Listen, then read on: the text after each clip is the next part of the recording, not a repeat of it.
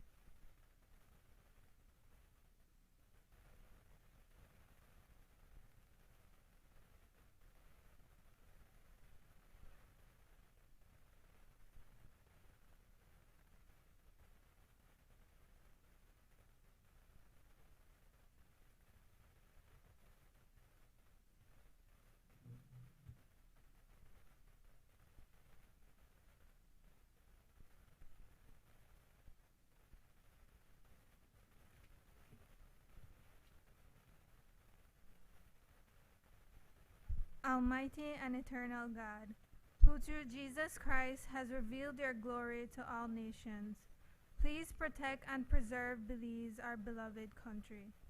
God of might, wisdom, and justice, please assist our Belizean government and people with your Holy Spirit of counsel and fortitude. Let the light of your divine wisdom direct their plans and endeavors, so that with your help we may attain our just objectives.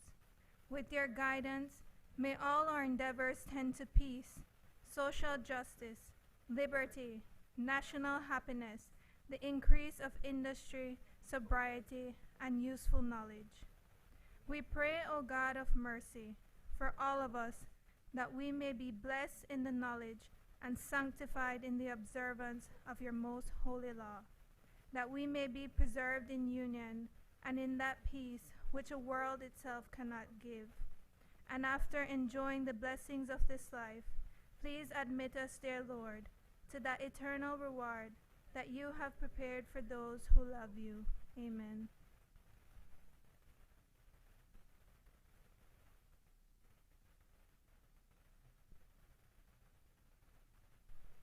Announcement by the President.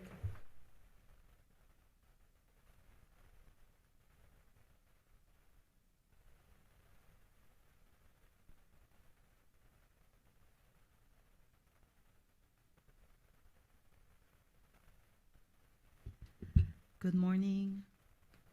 Good morning. Thank you. I start today's session by first welcoming back the Speaker of the House of Representatives, the Honorable Valerie Woods, who has successfully completed her cancer treatment. Our very best wishes to her in this new chapter of her survivorship. For the records of this Honorable House, I extend 1. Thanks to the Parliament of Barbados for hosting a successful 68th Commonwealth Parliamentary Conference. Belize was represented by Senator Janelle Chanona on behalf of the Women's Parliamentary Caucus, the Clerk of the National Assembly, Mrs. Clarita Petch, and me. As you all may be aware, the National Assembly is a member of the Commonwealth Parliamentary Association, which is a strategic partner providing tremendous technical support and capacity building in making our parliament more modern, inclusive, open, and resilient. The CPC included a topical debate on the Commonwealth, a global partner, the Emilia Lefaka Memorial Lecture given by the Right Honorable Mia Moore Motley, Prime Minister of Barbados, on the state of global and regional democracy, and many important workshops on key parliamentary thematic areas such as women empowerment, climate resilience, disabilities, work-life balance, scrutiny and oversight of public accounts, to name a few. At a meeting of the Caribbean, Atlantic, and Americas, the CAA of the CPA, the clerk and I, on behalf of the National Assembly, received a Digital Parliaments Project Innovation Award from PopVox Foundation as a partner in a project of the National Assembly that is leading efforts in the Caribbean to modernize legislative information systems, to improve public access and make Parliament more transparent and easier to understand, to enhance procedural efficiency and effectiveness both for parliamentarians and staff, to ensure long-term AI readiness by building local technical capacity and fostering knowledge sharing across regional and global parliamentary networks. This project was made possible through the National Assembly's membership of Parliamericas, and I ask you all to join us in congratulating the National Assembly on this award under the leadership of our clerk, Mrs. Clarita Petch. 3, congratulations to Senator Brittany Galvez, who was elected to serve as the first Vice President for Central America on the Executive Committee of the Parliamericas Network for Gender Equality. This occurred at the 17th gathering of the network held on September 25th to 26th in Brasilia, Brazil, Belize now has 2 parliamentarians in executive positions of All Americas, as I serve currently on the board of directors, so I ask you to join me in congratulating Senator Brittany Galvez. I also want to recognize Senator Rosal Arana's representation at the Commonwealth Climate Forum in commemoration of the 30th anniversary of the UN Framework Convention on Climate Change Conference of the Parties, COP30. This was organized by the CPA and held at the Houses of Parliament, United Kingdom, from the 14th to the 16th October. This important event examined the critical role of parliamentarians in holding governments accountable for climate commitments, influencing national climate policies, and scrutinizing adherence to international agreements. I look forward to Senator Rosella Rana sharing her experience with us at some time in the future. Finally, I thank the Vice President of the Senate, Senator Linsford Castillo, in representing the President of the Senate at the 47th Conference of the CPA-CAA region held from September the 5th to the 13th in the Bahamas under the theme Deepening of Regional Democracy and Independent Parliament. I should have mentioned this in our last Senate meeting, so thank you, Vice President Castillo. Honorable members, by a letter dated 17th October 2025, Cabinet's recommendation has been signified to the following. 1. Belize Electricity Investments Bill 2025. 2. Fiscal Incentives Amendment Number 2 Bill 2025. 3. Taiwan International Cooperation and Development Fund Program to improve the labor force participation and employability in Belize, US $7 million, loan motion 2025. 4. Inter-American Development Bank program to improve the labor force participation and employability in Belize, US $7 million, loan motion 2025. Bills brought from the House of Representatives. I recognize the Leader of Government Business. Thank you, Madam President. Madam President, before starting, may I just, on behalf of the government senators, wish all our Belizeans, followers of the Hindu, Sikh, and the Jainism faith, Happy Diwali today. Madam President, I rise to take charge of the following bills: the Belize Electricity Investment Bill 2025, Fiscal Incentives Amendment Number 2 Bill 2025, and Integrated Coastal and Ocean Management Bill 2025. Madam President, in accordance with Standing Order Number 49-1, I move that the bills be taken through all their stages forthwith. Honorable members, the question is that the bills be taken through all their stages forthwith. All those in favor kindly say aye. Aye. Those against kindly say no. The ayes have it. Papers. I recognize the Leader of Government Business. Madam President, I rise to lay on the table sessional papers number 5/1/15, the 22nd Annual Report of the Ombudsman of Belize for the period January 1st, 2024 to December 31st, 2024, number 6/1/15, the 23rd Annual Report from the Contractor General for the period April 1st, 2024 to March 31st, 2025, number 7/1/15, Development Finance Corporation's Annual Report for the year 2024, number 8/1/15, Belize Integrated Coastal Zone Management Plan 2025-2030, and number 9/1/15, Belize Social Investment Fund Financial Statements for the years ended March 31st, 2025 and 24, and Independent Auditor's Report. Honorable members, those papers are ordered to lie on the table. Motions relating to the sitting or business of the Senate. I recognize the Leader of Government Business. Madam President, I move that at its rising today, the Senate adjourn to a date to be fixed by the President. Honorable members, the question is that at its rising today, the Senate adjourn to a date to be fixed by the President. All those in favor kindly say aye. Aye. Those against kindly say no. The ayes have. Public business, government business, motions. I recognize the Leader of Government Business. Thank you, Madam President. Madam President, with your leave, can we take these two loan motions together? Thank you. Madam President, I move that whereas Belize, as a member of the Inter-American Development Bank, the bank is eligible for development assistance in the form of loans, grants, and technical assistance from the bank on such terms and conditions as may be agreed between Belize and the bank from time to time. And whereas the government of Belize has approached the bank for financial assistance to execute a program to improve the labor force participation and employability in Belize, hereinafter called the program, whereas the program will consist of two components whose activities will strengthen the public employment service to promote access to labor markets, particularly targeting women, youth, and migrants, and two, increase the supply of relevant skills aligned with labor market needs. And whereas the proposed program will be financed through an IDB direct investment loan in the sum of US $7 million from the bank's ordinary capital resources and a non-reimbursable investment financing US $1 million financed through the IDB's grant facility, as well as the financing from the Taiwan ICDF in the amount of US $7 million. And whereas it is intended that the execution of the program shall be carried out on behalf of the government by the Ministry of Finance acting as executing agency.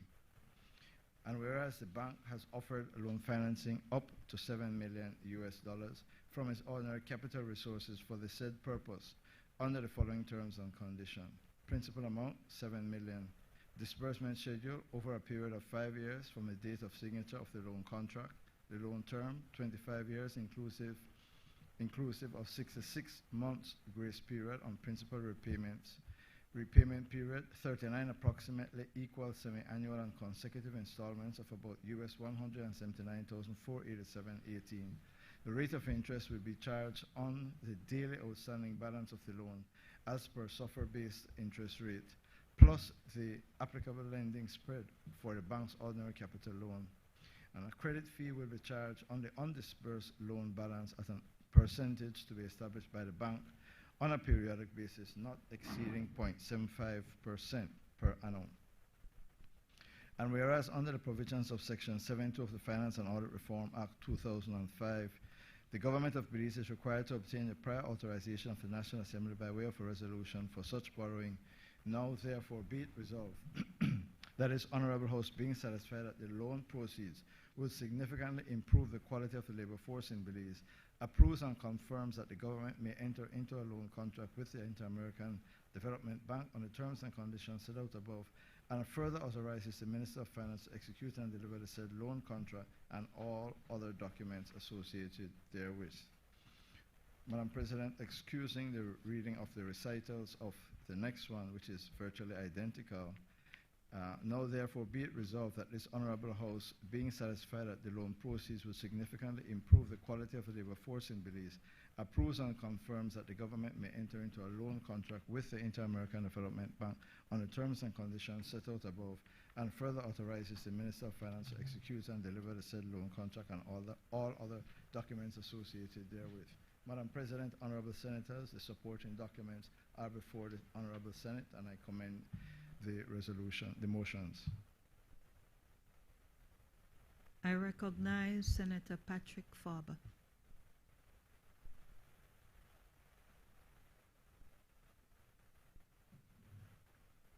Thank you very much, Madam President. Madam President, these two motions, the IDB bank loan of US $7 million and Taiwan ICDF loan of US $7 million represent two twin pillars of one program, that is a program to improve labor force participation and employment here in Belize. The opposition, Madam President, fully supports this national goal. Belizeans want to work, they want skills, and they want an opportunity. But Madam President, good intentions are not a substitute for good governance. We therefore say yes to the objective, but no to a blank check. We must ensure that the debt we incur today actually delivers measurable results tomorrow. As you heard Senator Courtney describe, Madam President, the program has a total financing package of US $15 million, $7 million from an IDB loan, and he told us the conditions of that, and $7 million from the Taiwan ICDF loan, and an IDB grant of US $1 million. And its aim, as he told us, is to modernize the public employment service, job matching, digital platforms, employer services, and also to implement demand-driven training pipelines in BPO, tourism, green and blue economy skills, digital literacy, and child care workforce development, with stipends for transport, meals, and child care. This we got from the accompanying documents. But, Madam President, there are issues with debt and and fiscal exposure. To begin with, Madam President, there is a variable rate risk. The IDB, as you heard Senator Courtney say, the loan floats on SOFR. If rates rise, Belize's interest bill will also rise with it. The government, therefore, must publish a sensitivity analysis showing total costs on the different rate scenarios, should there be a variation. It also, Madam President, offers exposure with commitment fees. Both loans charge a 0.75 or approximate 0.75% on undisbursed funds, and every delay in procurement costs money. Quarterly disbursement dashboards should, Madam President, be made public. There is also the proportionality risk. Disbursements are linked to pro rata across the IDB, ICDF, and grant. If one partner slows, the entire program stalls while fees continue. Government, therefore, Madam President, must present a contingency plan to bridge funding in the event that any of them stalls behind. There is also the issue of sovereign immunity. The ICDF agreement includes a standard waiver and New York jurisdiction. Before signing, Parliament must review the final text to ensure no security interest over sovereign assets. And then there are governance and execution issues, Madam President. The CEU, the Central Executing Unit, under the Ministry of Finance, we are told, will run procurement and M&E. A project steering committee will guide policy, and private training operators will deliver the courses. Transparency, Madam President, demands that these structures and their members be published.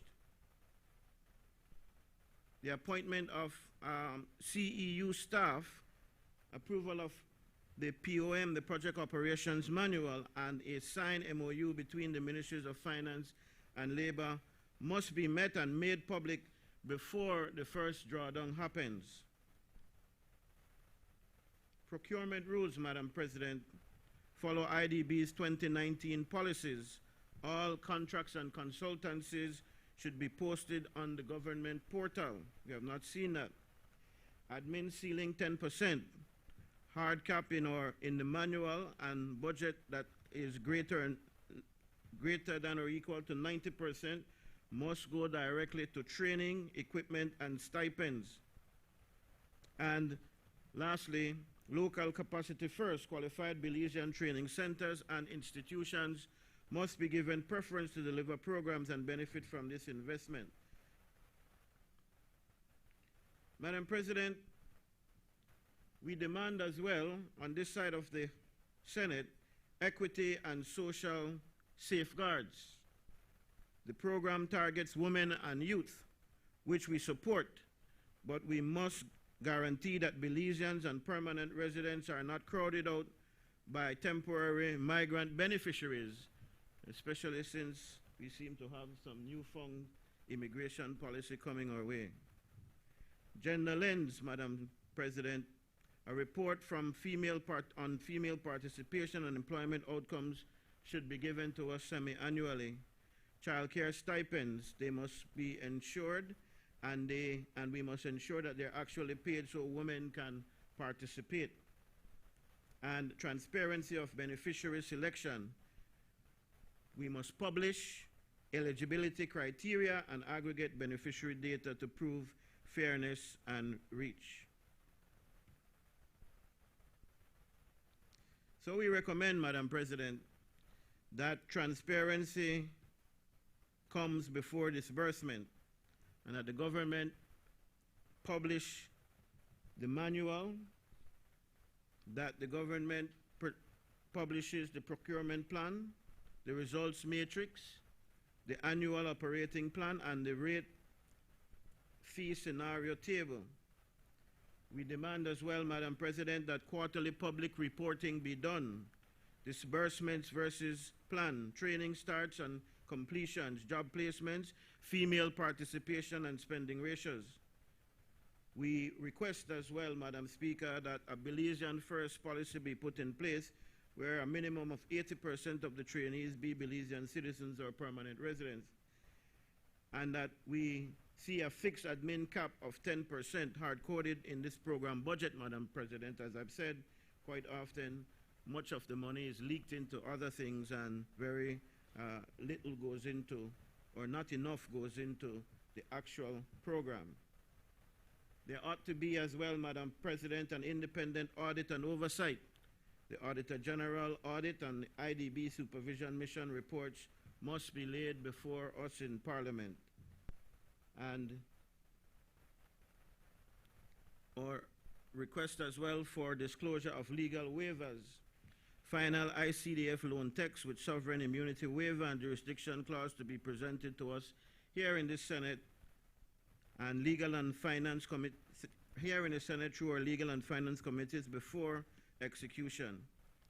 Madam President, in closing, Belize's people need opportunity, they need skills, what they don't need is more debt.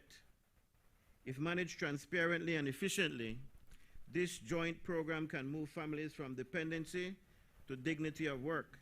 But if handled poorly, it becomes another expensive lesson in bureaucracy and fees. So we say, Madam Speaker, yes to jobs, yes to training, but no to blind borrowing. Let these loans be approved only with firm conditions for transparency, Belizean participation, and accountability. In doing so, we honor our partnership with our friends at the IDB and Taiwan ICDF, and we protect the Belizean taxpayer, ultimately, who are ultimately responsible to repay these loans. I thank you, Madam President.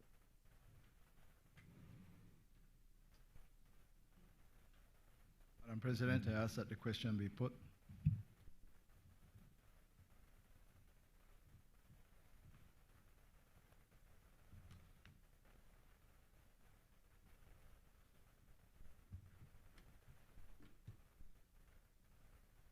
Honorable members, now therefore be it resolved that this Honorable House, being satisfied that the loan proceeds would significantly improve the quality of the labor force in Belize, approves and confirms that the government may enter into a loan contract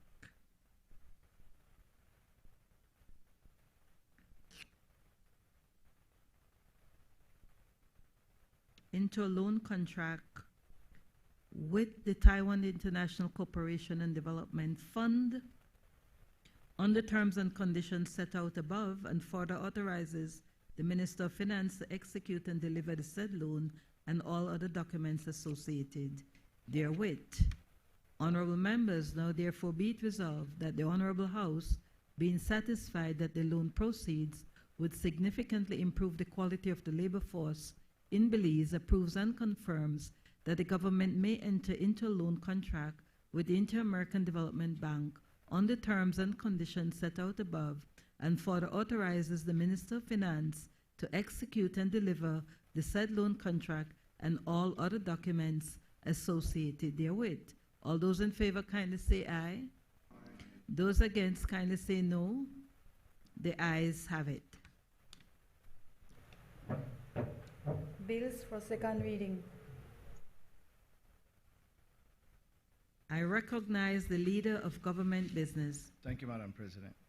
Madam President, I rise to move a second reading of a bill for an act to ratify and give effect to the FBL share purchase agreement for the acquisition of the entirety of the issued and outstanding share capital in Fortis Belize Limited by the Government of Belize, and the BEL share purchase agreement for the acquisition by the Government of Belize of 22,984,662 shares in Belize Electricity Limited, owned by Fortis Cayman Inc., to charge a consolidated revenue fund with and authorize the payment of the purchase price and related sums therefrom, to authorize the Financial Secretary to make the payments, and to issue Treasury bills and Treasury notes for the purposes of financing the said acquisitions, to raise the principal sum represented by Treasury bills and Treasury notes outstanding at any one time, to authorize the divestment of FBL shares and the BL shares to members of the public, and to provide for matters connected therewith or incidental thereto. Madam President, in discharge of my obligation, I wish to disclose to the Senate that for over a decade, the law firm of which I'm a partner represents Fortis Belize in the transaction underlying this bill. Madam President, the Belize Electricity Investments Bill is a bill that has generated sufficient discussion in the House of Representatives on Friday, and I suspect it will here as well as it ought to. It arose in the context of Fortis Belize informing the government that it had decided to exit Belize as it has exited the Caribbean, or at least in Turks and Caicos Islands, by selling its assets, its hydro assets, to a foreign entity.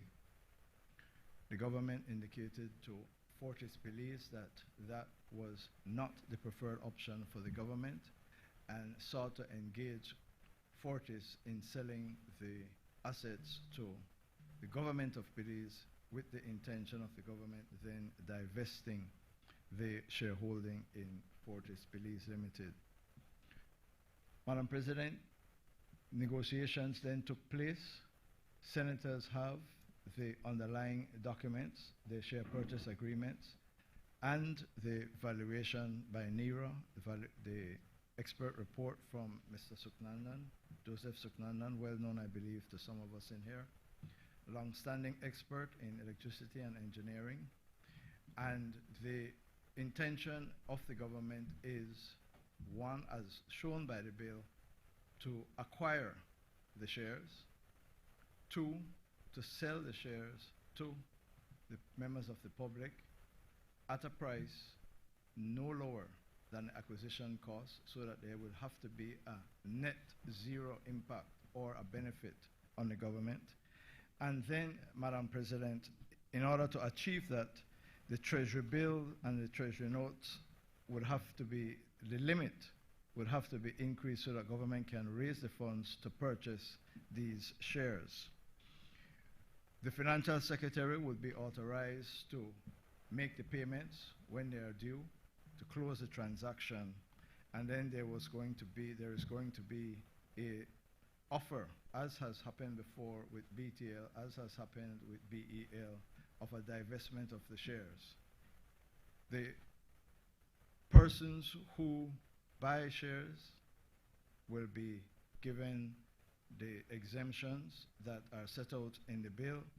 And Madam President, the main objective here is, one, to stem the outflow of foreign exchange by Fortis having the shares, which it wanted to sell to another foreigner. And secondly, Madam President, quite critically, there is an automatic escalator clause in the underlying instruments under which Fortis supplies energy to Belize Electricity Limited. It is the intention of the Cabinet, as I understand it, to terminate that clause so that there is not an automatic increase in the cost of power to BEL, and which is then passed on to consumers. Those two are the primary objectives, Madam President, of this transaction. The third being, of course, to give an opportunity for Belizeans to participate in the equity and debt market that will become available on the divestment of the shares of the company, Madam President, there's one additional feature, which is, as I understand it in the negotiations that took place, Fortis indicated to the government that they wish to sell their interest in Belize Electricity Limited, approximately 22 million shares, which they had gotten back in 2015 post the nationalization. Those shares have now been agreed to be sold to the government of Belize at a significantly discounted price. And so Fortis, at the end of this transaction, would be fully exiting Belize. It will leave in place, Madam President and members of the Senate, Fortis Belize, which would be Hydro Belize, which is a company currently managed by Belizeans. Belizeans with experience, Belizeans with expertise, and that management would remain in place. Therefore, Madam President, we commend the bill to the House. We believe it is in the national interest that the legislation be approved in order to stem approximately $20-odd million every year in foreign exchange revenue going out, and to allow Belizeans to participate in this venture. Thank you, Madam President. I recognize Senator Patrick Farber.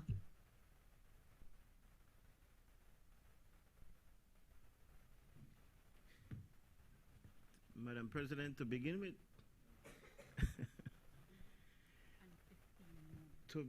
with, I don't understand how my friend, the leader of government business, so nonchalantly gets up and says that he has a conflict and expect us to just blink and look over that. In fact, Madam President, he now brings into question another senator as well, who is his law partner at his law firm. So both of them, he has indicated, have acted. I'm not sure if he said just now that they continue to act for Fortis, but that has got to be a conflict. And so, Madam President, I would want to start there. These members should really recuse themselves from these proceedings, or at least the votes, if they have some stake. And for those who might say,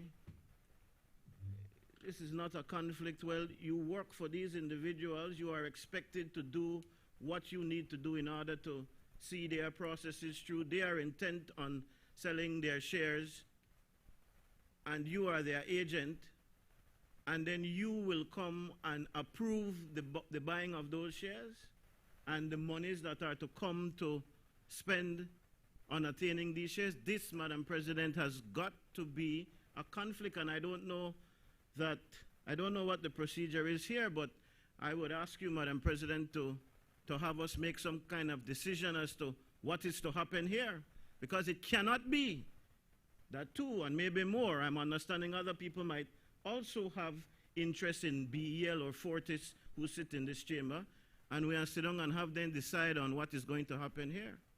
So may I ask, Madam President, for your direction? Madam President, on a point of order. First of all,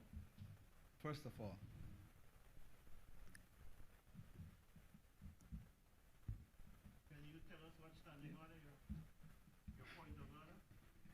Madam President, first of all, my friend Senator Farber misrepresents what I said. I have never had and will never have any interest in Fortis Belize. Never ever. I am obliged, if there is an issue in which a firm in which I'm a partner comes before the Senate, to make the disclosure on the Senate floor, as I have done before. There is no provision, unless he can find it, and there is none that disqualifies me from participating, having disclosed that my law firm advises Fortis Belize in a transaction that has concluded. I have made the disclosure that is required. I did not say, and I do not have any interest in Fortis Belize or BL for that matter, since that is tangentially related to the matter before the Senate. Madam President, I don't understand how he can say he has no interest in Fortis Belize. Yes, he might not hold any shares, hold any stocks in the company or anything like that, and that is not what I accused him of. And he can try to be technical here, but it has got to be a major concern. Out of good conscience, you should have recused yourself. How can you sit here telling me and the Belizean people that you will act in the best judgment on their part, on their behalf, when in fact you have also said to Fortis Belize that you, sir, and your law firm will act on their behalf on these matters, and I'm glad that you've clarified that you are still acting for Fortis Belize. The majority will have its way today, but let it be known, let it be put on the record that this cannot be good for the people of Belize. This is a stench. This is a mark now, and I'm not accusing you of anything, which is why you should not give the Belizean people any opportunity to second guess or to be skeptical. You know, may I hurt you and Senator Coy for recusing yourself from this voting or from this bill and send other senators? You knew the bill was coming. So this has got to send the signal that something is wrong.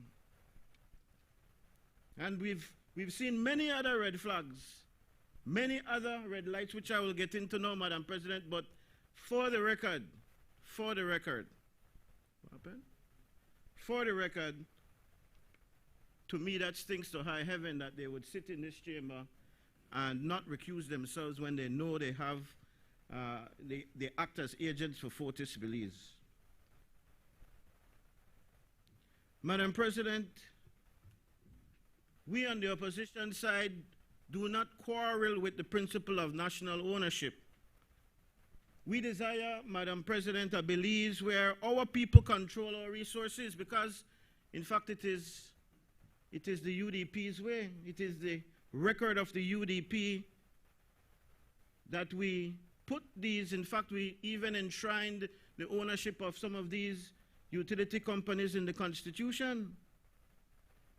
But to question the judgment is where we want to go in this instance. The judgment, the timing, and again, judgment on full display right here in these chambers when two of these members are from a law firm that acts on behalf of Fortis. The judgment, the timing, the structure of this government's latest venture into the energy sector. We are told, Madam President, that this bill is a patriotic act, a historic step that brings the dams, the power, and the profits home. But when the flag waving fails, Madam President, and we examine the facts, what we see is not vision, but political theater. Not foresight, Madam President, but financial nostalgia.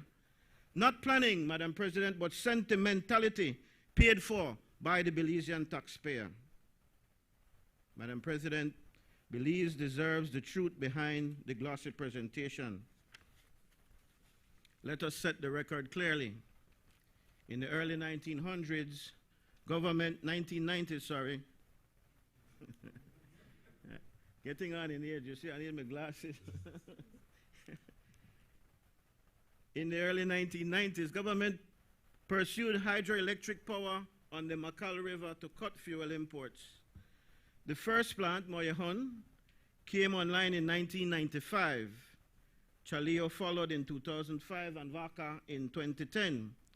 Together, Madam President, they form what we now call the Makal River Hydroelectric Cascade, generating roughly 1/3 of Belize's power during normal rainfall years. All three facilities, Madam President, were owned by Belize Electricity Company Limited, BECOL, later called Fortis, a subsidiary of Fortis Incorporated of Canada. Fortis also became the majority owner of BEL, our national distributor, when it bought controlling shares in 1999. So for over a decade, one foreign company controlled both generation and distribution. In 2011, under the UDP administration, BEL was nationalized to protect consumers from rising tariffs and foreign dominance.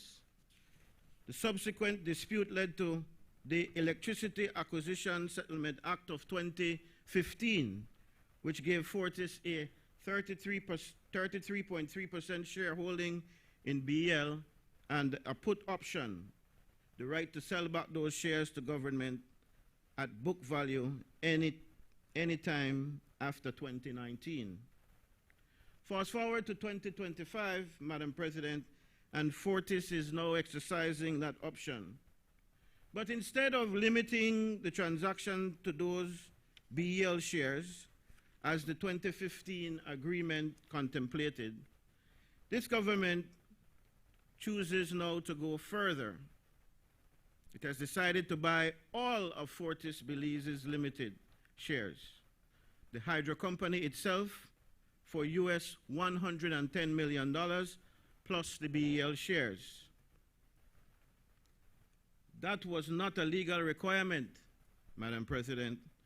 That was a choice this administration is making, and one that Belizeans will be repaying for decades.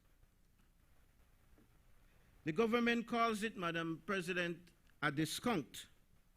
They say they bought the hydro assets for less than their valuation, and the Belize and the BEL shares below book value. But Madam President, a discount only matters when a purchase is necessary. This, I repeat, was not necessary. Belize was already receiving power from those plants through long-term power purchase agreements that stretch into the 2050s and 60s. We already had the electricity. We already paid for it at regulated rates. There was no crisis demanding this buyout. And yet, the government has chosen to borrow more than $250 million Belize dollars, billion with a B, to make this symbolic purchase. To finance it, the bill raises the Treasury bill ceiling from 400 million Belize dollars to 600 million Belize dollars, and the Treasury note ceiling from 1.2 billion Belize dollars to 1.6 billion Belize dollars. It authorizes direct withdrawals from the Consolidated Revenue Fund. And that means, Madam President, higher domestic debt, higher interest costs, and less fiscal room for schools, hospitals, or hurricane relief. Madam President, the Prime Minister on Friday called the debt that this will incur temporary debt. But there is no such thing as temporary debt. There are only permanent interest payments. Let us consider, Madam President, the technical reality now. What exactly are we buying? The government's own consultants, Suknandan Consulting and NERA Economic Consulting, have detailed the technical condition of these plants. Moyahon, commissioned in 1995, Madam President, is 30 years old next year. It suffers from heat buildup. This is in their report, you know. It suffers from heat buildup, inadequate ventilation, and outdated electrical panels. It will need, Madam President, according to their evaluator, major overhaul within 5 years. And then we move on to Chaleo. Built in 2005. This, Madam President, we are told, is the main reservoir. It shows sedimentation, spillway erosion, the evaluator says, and aging water stops. Its last full bathymetric survey The study that measures how much storage remains was done, the evaluator says, over 10 years ago. And then the youngest of them all, Vaca, is already corroded in its penstock and rockfall hazards in its tail race channel. This is terminology the evaluator uses. The report, Madam President, also warns that the emergency preparedness plan is outdated and that dam instrumentation and sensors must be replaced. In short, Madam President, these plants are functional, yes, but they are aging and will require millions more for safe, efficient operation. Yes, the bill says nothing about, yet the bill says nothing about dam safety, a dam safety fund. The bill says nothing, Madam President, about an environmental management plan. The bill says nothing, Madam President, about how future maintenance will be financed. We are buying the house, but forgetting to budget for the roof. And then, Madam President, there are climate and environmental risks. Hydropower itself depends on rainfall, and rainfall, we all know, is no longer predictable as it once used to be.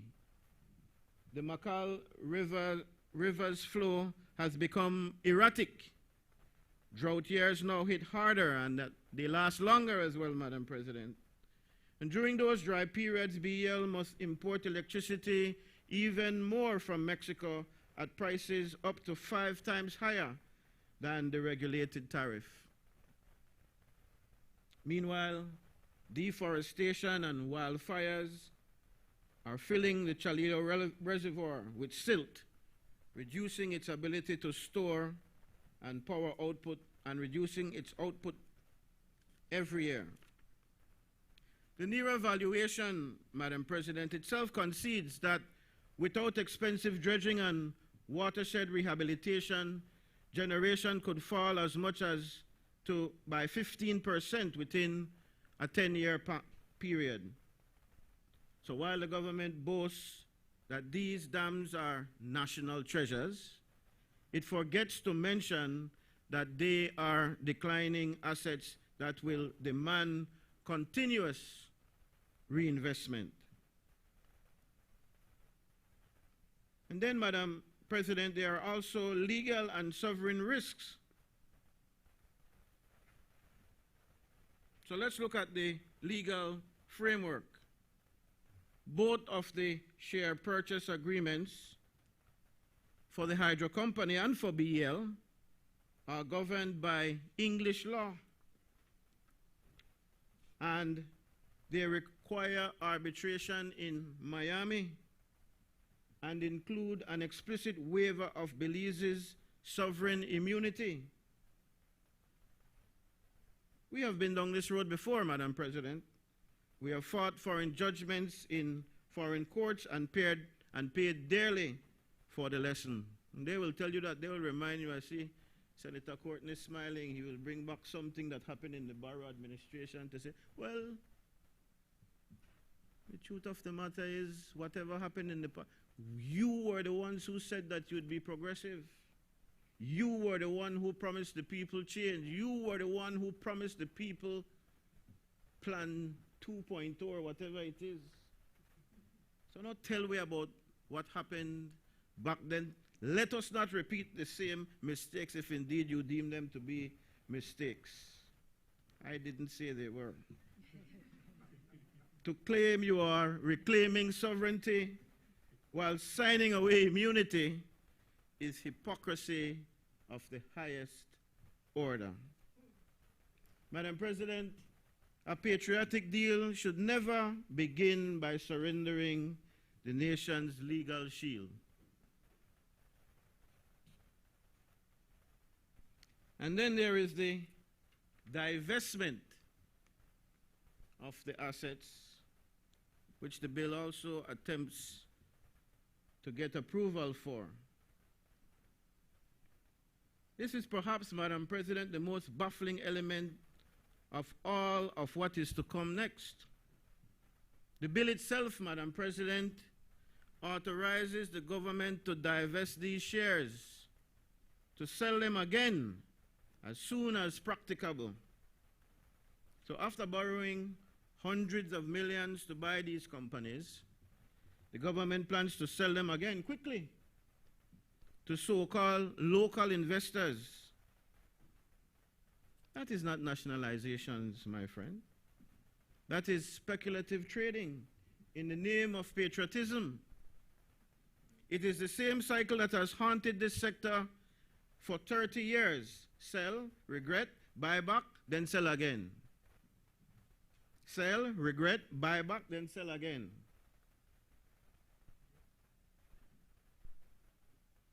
Madam President, let's look at public ownership versus private profit. And here lies the heart of the matter. Even if we accept the acquisition, we must reject the reckless plan to divest the very assets we have just bought.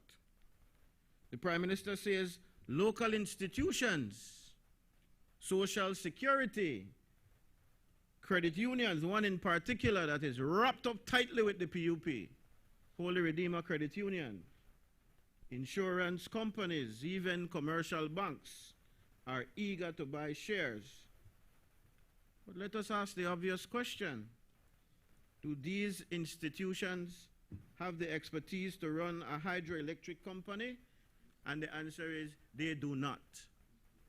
I listened to Senator Courtney say we have local experts, and he boasts that the new company will be headed by Belizeans, and I don't take anything away from those local Belizeans. But Fortis was not a local company.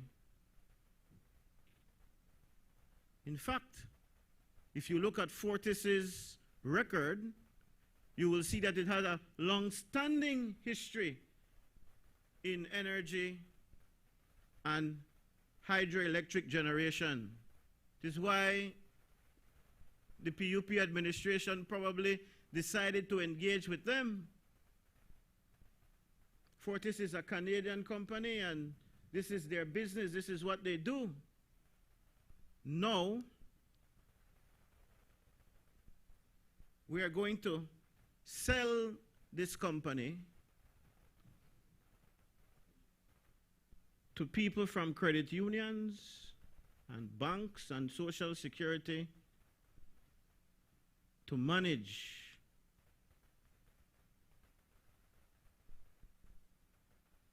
The government plans, right after borrowing all of these millions to buy these companies, to sell them again quickly to these investors. Again, Madam President, this is not nationalization. That is speculative trading in the name of patriotism.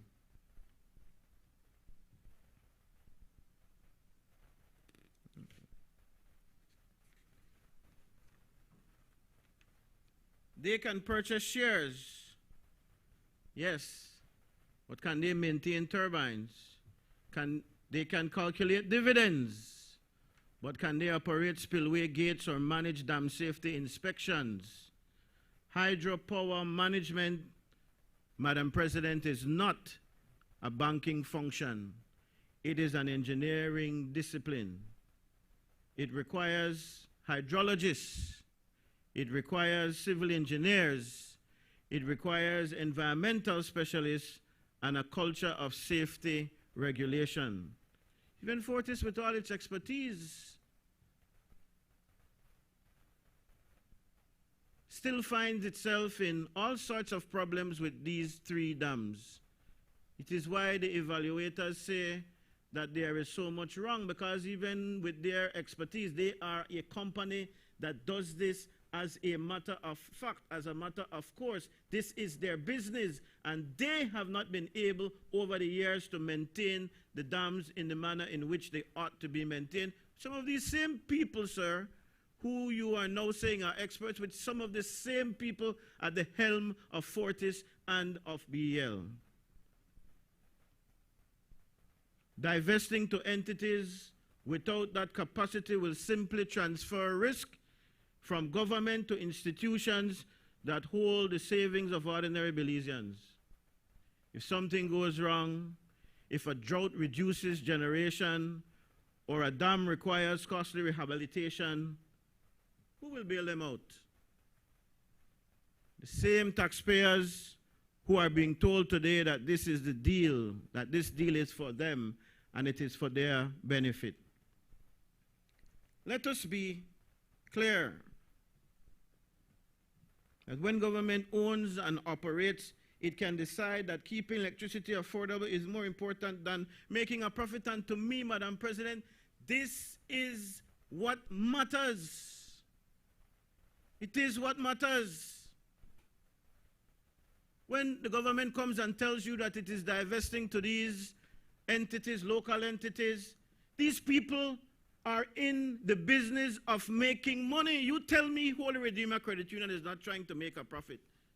You tell me that the reason why you want to invest the social security monies in this company is not to return a profit. And if it is that you will say that that is not the intention, then you are going against the very grain by which social security monies should be invested.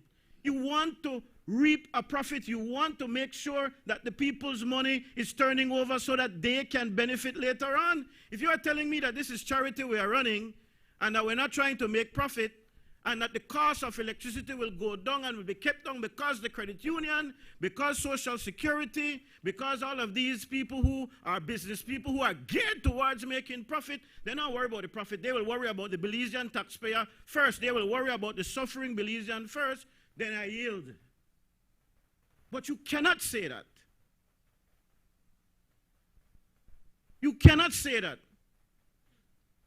The reason you condemn Fortis, or Belizeans in general condemn Fortis, is because they work for a profit. They don't care about the Belizean people to that extent, if any at all. They want to make a profit.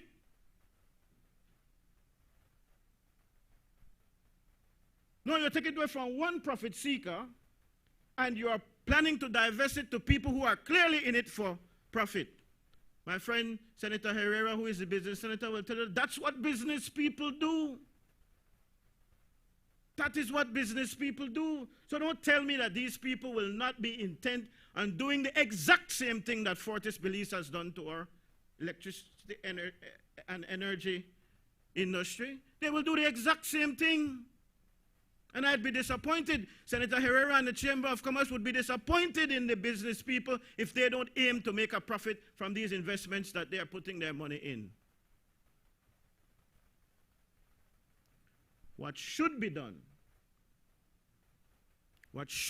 is that indeed it should be left in the hands of the Belizean people so that you can have operations. You can have people running the show that aren't intent on breaking the bank, aren't intent on getting every last penny off the Belizean taxpayers' back. That is what a government should do. It is why the UDP administration in the past fought so hard to make sure that these entities come back to the government and people of Belize, because we realize that it, in foreign hands, in the hands of capitalists, in the hands of people who clearly just want to make a profit, there is no bly for the Belizean taxpayer. There is no bly for the poor people who want some kind of relief from the high cost of electricity.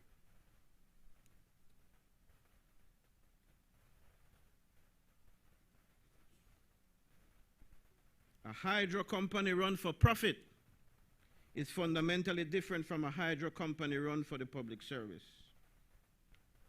That is why, Madam President, again, we make the argument that these assets must remain. If you're going to take it away, if you're going to buy it back, it must remain in public hands. And I shouldn't say take away. I don't want to scare anybody, because that's not what we're doing.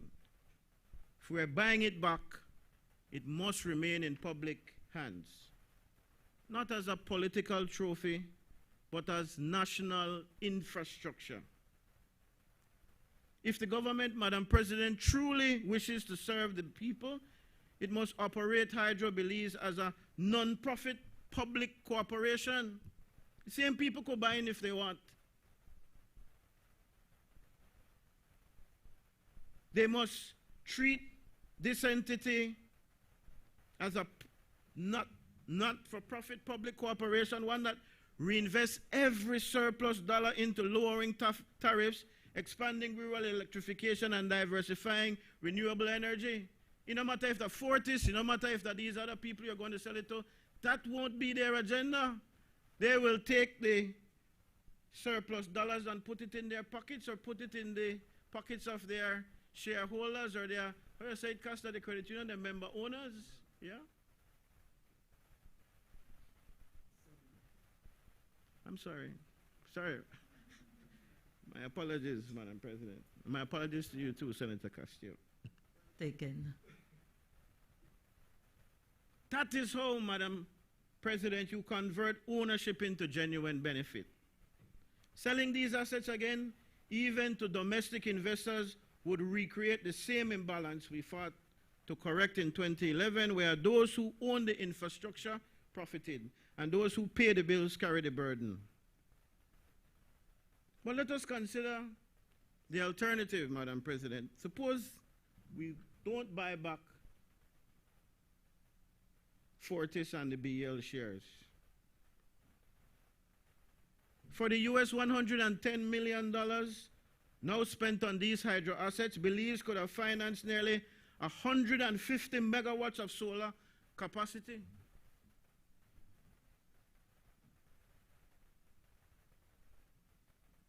We are told what the total package is here from hydro. Well, with that 110 US million, we could do a whole lot more to not be dependent on CFE. We could have invested in a grid-scale battery storage, allowing us to buy electricity from Mexico when it is cheap and store it for use during peak hours.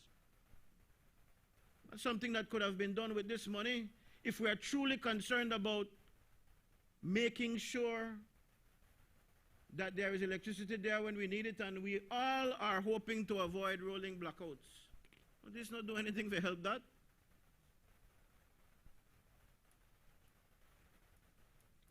We could have reinforced BL's gas turbine systems, especially since that's what the US wants us to do, huh? Is that not the case? That is on the Trump's agenda.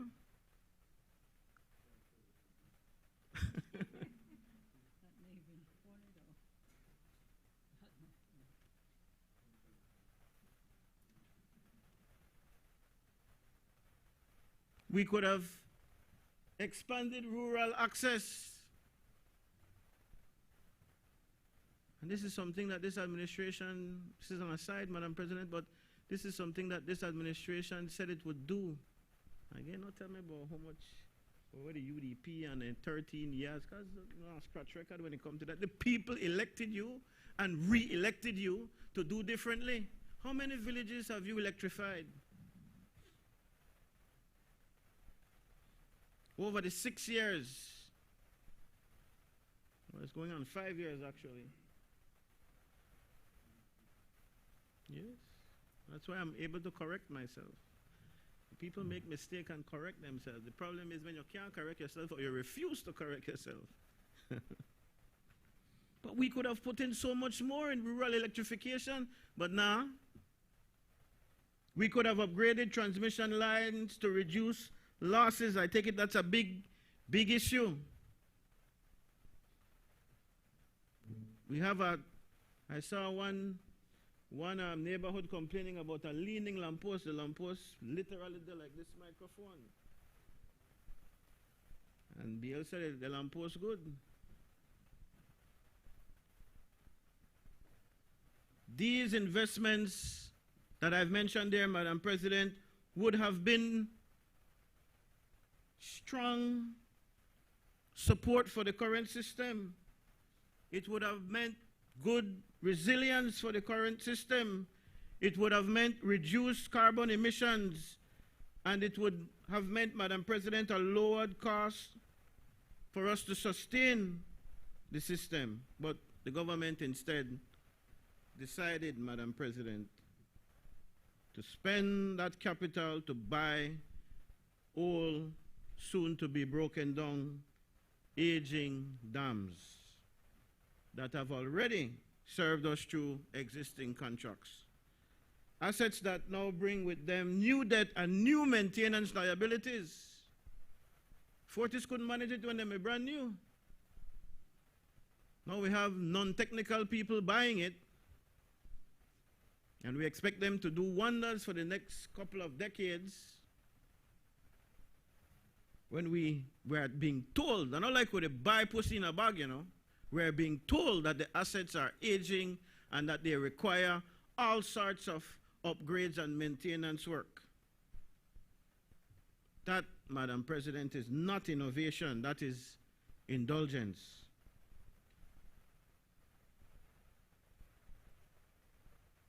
And then shall we look at the government and its transparency for a minute? This is one of the largest public acquisitions in Belize's history. And yet the full valuation report, the legal opinions, the technical audits have not been tabled before the Public Accounts Committee, the JPAC as it is now called. And we are grateful that it is not like the House of Representatives, who I'm told didn't receive the NERA evaluation reports and so on at all. At least, and I always give credit to Senator Coy for doing that. At least we got a little bit more information. You beg, yes. Senators beg. But my experience is even all the begging in the world in the lower house or in the lower house doesn't help you. They don't give you the information.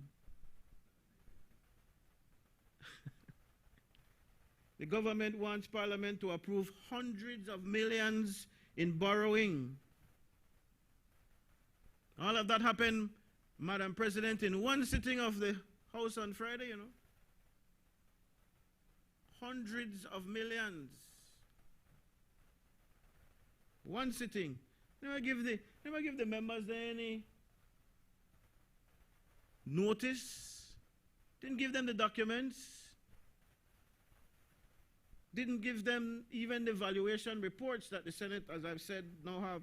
Never give them the technical audits. Never give them the legal opinions. Nothing.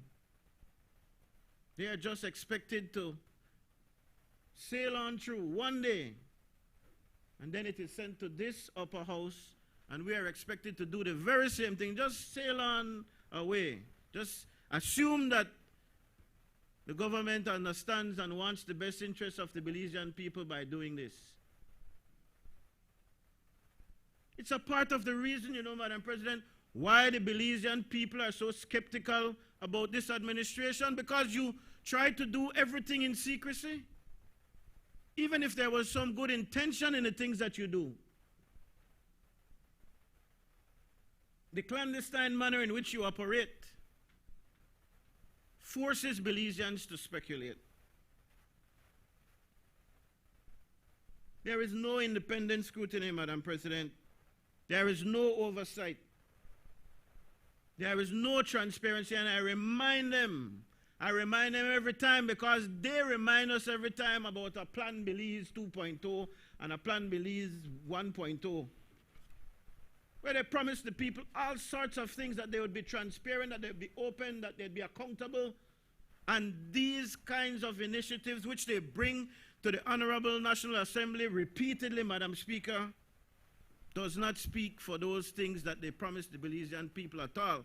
And in their arrogance, because they're arrogant now, because they won another election and because they won the election so handsomely, No, we just want to do what we want to do. And they don't have to be accountable to the Belizean people. A responsible administration, Madam President, would have invited the Auditor General, the Public Utilities Commission, independent energy experts, Madam President, to review this deal before it came to the National Assembly. But no. Instead, Madam President, we are asked to rubber stamp debt in the name of patriotism. This is not governance, Madam President, it is recklessness. And let us not ignore what this means for the ordinary Belizean. Every new treasury note the government issues to finance this acquisition soaks up liquidity from our domestic banking system. That makes it harder for small businesses to access credit, for families to borrow to build, and for the private sector to grow. So when we are told this is domestic borrowing, remember, Belizean people, that it is your deposits, your pensions, and your savings being lent back to the government. Not for schools, not for hospitals, but for dams we already use. This is not national investment, Madam President. Again, this is national indulgence. Madam President, patriotism is not measured by what we buy, but by how wisely we buy it.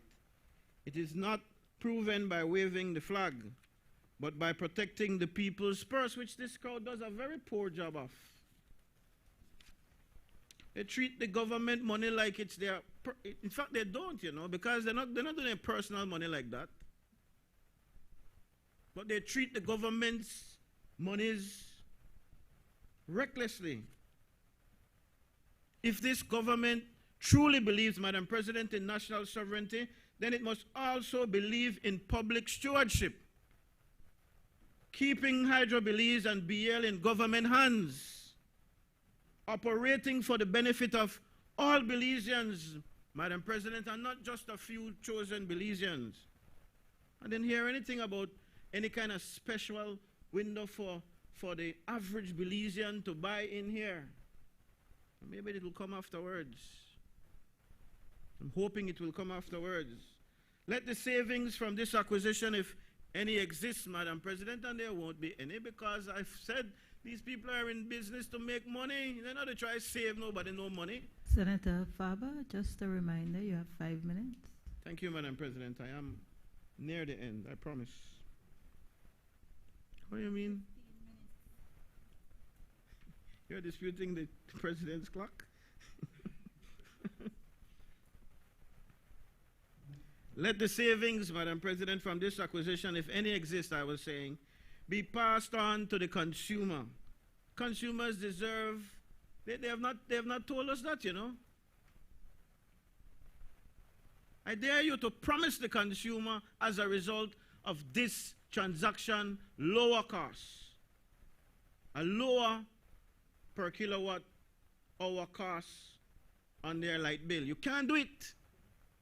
Can't do it because the new owners will not allow that. They are about making profit. Let the profits, Madam President,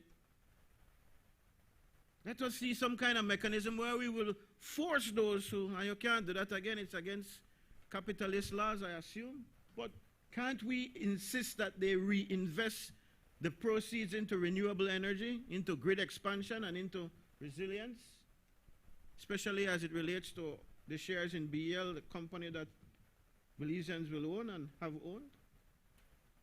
Let us end this cycle, Madam President, of buy, boast, and sell. Belize cannot keep buying yesterday's mistakes and selling tomorrow's hopes.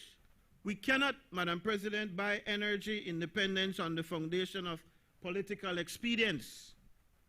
True independence, Madam President, comes not from ownership on paper, but from the wisdom to manage what we own transparently, responsibly, and sustainably.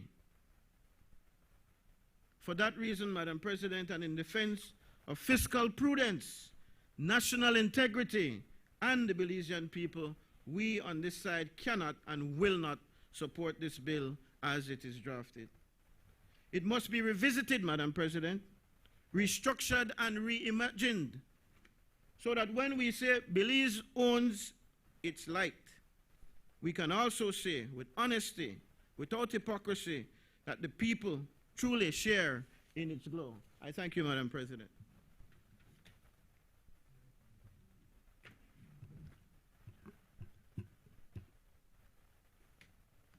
I recognize Senator Hector Gear. Madam President, a pleasant good morning. Colleagues, good morning to the Belizean people who we have the honor of representing today in this honorable chamber. A pleasant good morning. Madam President, for too long,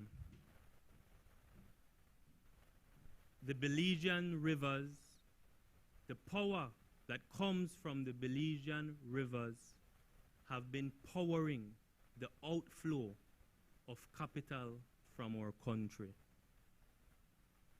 This bill is about ensuring that the strength that we harness from the Makal River can be used to power, to electrify Belize's prosperity moving forward.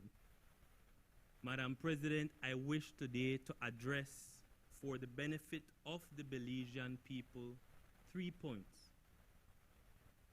The first point has to do with what is being purchased.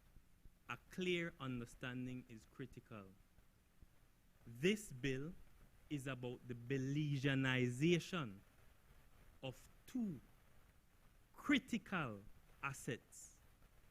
The first is the shareholding, the interest, the ownership of an entity called Fortis Belize Limited. What does Fortis Belize Limited own that's so critical to the Belizean public? It owns and operates 3 dams. 3 dams that can be found on the Makal River in the Cayo district. The first is the Moyehon. The second is the Vaca. And the third is the Chaleo Dam. These dams are critical because they help generate over 30% of Belize's electricity. The second asset which we are today seeking the approval of this honorable chamber is the purchase of Fortis's shareholding, about 30%, in the Belize Electricity Limited.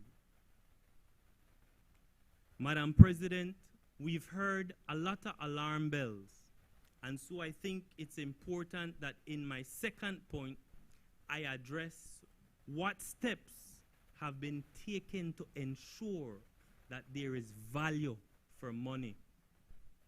Number one, we take an overview of this entire transaction. There is a clear difference between this government and the previous government.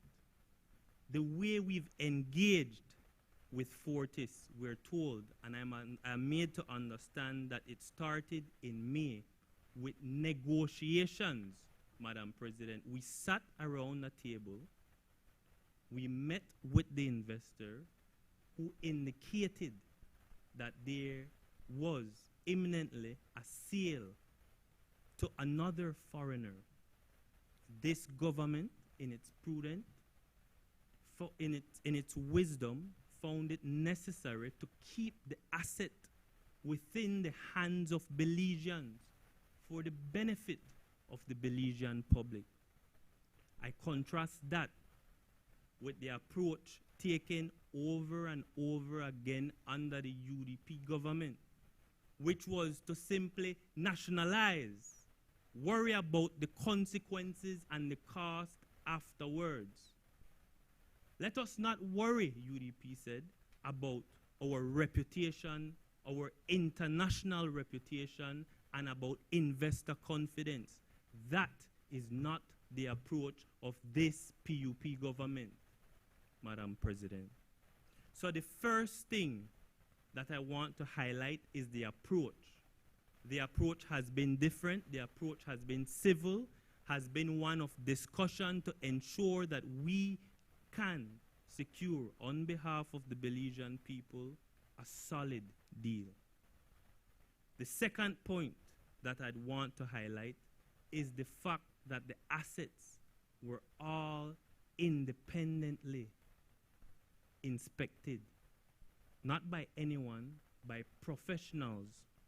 We're told, Madam President, that a firm, Suknandan Consulting LLC, was hired for this task. The firm inspected each of the dams, and we heard a lot of alarm bells from the other side. But let me read this into the record of this House, because it's important for the Belizean people to know that what we are buying is verifiable value. Not by me, not by anyone sitting in this chamber, but by independent experts. And I read from a report, a technical inspection report conducted by Suknandan Consulting LLC. And it's the conclusion which Senator Farber just glanced over. He made no mention about it to the Belizean people, and it concludes: the Moyehon, Chaleo, Vaca dams are, and I underscore this, well maintained and compliant with dam safety standards. There are, and I underscore again, no major issues with mechanical or electrical systems, and the maintenance is up to date. This is important, Madam President, because we are not about buying puss in a bag. We make sure that what is being purchased has value. Speaking about value, the third point that I want to mention is that we engaged independent valuators, international valuators, a group called NERA Consulting, well-respected economists and valuators, international grade, Madam President, who looked at the assets. The dams were valued, and I must say it was valued at over 141 million US dollars. But with the skill of this government, that was reduced. The ultimate purchase price is just over $110 million, Madam President. A massive discount for three assets that are important if we are to move forward with the job of nation building. In terms of the shares being bought from Fortis, its interest in Belize Electricity Limited, Madam President, the valuation came up to over $62 million. Again, the negotiation of this government was able to bring that down to $18 million. Again, another $44 million discount. Massive. Madam President, I think it's important to highlight that that amounts to roughly $1.56 per share. When the UDP sought to nationalize Fortis's shares, it paid over $2 per share, $2.74 to be exact. And it didn't end there. They sought to litigate their way out of having to pay any compensation It went all the way up to the CCJ, the highest court in Belize, before a settlement could be arrived at, incurring massive legal costs, saddling our Belizean people with more burdens, Madam President. The last thing that I want to highlight in terms of why it is that we can rest assured that we're getting value for money is the fact that we are bringing this transaction to both chambers within the National Assembly. And we're putting before the Belizean people the bill. We're putting before the Belizean people the agreements which we seek to formalize for all to see that we are a government that holds firm to transparency, Madam President. The last point I want to address is, why is this a good investment? Why is it that it makes sense that we enter into this transaction? Number one, this is an extremely profitable business. The dams Fortis Belize Limited generate on an annual basis around $15 to $20 million profits that will now benefit our Belizean people, profits that will be kept within the Belizean economy, that will circulate for the benefit of all of us.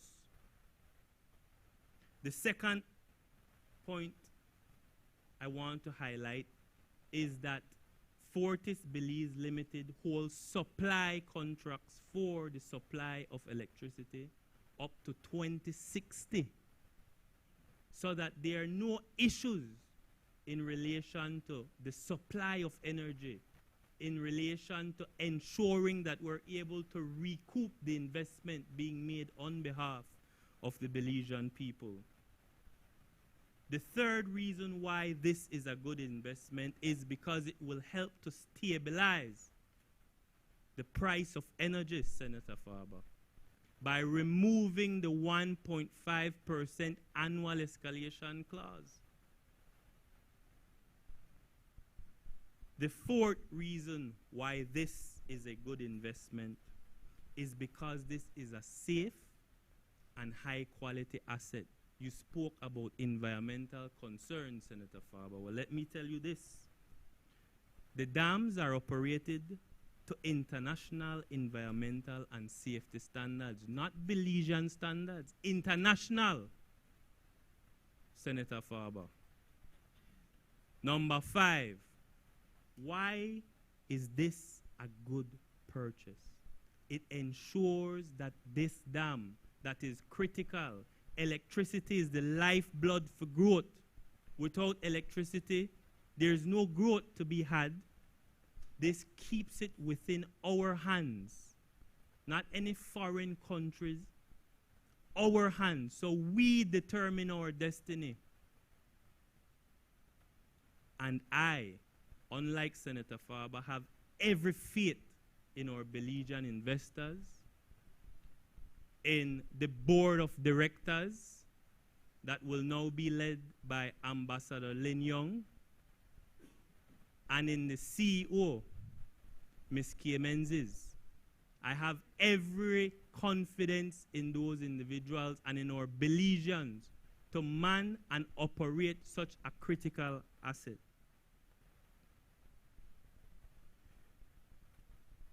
The last reason why this is such a good investment is because it will open doors for Belizean people. It will ensure that they can invest in such a critical asset and expect a return that will be made available to the public in general, not just the entities mentioned by Senator Farber, but if one is familiar with the Treasury Bills Act, it's clear that it will be made available to the public on a whole, Senator Farber. Identifying key institutions which might take advantage doesn't mean that it ends there, man. You see, the wisdom of this government understands that there is excess liquidity within the banking system that can benefit from investment. There are Belizeans who require their pension on a monthly basis who can benefit from the social security, investing in prudent, sound investments that are profitable, Madam President. And so, I rise, Madam President, before closing, to support this bill. This is the Belizeanization of a key asset. And I have no qualms, no reservations in supporting this bill. Thank you. I recognize Senator Kevin Herrera.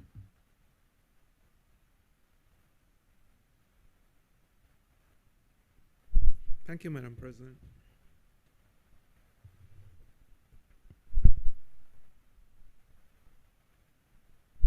Madam President, I rise to make my contributions on the Belize Investments Bill 2025. But before I get into my presentation, Madam President, I'd just like to state in reference to some comments made by Senator Faber a little earlier about the profits and some of the issues that may raise in a venture like this. I'd just like to say for the record that profits are extremely important, and there are some things that the private sector does a lot better than the government. And running a utility company in many cases requires innovation, it requires efficiency, it requires a lot of that type of business focus. And nobody does that better than the private sector, Madam President. But there's also a balance to all of this. So this is where the Public Utilities Commission comes in, and that regulates rates and makes sure that the profit motive is not driven to the excess where it's affecting consumers. And so I'd just like to raise that point at the outset of my presentation, Madam President, because I think it's an important one. Everybody wants to make sure that consumers are getting the best possible price. And one of the largest consumers of electricity is actually the business community, Madam President. And so it's extremely important as well that businesses get a fair rate, electricity rate, because we have to compete, not only Belize, but we have to compete with businesses abroad. Whether you're looking at the BPO sector or other sectors that have to export products, we have to compete, and that's certainly a cost factor that has to be taken into consideration. Madam President, if I were to summarize the core of this legislation, Madam President, it is that this is a financial bridge. The government is taking on a calculated amount of and a specific amount of debt now to secure the strategic national energy assets in the form of the dams, with a clear intention of passing their ownership and financial returns to the Belizean public later through a divestment process. The ultimate success of this initiative hinges entirely on the government's ability to execute a successful and high-value public share offering. The important thing is, when we get to that divestment point, Madam President, and I'd like to also state this for record, is that it be publicized properly. It would be very much preferred, and I think the objective is to get as many people as possible to take advantage of this offering and this opportunity when it gets to that point. And so the more that information gets out, the more I think people can prepare to make those types of investments. This bill seeks the authorization to finalize the acquisition of two critical assets from the Fortis companies: 100% of the hydro generation assets held by Fortis Belize Limited, which includes the country's main hydroelectric dams, and then 33.3% of the shares held by Fortis again, or one of the Fortis companies in Belize Electricity Limited. That's the national utility company. These acquisitions carry a combined price tag of around $128 million US dollars, Madam President. 110 million for the hydro dams and 18 million for the BL shares. The financing mechanism approved by this bill is the issuance of treasury bills and treasury notes. These are government debt.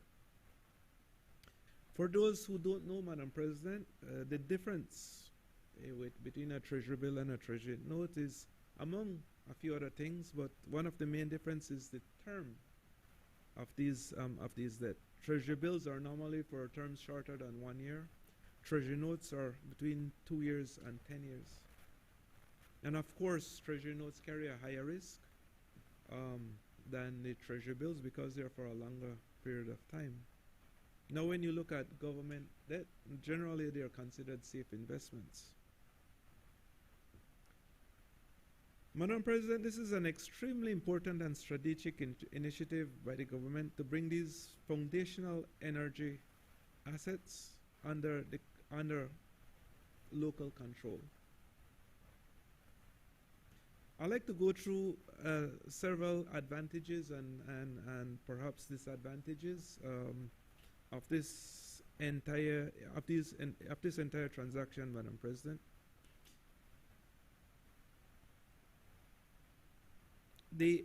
One of the advantages is that it increases the national ownership and control, and so by acquiring these shares, Madam President, the government immediately takes decisive control over critical energy infrastructure. The subsequent planned divestment to the Belizean public is also crucial, as it completes the transition from foreign ownership to broad domestic ownership. This fosters a sense of public investment and ensures that the future dividend flow and decision-making authority remains within our borders. And I think this is I think energy security is always an important thing. We're seeing hints of this during the dry season, when Mexico has to sometimes make a decision between selling to Belize and selling to the Mexican public. So energy security has to be a big policy issue for us right now, Madam President. Bolstering energy security, while the transition doesn't immediately change the physical flow of power, we're not increasing the capacity, the energy capacity with this transaction, Madam President, but what it does is, like I said, it brings domestic ownership to one of the critical energy generation assets in the country into local hands. This enhances our sovereign control over essential energy production and a key component of national security. And another one, Madam President, is that it keeps the foreign exchange from flowing out and keeps it in. So we don't have to be paying these monies to foreign companies anymore, because hopefully they'll be all local ownership. And there are a few disadvantages, Madam President. There's always a risk whenever government is involved, and I know that the whole objective is to divest as quickly as possible. But whenever there's government ownership in these types of companies, Madam President, there's always the there's always the risk of excessive political influence.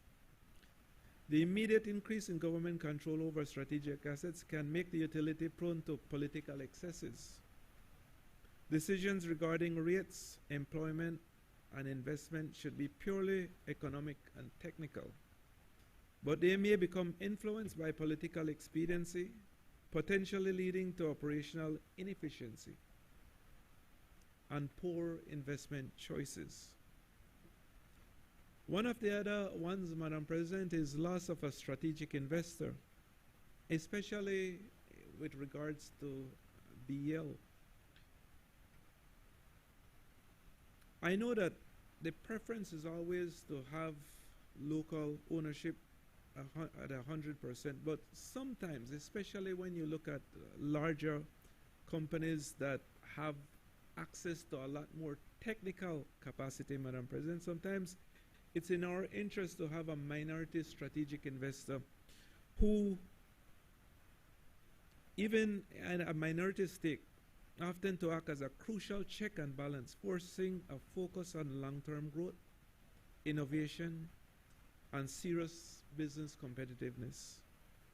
This loss could also lead to a gap in the transfer of technical knowledge, because again, a lot of these larger companies have tremendous money to spend on R&D. And then another risk that we run, Madam President, I think this has been said in some of the earlier presentations, but hydro dams are extremely dependent on weather and climatic conditions.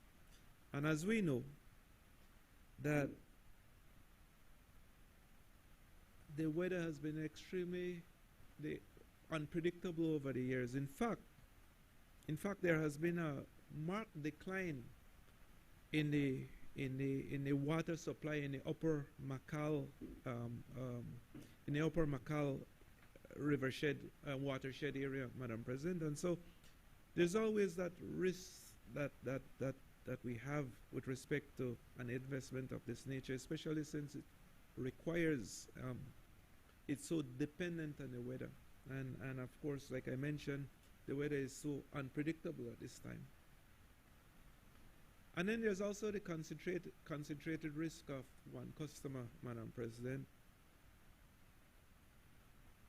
The hydro assets primary and virtually sole customer is BL. This creates a single customer risk for the acquired assets, simply because BL has been going through significant cash flow issues over the past couple of years, cash flow challenges. And so while the companies will be able to sell energy to BL, sometimes deals will have to be done on a credit basis, because perhaps sometimes the cash flow might not be there.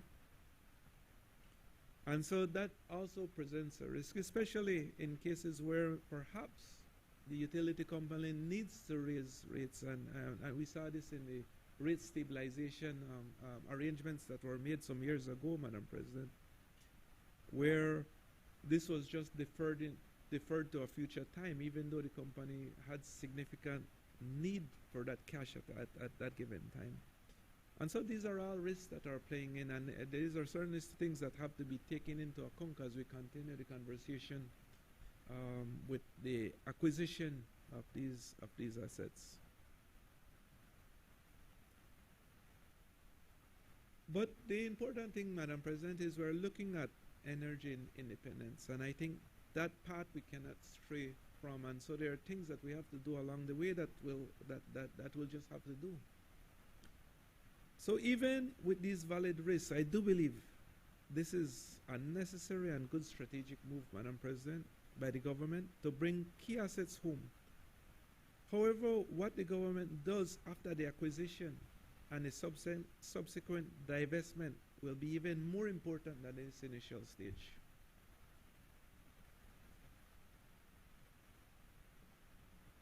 The quest for genuine energy dependence remains unfinished. We still have continued foreign dependence, Madam President. Over 50% of our energy is imported from Mexico. This is a supplier that has its own growing supply problems. It's also very obvious, and rightly so, they have to take care of their people first. We are not their priority. And so, with 50% of our dependency on a foreign supplier, Madam President, it does bring out some vulnerability in this country. And it's something that I've spoken before in the Senate, and I'll say it again, it's extremely important that we address those issues in the most urgent possible manner. There's also the cost impediment, Madam President. This reliance on imported energy is extremely expensive. I know again, going back to Senator Faber's earlier presentation about the cost of the energy from the hydro dams and the need to keep profits at a minimum. But one of the most expensive options we have at certain key times when we need it most is the supply from Mexico. Sometimes we have to pay as much as $1 per kilowatt for electricity compared to the 12.7 cents US that we're paying to the hydro dams. This acquisition, Madam President, that we're looking at today does nothing to resolve that underlying dependence from Mexico and the cost implications and the cost impediments and the cost implications that come with the supply from Mexico. Madam President, the government needs to articulate a much clearer, more aggressive policy on the development of new renewable energy generation. Belize has significant solar resources. One moment for me, Senator. Clerk, are we getting a feedback from somewhere? Could you see to that for me?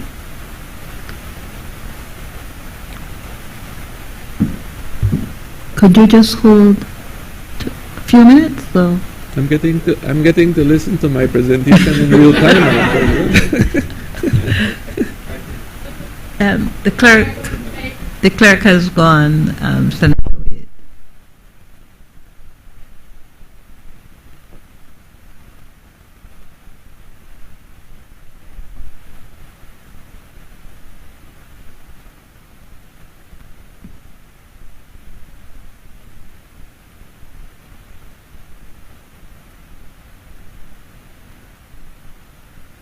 I'm hearing you twice, Senator Herrera. Thank you, Madam President. As stated, Madam President, the government needs to articulate a much clearer and more aggressive policy on the development of new renewable energy generation. Like I said, Belize has significant solar resources, unrealized in many respects because our solar industry is so small. And so if we can develop that more, Madam President, it will certainly bring us much closer to energy independence. And I'll give an example from a cost standpoint. We're paying 210 million Belize dollars for basically 51 megawatt capacity of hydro generation. That, Madam President, comes up to about 4.1 million Belize dollars per megawatt. And that's basically what we're paying for the hydro capacity that we're purchasing right now. It costs around $2.2 million to invest in a 1 megawatt solar capacity right now on the current market, and that cost continues to go down. And so when you look at it from that standpoint, and this does not take that would not have included, Madam President, the solar storage, but I was talking about just the solar generation aspect of it. That, Madam President, is, if you look at what we're purchasing for the hydro, is almost twice the cost of what we could have done it if we had invested in the solar part of it. Now, I'm not, like I said, I'm not against the purchase I'm not against the acquisition of the hydro dams, Madam President. I just wanted to make that point that solar has moved very, very, very far. The prices continue to go down, and Belize has tremendous solar resources that have not been tapped to any significant extent. And so I'm hoping, Madam President, that as we continue down this road, that the government continues to push for energy dependence, continue to push especially on renewable energy generation, and continue to set the policies in place to attract local investments in these areas. I do believe, and I've had many conversations about this over the past, but it does, a lot of times when you're going into these conversations about the potential to invest in solar, there's a lot of unrealistic things that are put in front of you that to me discourages investors from going more aggressively into the sector. And so, Madam President, I support this bill, but I urge this government to immediately follow this financial bridge with a policy bridge that delivers true energy independence for all Belizeans. Thank you.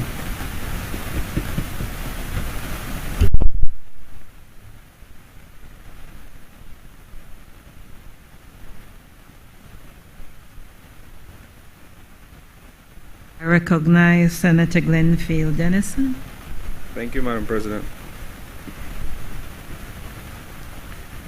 I want to start my presentation by putting on my glasses and then saying a big hello to the 48 employees of Fortis who would be able to now unionize. Guys, we welcome you to unionism. Congratulations. The Belize Energy Workers Union is ready to have you. Please phone in and let's start the discussion. No, I can't. That's a wide idea. So, Fish from River Bottom tell me that Fortis is one of the most anti-union employers this country has. So those people are not a part of a union. Be careful, because they might say, like what they said that who they tell me thing. But all fun and jokes aside, the main question that we need to answer here is what is value for these dams? Let's be very clear. What is value for what we are purchasing? In order to derive that, we need to ask the question of how is value derived?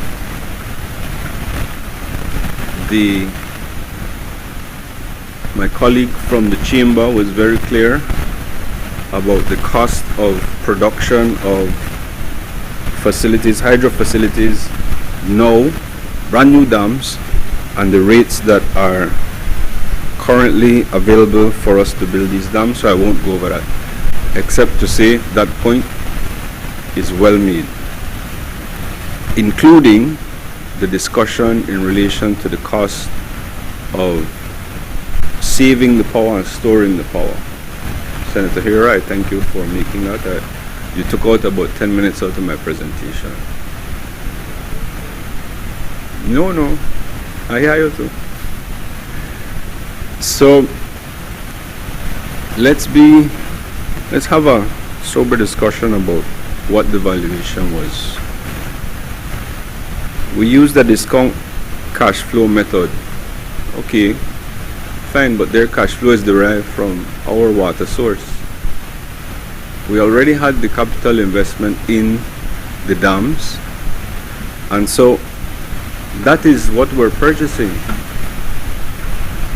3 dams. This is a dam deal, right? We're going to buy 3 dams for 112 million. We're going to call it the dam deal. And so the reports that are provided only gives us a very topical review on what the assessments of the dams are. I would have liked to read the entire report, because when you're dealing with a depreciating asset, the question in my mind comes to where exactly we're at in relation to the value of the asset that we're purchasing. So, for example, Moyohon would have been valued at $1 back to the people of Belize after the life of the dam. That's in the agreement. We're at 30 years into that life of the dam, so at some point it would be worth $1 to the people of Belize.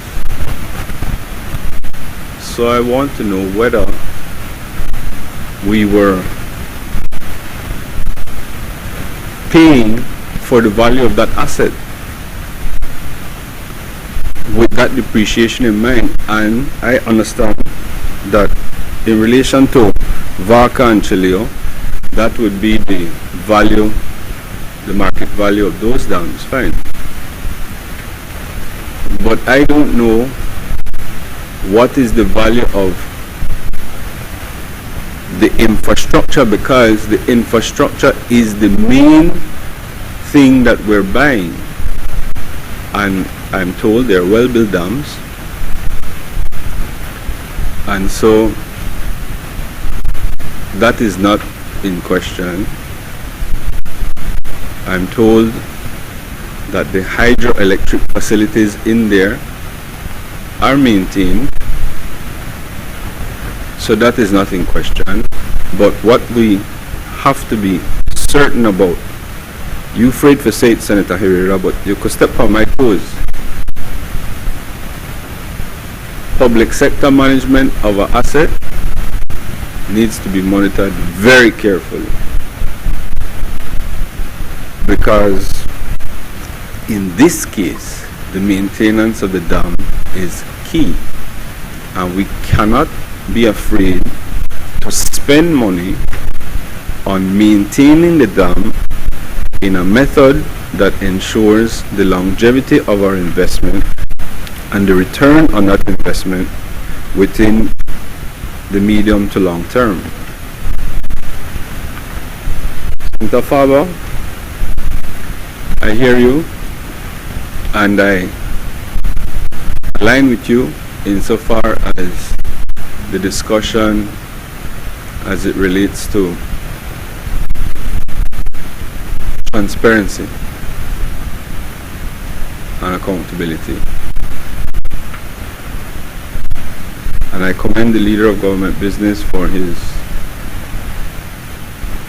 showing of what could be perceived as a conflict. I know Courtney Coy is a large firm, and so the Chinese wall, I'm sure, is intact, my friend.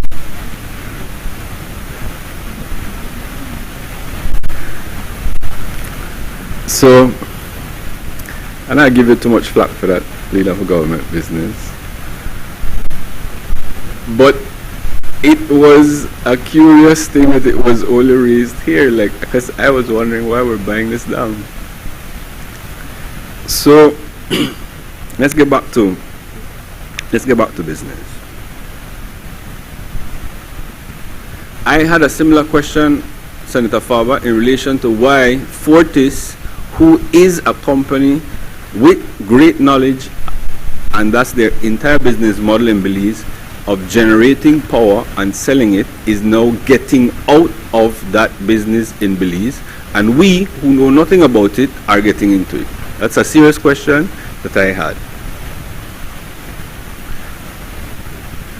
And so I started to look at what we as a country have said about our prospects for rain, because this comes down to, hydro is a fancy word, but end of the day this comes down to the water and the use of that water resource along the river. So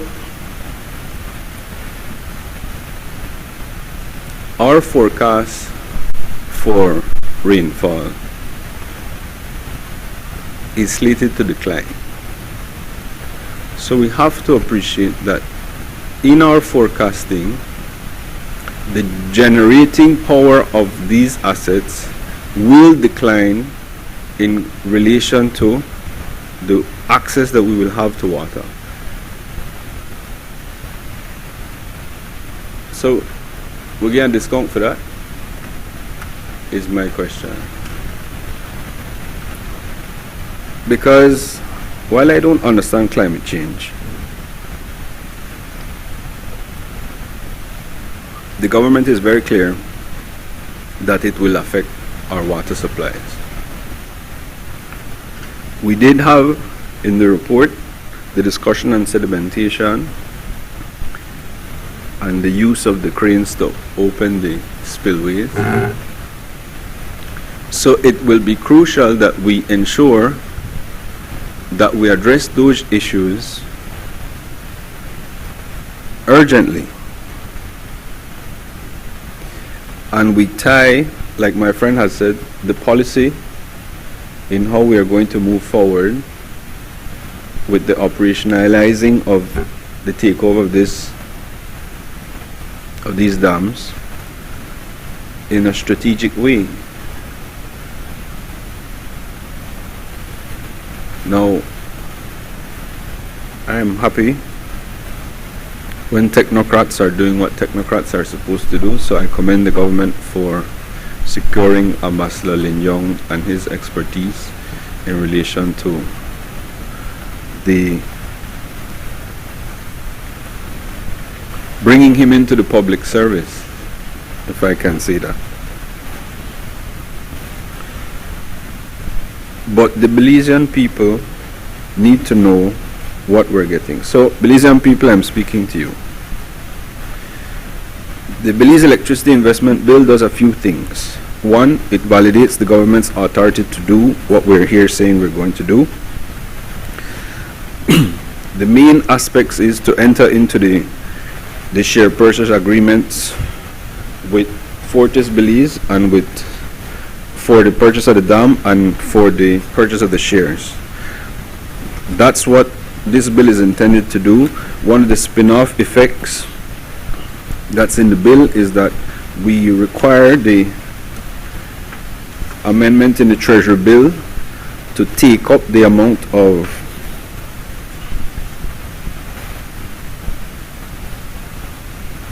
so that we can meet the obligations that the government will have. We're taking up the value of Treasury bills and Treasury notes that the government can float.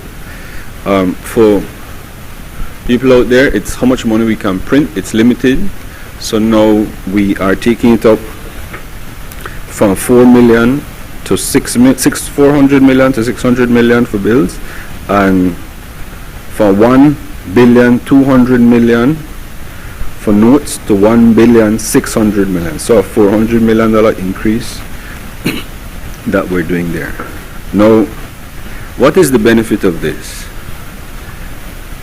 My friend leader for government business, and I'm sure my friend Senator Koi will say, we are saving on foreign exchange that has to go out.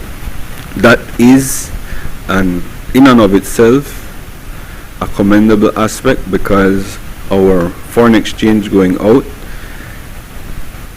positively affects our financial position as a country in the long run. The question of how it affects the short run, I will leave for my friend Senator Koi to explain.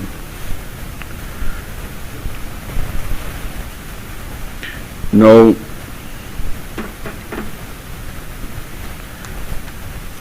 this money, as we start now, is going to be paid out of by the Financial Secretary from the Consolidated Revenue Fund for the purchase price that is in the share purchase agreement.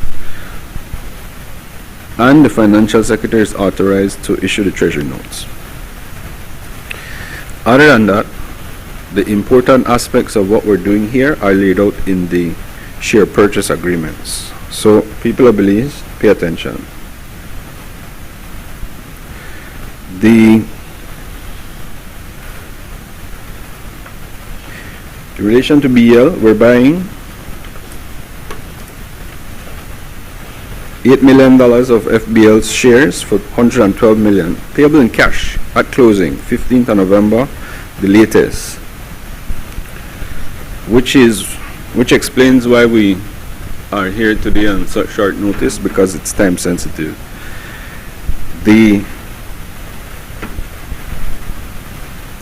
Which one I covered just now? The shares for Fortis? Good. The shares for BEL, all 22,984,662 ordinary shares in BEL is being sold for the rock bottom price of $18 million. Again, payable in cash and closing, with dispute resolution mechanisms to be done by arbitration and seated in Miami for both agreements. Again, closed subject to parliamentary approval and to be closed before the 15th of November, otherwise the agreement is terminated. If I say anything wrong, correct me, Senator Kwei. So it is an upfronting of the cash, and the country expects to gain that revenue back over time. So we can't dispute that. Owning our dams is a good thing. Controlling and having better control of our energy stability is undisputedly a good thing. See, last week I had a book here, Confessions of an Economic Hitman. Personally, Adam Moore would never in this position in the first place. But I respect that we need foreign investments, and we needed it at the time to bring such a large foreign investment to build our dams.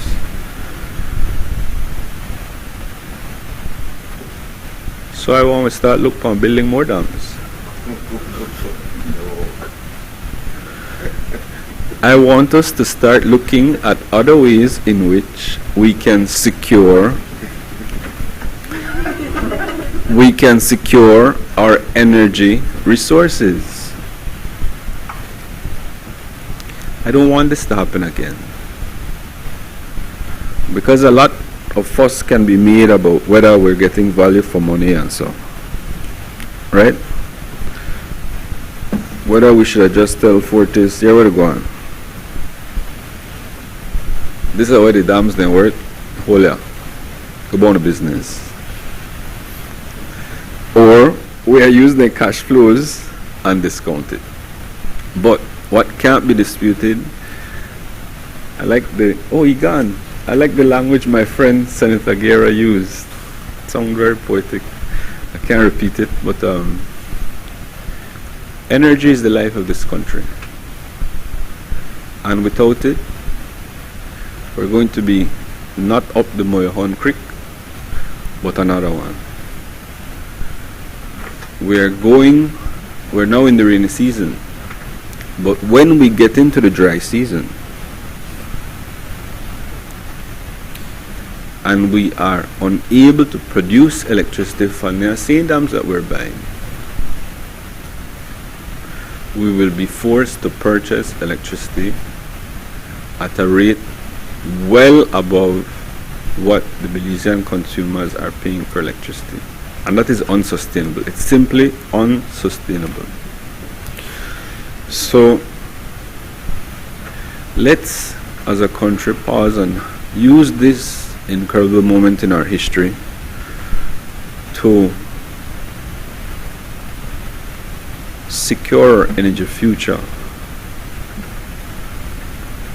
Not only in dams, but let's explore the other possibilities. Because only being able to produce half of the energy that we need as a country is not a position we should be boasting about. I mean, don't commend the purchase of the dams, right? Because no one is saying I never commend the purchase of the dams. I commended it, Madam President, right? But as a country, we have to seriously look at how we are going to bridge the gap with CFE. They're our friends and so, but even they have constraints in their energy production and demands because they're suffering from the same ravages of climate change just like us. So as a country, I think it's time that we start to take a hard look at how we will start to meet the energy demands of Belizeans. Now,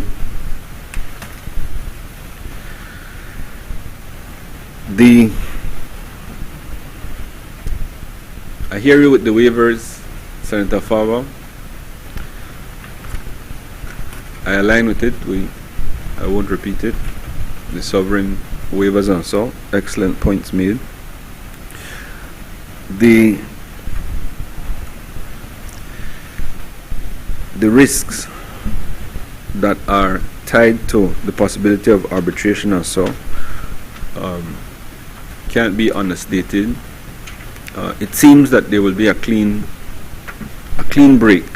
So, provided we can pay, I don't know that there will be that much litigation that can come. And we have the mechanisms in the bill to pay. And the Fortis did give undertakings that there are no other litigation and so tied into the purchase. They own it free and clear. They never got it at a pawn shop. They could sell it away and we can buy it, and I'm sure their attorneys would have advised them properly if it were otherwise.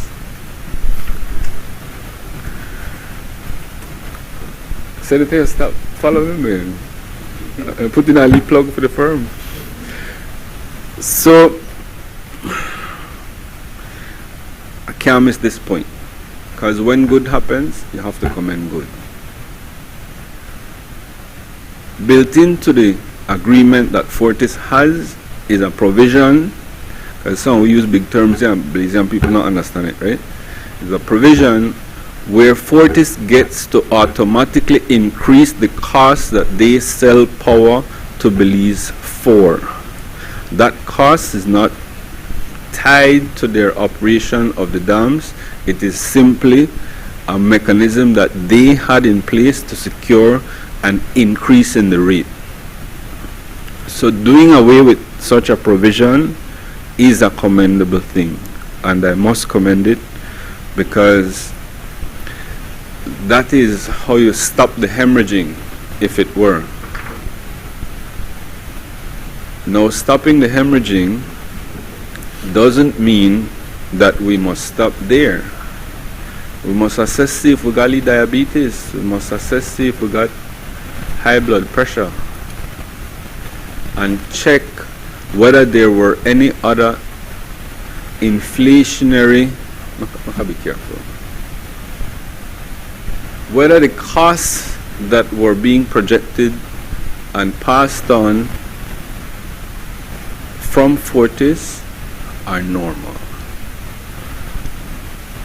Whether we can cut any of those expenses, not the maintenance, please, no, say, I just say cut the maintenance, can we cut that out, and damn it, they broke, there ain't a problem, not the maintenance. But whether or not there was any hyperinflation of any of the rates in which we were selling to BCOL, it's a good time to look at that to see that we can get the rates. I have to say, really for government business, people want lower light bill, right? My members want lower light bill. Well, that they didn't get. Last year I didn't get. So that the common sense explanation of the escalator clause, and I thought it's important that we address it to Belizeans so that they understand, because that's what, if I misspeak, somebody correct me or no, but that's what it comes down to. Because that rate is set there, Belizeans have to pay more every year for the cost of electricity, right? So the doing away with that is a very commendable thing. Now, from a union perspective, I have to ask in this honorable house to ensure that the tenure, the security of the employees that have given their life to Fortis, and it's not just to Fortis, it is to the people of Belize that they were giving their service to.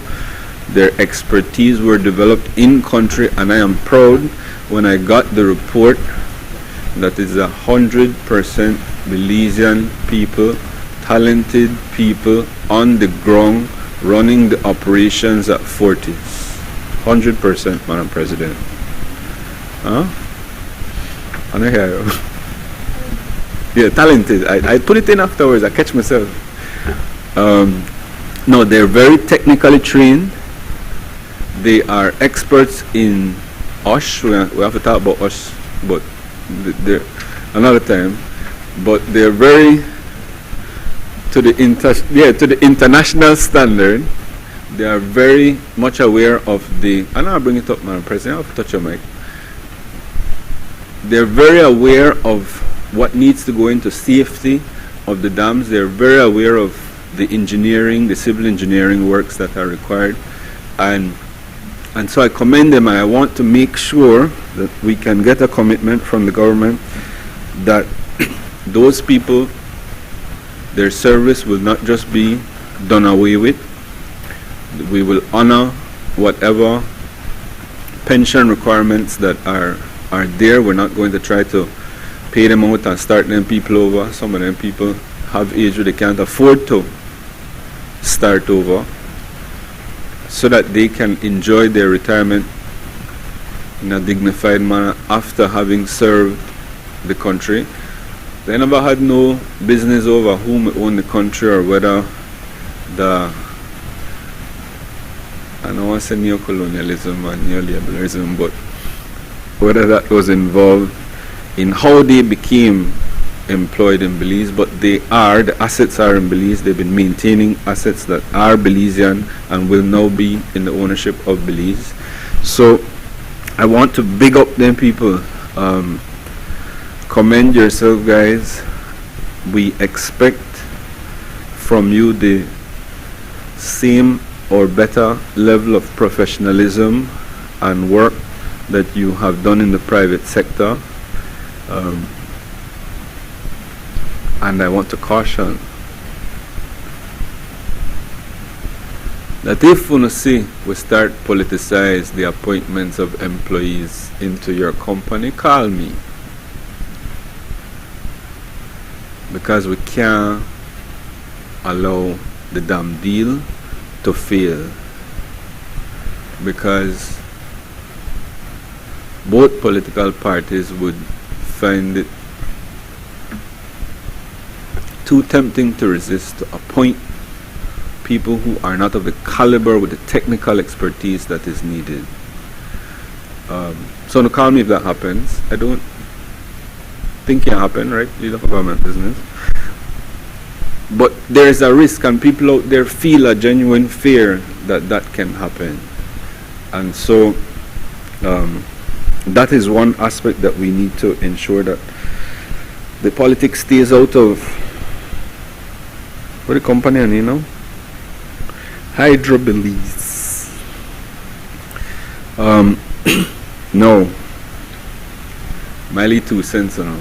Nobody asked me this. But this is how I see this damn deal.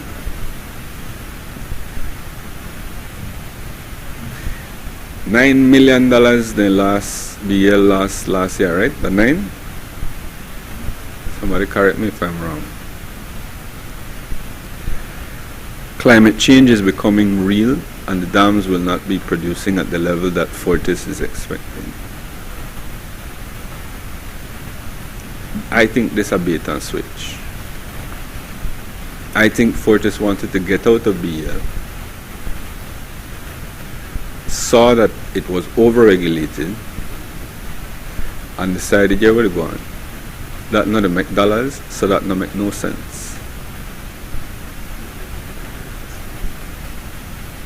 No, I hear you.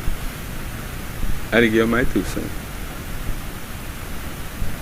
Dangle the sale of the dams and say, when I sell the dams, not about BL, when I keep that. Got people interested in purchasing the dams because they're very profitable,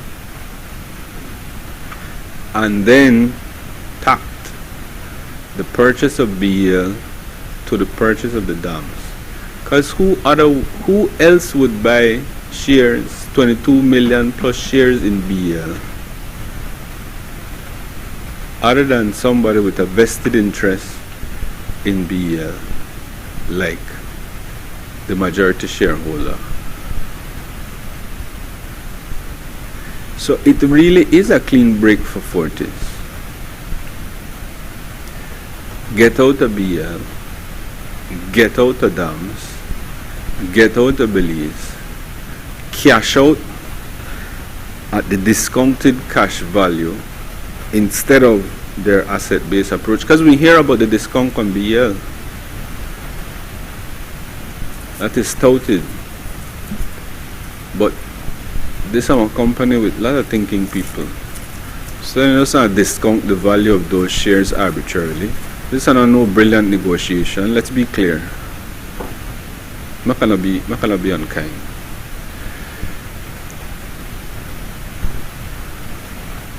The negotiations were very fruitful for the people of Belize. But in an arm's length transaction, Fortis done a kono mono. So they know exactly why they reduced the value of the shares. Kono mono. Remember I made it talk to my Belizean people. So, I don't want it in English. Kind of think we need it in English, but Senator, just proceed with your presentation. Thank you, Madam President. So,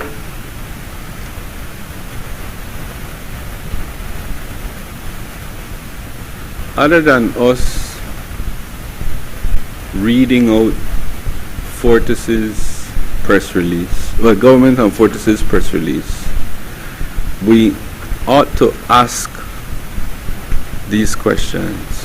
We ought to ensure that Belizeans are getting always the best deal possible under the sun. And whether or not looking at solar, looking at alternative methods of energy production is not a part of the discussion we should be having now. Madam President,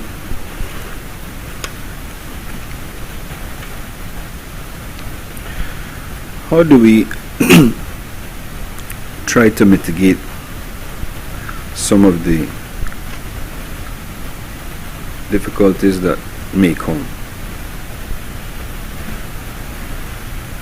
Well, we could pay the people more, the staff, but that's not always the answer. What is important is that we retain them, that we understand that they have been running the dams, that their expertise is second to none in relation to those dams. And one thing I could tell you about private sector, they will fire you fast. So I think we can take it for granted that the technical expertise that are there when we started to look at this deal need to be retained. And we must add technical expertise to ensure that we are getting the best people in there to have a vision for Belize's energy sector. And this is not only, what do you mean, Hydro Belize? Hydro Belize but BL. So the board appointments that are now going to be available, I want to see highly technical, highly skilled persons appointed to replace the caliber of directors that were there before. And please not tell me we don't have them in Belize. Instead of a politicization of those appointments. We need to ensure, like we did in this one, by sharing the executive summaries, that transparency continues to be at the forefront of how we run those operations, because a spoonful of sugar make the medicine go down when you have to tell the Belizean people that the rates have to go up. So if it is the Belizean people understand what all is going into the cost of energy, perhaps they need more cartoon videos on Channel 7 and 5 and Plus TV during the news, so that Plus TV, let's not forget Plus TV, so that no, like on a serious note, so that Belizean people understand that there's a lot that goes into the cost of power. And be real enough, most of us have lived abroad. If you've had the pleasure of living in the Caribbean, especially, you understand we got a good electricity company. No, make you know, listen, rolling blackouts, that one thing I just start here about when the dams then start go dry. But by and large, even with the oil money that Guyana, current go off like, okay. The idea to get a text message that you can get power failure on Sunday between the hours of 2 o'clock and 5 o'clock. The one thing I don't know about the Caribbean, you know. BL is operating at a standard that is exceptional, and I commend them. We got good people around the place. And it's not only comparing it to the Caribbean, but I have to make the comparison. You see that leaning lamppost you talk about, Senator Faber? Sometimes they have to drop before BL can fix it, you know. And it takes a good 2 weeks after it drop, if nobody not get shocked up before they can fix it. We have to fix that.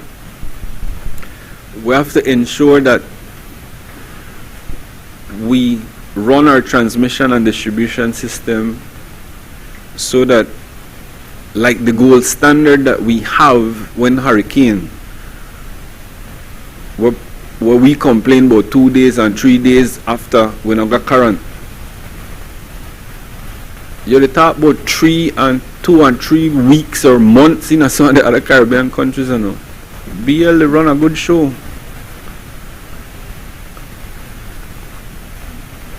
So we have to keep it up. We have to ensure that the leadership team that we put there raises the bar. Leader for government business. We want to raise the bar on what BL has been doing, because they've been doing a good job, but the people of Belize deserve the best. I know the lobby for rate increase on Senator Faber.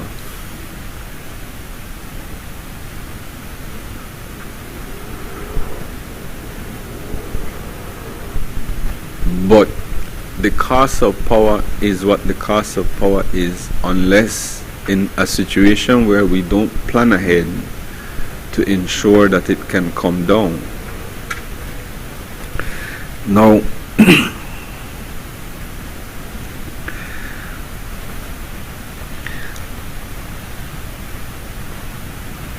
I'm sure BL will have had on their records independent financial and technical audits.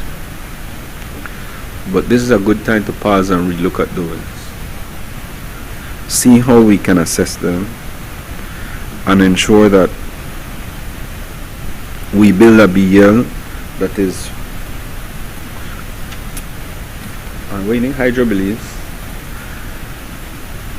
that is best suited for purpose, and we tie it with an energy plan that will see the people of Belize be energy sufficient by a designated timeline in the future. I thank you, Madam President.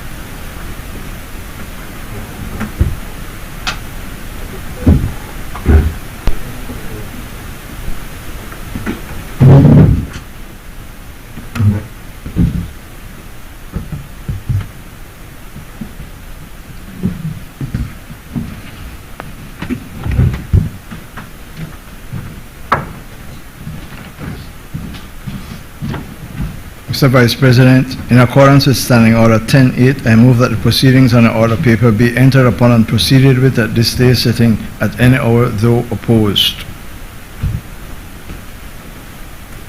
Honorable members, the question is that the proceedings on the order paper may be entered upon and proceeded with at this day's sitting at any hour, though opposed. All those in favor kindly say aye. Those against kindly say no.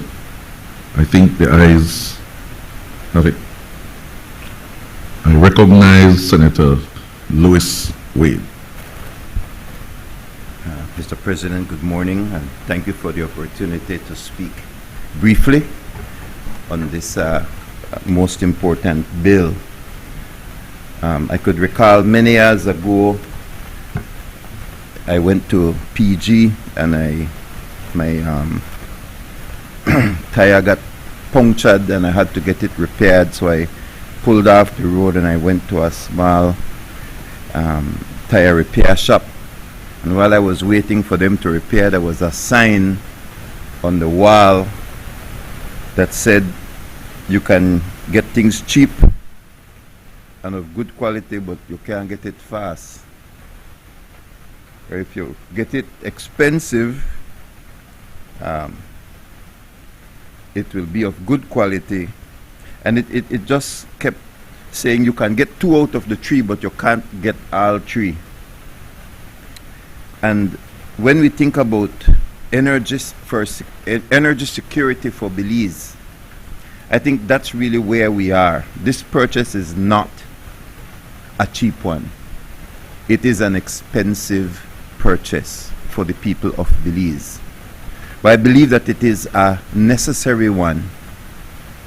And I rise on the matter because what the people really want on the street is affordable energy. It is reduced prices in electricity.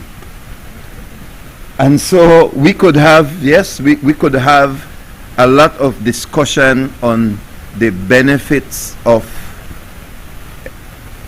bringing the dam to a place where it will be under Belizean ownership and that we can have national pride because the rivers are now freed up and back in Belizean hands. And I think that that is something great. But at the end of the day, the electricity rates in the country of Belize are among the highest in the region. Only El Salvador has more expensive electricity per kilowatt hour than Belize. And where is the cheapest one? Mexico. Continues to offer to its people electricity at half the price of what Belize is selling to its people. And so when I first heard about the sale that Fortis was interested in selling, I felt first that it would have been best carried by another international investor. That was my first thoughts. Make no goose fool you. Dams are expensive, and it might be affordable because we can find the funds domestically, but it does not change the fact that this is an expensive venture. I was not for dams in the country of Belize when the debate started decades ago, because the claim was that it would have provided cheaper, cleaner electricity for the country of Belize. That was a lie, and it still is. Dams are not clean. They are dirty in a different way. They are dirty in a different way. And so at that time, I did not support dams. And then to claim that an alternative energy, because that's what a dam is. A dam is an alternative form of energy, and all forms of alternate sources of energy are expensive. I just looked at a news piece from 2005 that on the day that BEL CEO Lin Young broke the open Chaleo Dam, at the very inauguration ceremony, he announced that BEL was asking the PUC to grant a 13.8% increase on the day they were inaugurating the dam. Dam is not cheap energy, and then you have it controlled 100% by a foreign entity that, yes, wants to recoup its investment as fast as possible, get the best out of it as long as they can, and when they begin to see that they cannot have their way, will pull out as fast as possible. I never supported dams for Belize. It was a lie. And the proof is now here, because we continue to have the most expensive rates in the country. Why? Because that little sign waved down the PG with upon the wall is still true. You cannot have both clean and cheap energy. You will have one or the other. There's a difference between cheap and cheaper. There's a difference between cheap and cheaper. You see? So solar is getting cheaper and alternative energy is getting cheaper, but it is still not cheap. Because cheap fuel, cheap energy is not clean. And I appreciate the attempts by our country to try to hit the highest shelf when it comes to clean energy. I appreciate it, because it shows that we as a country, we love our environment, we care for our environment, and that we don't just want to see a clean country, we want to see a clean world. And I support that fully, but it comes at a cost. And this is the cost. This is the cost. And so I'm standing up because Belizeans still want cheaper energy, and they should get it, because the largest countries that are far ahead of us, countries like Germany, they are starting up their nuclear reactors again. Are we aware of that? That they are countries that have pushed alternative energy, and we need to continue to push our scientists to reduce the cost of alternative energy. But my friends, at the end of the day, the energies that Belize is spending its money on are the most expensive forms of energy that exist, and we must balance it. with cheaper forms. And so I have to tell the people of Belize, number one, yes, we need to have national pride that this great resource is coming back into Belizean hands. But you know what? Buy some shares in a Fortis. When the government begins to sell shares, buy some shares. There are two ways that we as Belizeans can own this asset. One is if the government buy it. But number two is if we as Belizeans invest in this asset of Fortis. That's one way you can get cheaper energy for yourself, because you will be getting some dividends. You'll be getting some dividends. And I am a person who don't believe that government will own everything. That's why in the first instance, I was hoping that a foreign investor could come in. But I think it is, in listening to the discussions held between Friday and now, I think it is a good thing that the government has put the money in and then says, hey, but we are going to resell some of these shares so that it is national, but it is not totally on the government. And then, of course, maybe foreign investors will come in a little bit later, but it won't be 100%. And so I want to rally Belizeans to say, let's also help to take it out of government hands and put it into private hands without putting it into international investors' hands, so that we as Belizeans who can invest in Fortis can make some money off it, just like the foreigners were making money off it. That's one way that for those who invest in it, the cost of your energy will go down. But here is the thing, guys, that half of the year it's going to rain and that dam is going to do well.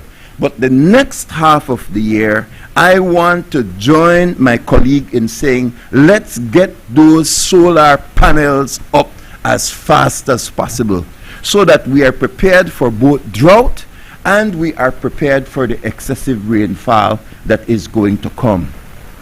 But the question on the street, I believe, still has to be answered, because the Belizean people will say, well, what's in it for me? I have said, number one, go buy shares when the shares are sold. That is something that you will be able to have some tangible benefit from.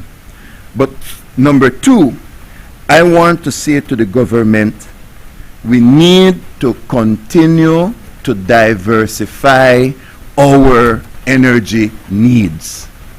And if the big countries can be looking again at restarting some of their cheap energy sources, I believe we as a smaller country must be able to do so too, but with keeping the same frame of environmental friendliness. I want us to not throw away our environmentally friendly approach to energy, but we have to bite the bullet, because the people on the street appreciate the fact that it's coming back into Belizean hands, but they're still asking the question, when will it be cheaper? When will it be more affordable? And I will close with this. I have to cuss myself out whenever I turn on me AC. I don't mean cuss like cuss. I've managed to come through this speech without saying the damn. But it is so expensive in this country to do the business that I do of television and just getting through the hot season without burning a massive hole in the wallet. And I believe that every Belizean deserves a little bit of air conditioning. Do you see the kinds of houses that are being built today? They're made out of tin. And some don't have the proper insulation. And even with the proper insulation, the heat, no wonder all of the picnic and the play outside and the outside on the street, because they can't even stay in the house where it is so hot. And Air conditioning should really be a human right in today's changing temperature. And you know where it can't be done?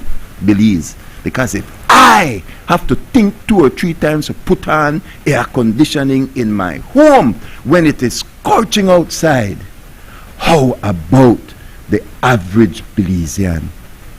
As we conclude this deal, as we wrap up on this bill, and I'm going to vote for it, it does not solve the greater issue at hand, which I want this government to address. We want cheaper electricity. Thank you very much. I recognize Senator Arana.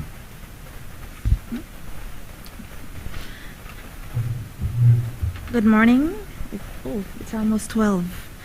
Still morning, 2 more minutes. Good morning, Mr. President. I rise in support of the Belize Electricity Investment Bill. This bill has my full support because of the principles that lie with it and that it highlights. And after careful looking at the details and the negotiations that went with this type of investment, I have seen that it addressed the necessity, a necessity that is more shared by all Belizeans: electricity. People want cheaper electricity.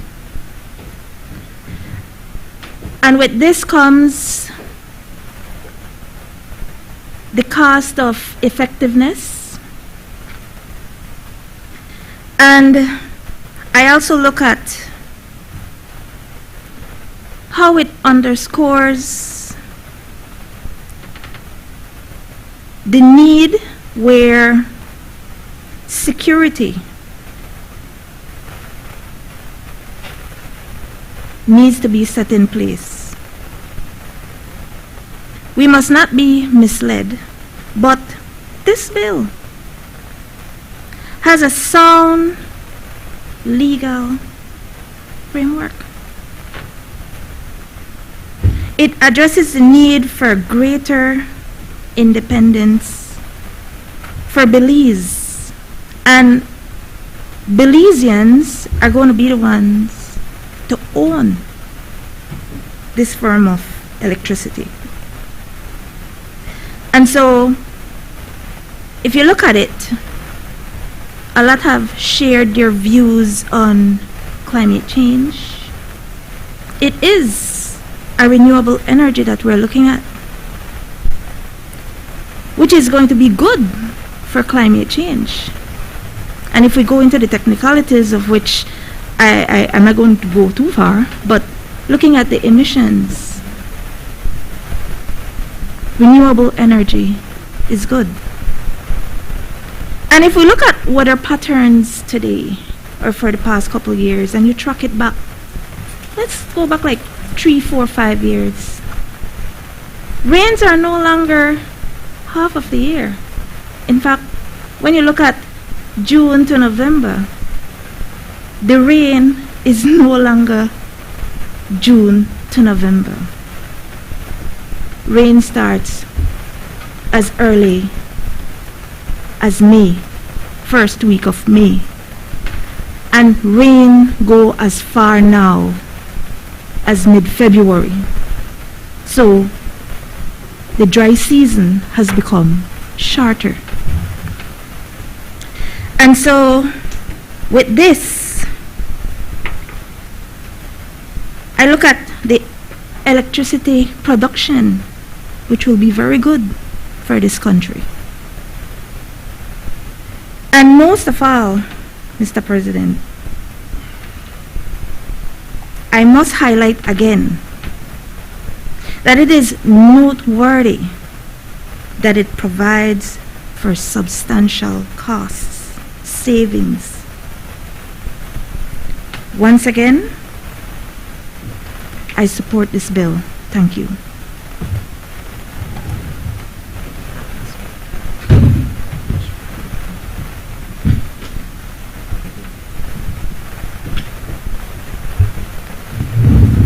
I recognize Senator Galvez.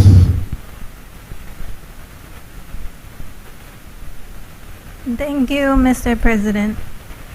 Mr. President, I rise today in full support of the Belize Electricity Investment Bill 2025, a bill that embodies bold, strategic action that once again reaffirms this government's commitment to energy independence.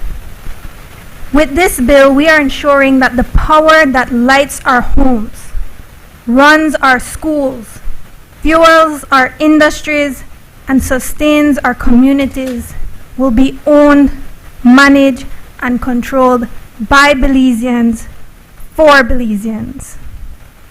And as we know, others have mentioned before, this bill authorizes the government to undertake two transactions: the purchase of 100% of the shares of Fortis Belize Limited and the purchase of Fortis 33.3% shareholdings in Belize Electricity Limited.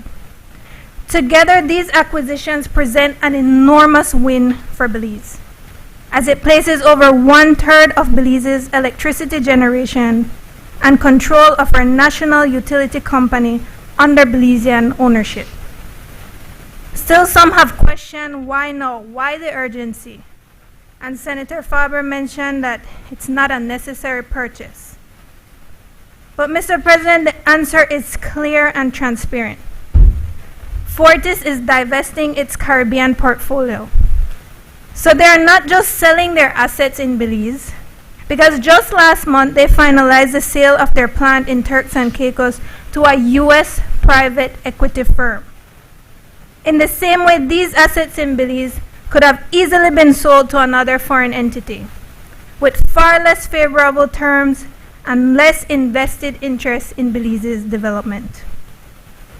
But this government, Mr. President, refused to let that happen.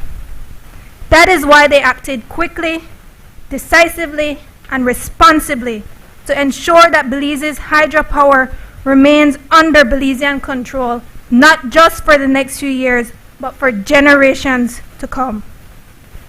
But let us also look at the facts on paper of how this deal benefits Belize financially. Because Senator Faber mentioned all about what is being spent, but he fails to acknowledge what we're saving. The government of Belize is purchasing these assets at a discount of 32%. And in the case of the BL shares, this administration is acquiring those shares at 43% less than what was paid by the previous UDP administration. The book value of these shares is estimated to be over $62 million US. But thanks to this PUP government, we will be paying just $18 million US. Evidence of prudent negotiations and smart, responsible governance. Still, Mr. President, I have heard some concerns about this raising public debt. But let us be clear. This is an investment in income-generating, revenue-positive assets. The hydro plants and BL shares will continue to yield steady, guaranteed revenue for the government and the people of Belize. This is the kind of borrowing that produces growth, savings, and returns, the kind that strengthens our financial position. And when the government eventually begins to divest these assets in the future, they will regain the purchase price with the possibility of even turning a profit. So this transaction will essentially pay for itself. And now looking at further economic benefits. Currently, Fortis Belize Limited collects approximately $20 million US from BL. That's $20 million US per year in foreign exchange leaving Belize. So by acquiring these assets, we will be keeping those earnings right here at home. And over the remainder of the contract period, that translates to about $600 million US dollars in foreign exchange savings. That is $600 million that will stay in Belize, supporting our economy, strengthening our reserves, and building national wealth. That, Mr. President, is a multiplier effect of Belizean ownership. Still, this acquisition also delivers tangible benefits to the Belizean consumer. Currently, the supply contracts between Fortis and BL include a 1.5% annual automatic increase in the cost of power. But by taking control of these assets, the government will eliminate that annual increase, resulting in approximately $46 million in savings between now and 2060. That means lower operational costs for BL and ultimately more stable electricity rates for the Belizean people. And I know I heard Senator Wade mention that the electricity rate is high, but that is because of our reliance on CFE, who raises the cost anytime they feel like it. But this bill is crucial because it ensures our energy sovereignty in this country and that we eventually don't have to rely on foreign control and supply. And as we know, these hydro plants are a flagship of Belize's clean, renewable energy network. Therefore, owning our own hydro plants means we are balancing our commitment to sustainability with long-term energy sovereignty. And finally, Mr. President, one of the most reassuring aspects of this acquisition is the hydro facilities are already entirely run and operated by Belizeans. The team of 48 dedicated Belizean staff who have long operated independently of Fortis ensures that Hydro Belize will remain in capable and experienced hands. And with this acquisition, their jobs are secured, their expertise will continue to guide these operations, and their efforts will now contribute directly to Belize's energy independence. This ensures that the people who produce our energy are also the people who will benefit from it. That is nation building in its purest form. So what we are essentially voting for today is not just a bill, but we are voting to regain what is ours: our water, our energy, our future, and making sure that the power of Belize, both literally and figuratively, rest in Belizean hands. We are voting to keep $600 million US dollars circulating in our economy. We are voting to ensure stable and sustainable electricity rates. We are voting to strengthen our clean energy future and safeguard long-term savings for our people. So I want that when history records today, that when Belize had a chance to own its own power, to protect its assets, and to secure its energy destiny, the government and this Senate said yes. Yes to Belizean ownership, yes to sustainable energy, and yes to energy independence. For these reasons, Mr. President, I fully support this bill. Thank you.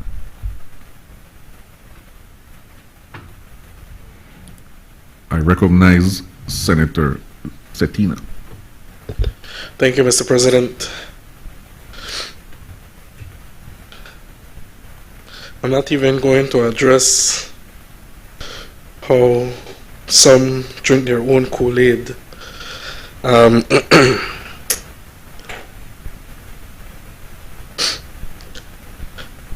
So, Mr. President, today we're being asked to put forward 52 million Belize of taxpayers' money.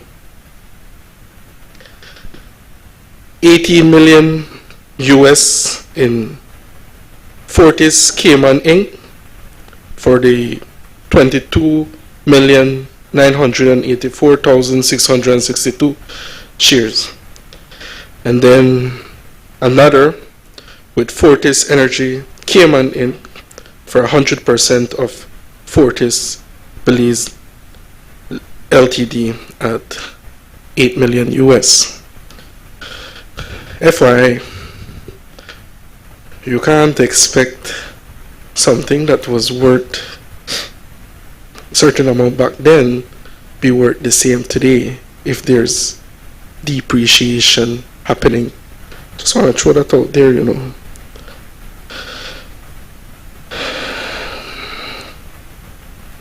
First thing I want to point out is that there was the rush, how this was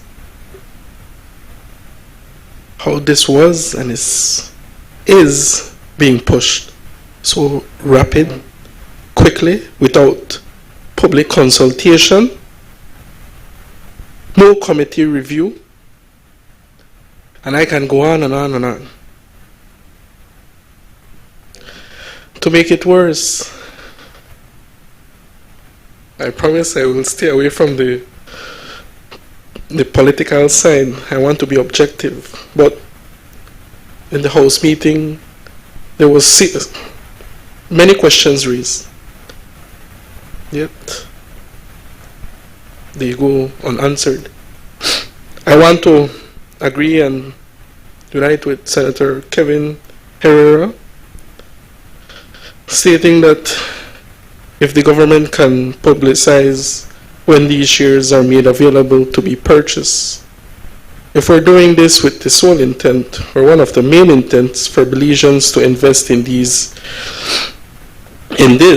then let the information be public.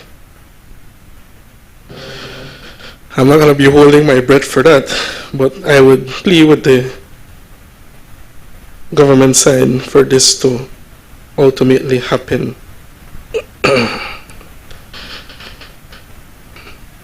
I had an issue with the agreement, and my colleague, the lead senator, highlighted, which is Clause 8 on the agreement. I guess you guys can clarify if this is standard, but to me it's a huge red flag when you have, or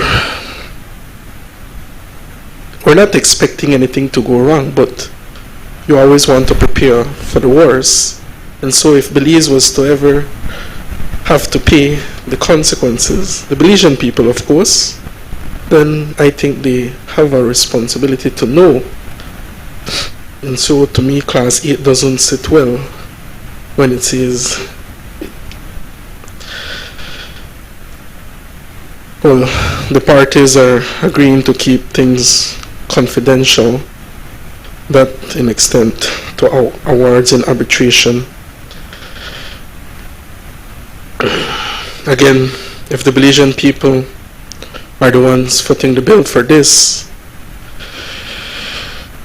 let's not hold information from them if things was to go wrong. And tax exemption also. You guys talk about getting a discounted rate. Alright. But let's not forget that Fortis is getting a huge tax break. So, and I would probably even go further to the Belizeans people are the ones who would have to pay, because they're the ones who are paying for the legal costs as a buyer, if I'm not mistaken. So Fortis as a company pay nothing, but the Belizean people do.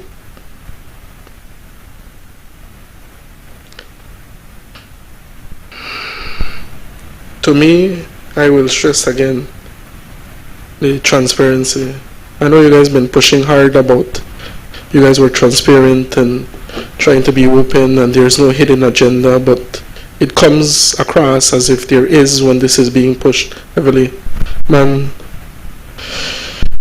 I don't know how you guys can sit there and pretend, but anyhow, Mr. President,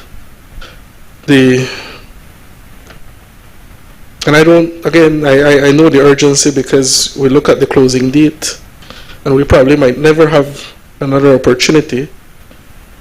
So I could see why, but you know, when you guys were in negotiation or when this started, we could have maybe had a presentation then or be informed what we can expect, or even prior to coming into the Senate meeting to know the full extent. And as opposed to resorting to politics, you know, we just have questions, and I think the Belizean people also do. $50-something million is not little money. I also want to also agree that no, Belizeans, the Belizean people are, I know in San Pedro we're facing scheduled load shedding, so our electricity is under pressure, and so in a sense there is some sense of wanting this to happen for the greater good of Belize. But again, I don't know to the full extent, because this is being rushed. Ownership cannot come in this fashion. I think ownership must come with accountability.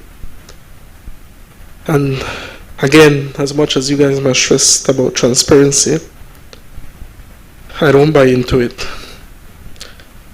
I will go with what the lead senator stated. We cannot accept this. I cannot accept this, and I will put it on record. Not because I don't agree in what this could possibly mean for Belize, especially when we talk about electricity, but because we do not know the full extent. There's many questions. At this point, politicizing it does not answer the questions. And so, Mr. President, that is my contributions for today. Thank you.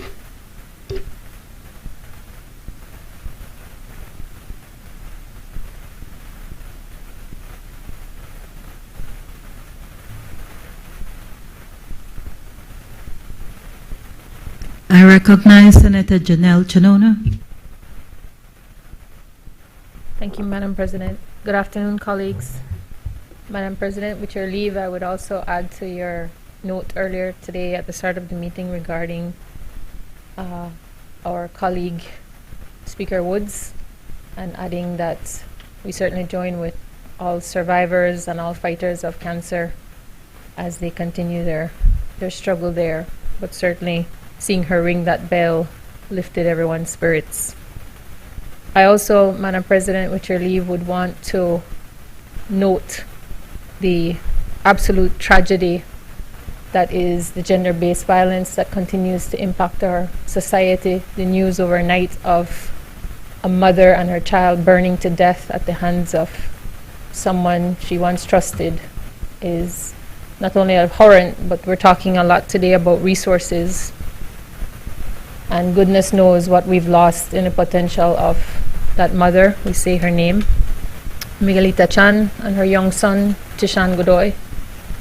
And I just note that I think that's one more call, as if we needed it, but one more call that we really need to look at gender-based violence in a way that is going to be catalyst for change rather than just recording one case to the next.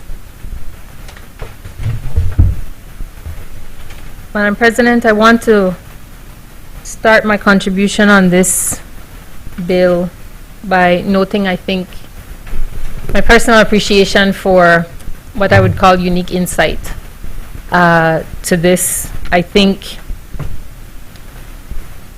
and I say this with pride for my fellow Belizeans, I think we are a people that once we start to get into a subject, we become experts in that subject. Maybe not always by degrees, but we certainly do so on keyboards. So when hurricane season starts, we're all meteorologists and so forth.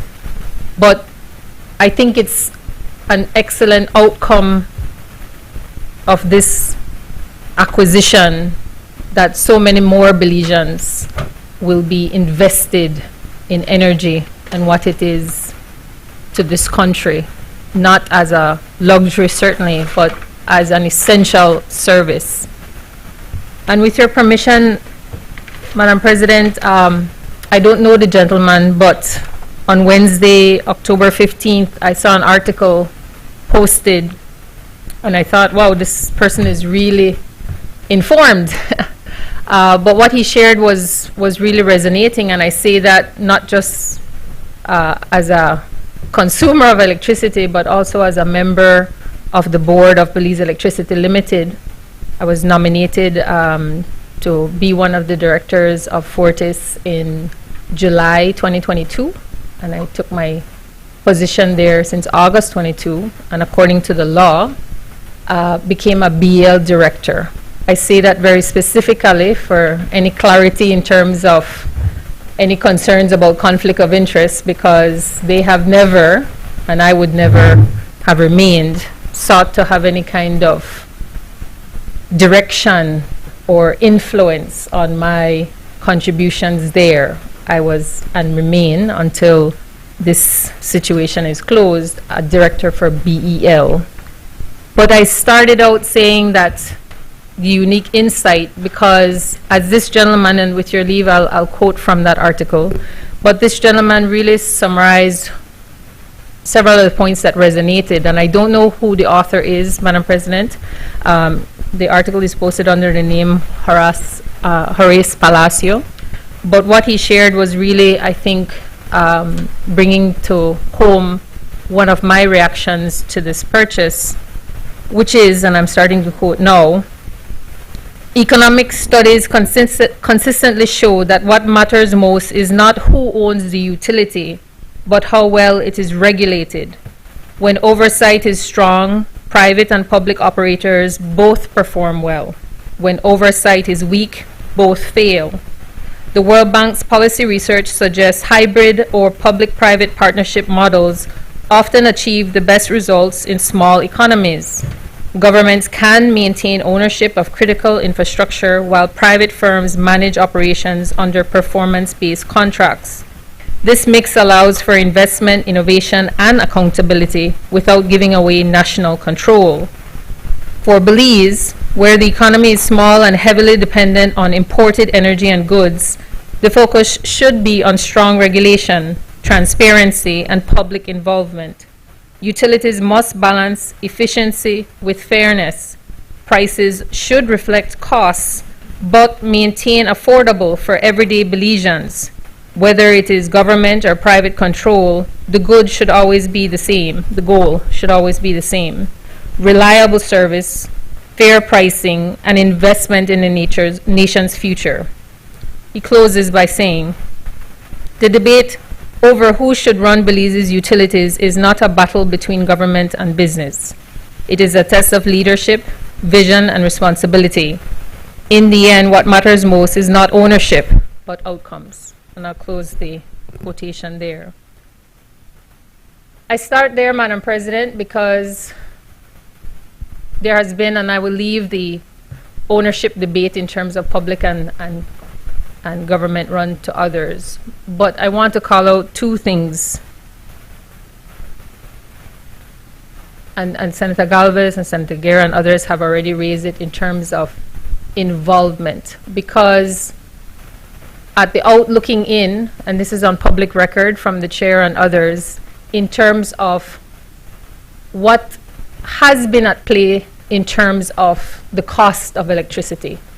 And I have spoken in other fora about the reality, and I have changed climate change to climate crisis, because I really think that's the terminology that's more appropriate to the realities that we're facing existentially. But it's really and truly that we have to know what that cost is. And in Belize, it has come down a lot to regulations. And I'm grateful to Senator Koyi and his colleagues, Mr. Espat and Ambassador Young, for hosting a information session with us the same day, the 15th, which I thought this author is really well informed, because he's referencing material even the senators haven't seen, and certainly I hadn't even seen as a director. But just to say that it was critical that the awareness of how these prices are arrived at, the cost of power and what it is, and what that has translated to in terms of the light bill, and whether you could put up your Christmas tree or turn on your AC and not feel like you have to, as Pastor Wade said, cost yourself or compromise other things. Because if we don't know how that price is arrived at, as Ambassador Lynn Young called out at that session, how do we keep ourselves accountable that since 2011 we have not been able to add a source of generation of power in this country? And as Senator Herrera called out, it really lands at the PUC, the Public Utilities Commission, the regulator. And how do we reconcile to the Belizean people that if additional generation sources were in play, were on board, and I'll note that some of the same I will call them value-added initiatives that will come on even to the hydro facilities, the floating solar farm. Those were things that were submitted but never approved for one reason or the next. So I personally look forward to more questions being asked, more answers, generating more questions so that everybody can be informed, because while I think there is this relative perception that electricity rates are high, I think once you get into the numbers, you will see it could look a lot worse. And Senator Koi has already shared with us that a tariff review is going to happen to see where things are going to land. And I think that's going to be important so that in terms of the outcomes of this, as I think Senator Wade was trying to say, that where everybody's hoping for cheaper power, then if we can understand whether it's through cost-benefit analysis, whether it's looking at how proposals are reviewed, how tariff reviews are conducted, looking at the national scope that other utilities are also putting in for a tariff, and understanding the national context to this, so that we can plan, so that we can look at what's coming, and so that, as has been called out, we can keep to our commitment, as Senator Galvez eloquently put it, our flagship renewable energy sources, and that we can keep to this set of generation and feel good that we know what we're doing and how we're doing it and how we're going to get there. And I caution to underscore, and I believe Senator Farber quoted from the summary, while we're there counting, or I don't want to say counting chickens, but we're counting profits in terms of what is to come into the economy, I really, really and truly need to underscore how critically important it will be to protect the watersheds that feed those dams. Because I think the term at the information session was environmental issues. But there was a call, and I was a journalist then, interviewing Stan Marshall about what the environmental impact was when those dams opened. And I would just want to underscore that it is not just about the river and whether the river is decreasing, but it is also about what are we doing to the watersheds feeding those rivers, and what it is that we're doing around that entire space along the river for those 3 hydro facilities that actually have a compounding and cascading impact on what is in the river at any point of the year. Because again, in terms of the climate crisis and that predictability, we should not be part of compounding the issues that are already facing a run-of-the-river dam, and looking at how we are enhancing and strengthening the ability of the ecosystem to serve. And I say that not just from an energy security move, but also from a water security move. How many times has FCD and Mr. Rafael Manzanero called out to this country that from the Chicky Bull, we get 60% of our water, 60%. And yet we have development in there, we have illegal activities in there that compromises that. So alongside with focusing laser in terms of the acquisition and the outcomes related to the acquisition, I would truly hope that this also causes a laser focus into the things that we need. That's the one thing that the human body literally cannot do without. And that's why the rising heat is so detrimental from a health perspective to the human body, because Senator Wade talks about having to put on the AC, and that should be something that every Belizean should get. And I hear him. That's what's happening in India, where they have 40 and 50 degrees Celsius temperatures, and their bodies are literally baking, boiling, because they can't cool down in the night as the human body typically tends to do. And what that has done is increase their demand on the grid, and the grid collapses in the same way. There are things, and we have spoken about this, there are things that we can do even in our construction to help to bring down the heat and the impact to that. But I say all of that to emphasize that it has to be that we're looking at that holistically, that we're looking at that within an ecosystem and not seeing this as some type of isolated thing. The dam is either functioning or not. And I want to align also with something Senator Senator Guerra called out in terms of the dams being maintained to international standard, and aligning myself with the inference that that means that we do have opportunity to strengthen our local laws and regulations to make sure that in terms of maintenance and looking at all the, again, corresponding things that we can be doing for the environment and around protection and maintaining, whether it's OSH standards or other things, that we can be looking at strengthening and bringing that up. Because as any Google search or AI will tell you, maintenance of the dam is what determines whether the dam will last 30 years, 50 years, or 100 years. So that corresponding impact of maintenance. And last but not least, I think also that alongside that of making sure that training is there and that opportunity for those Belizeans, and expanding that so that there is that national play in that dynamic as well. I remember my first opportunity to visit the Panama Canal, and just that pride of everybody on that canal is a Panamanian. That was the one thing when they took over that canal, that was one of the first things that they said, you have to be a Panamanian. So as we move forward with, I think the term is Belizeanization, that looking at those outcomes and coming up with those outcomes and making sure that we're on track for that, because otherwise we're expecting things that we can't deliver.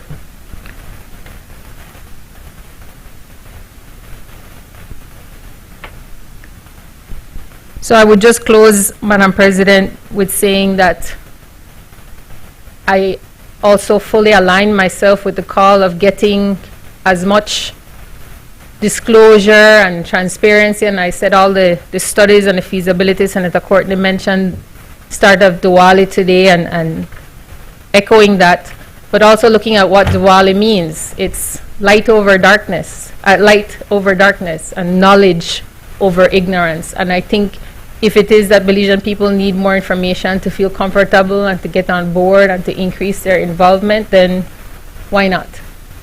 So I look forward to that being something that is shared so that everybody who needs to feel comfort can do that.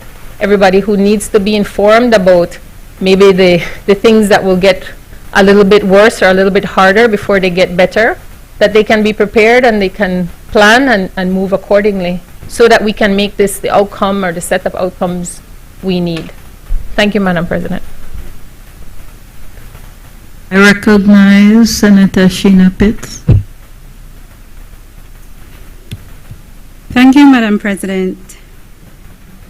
If I may be permitted to join your good self and Senator Chanona in recognizing Cancer Awareness and Cancer Month, and congratulating Speaker Woods on her completion. And I was here thinking, looking back at our two previous motions on our loans and Senator Chanona's reference to gender-based violence, and acknowledging, recognizing that the ministry responsible for those two is the Ministry of Finance. And I take this opportunity to say, my good sir, Senator Cowie, the confines. Oh, Goodness gracious.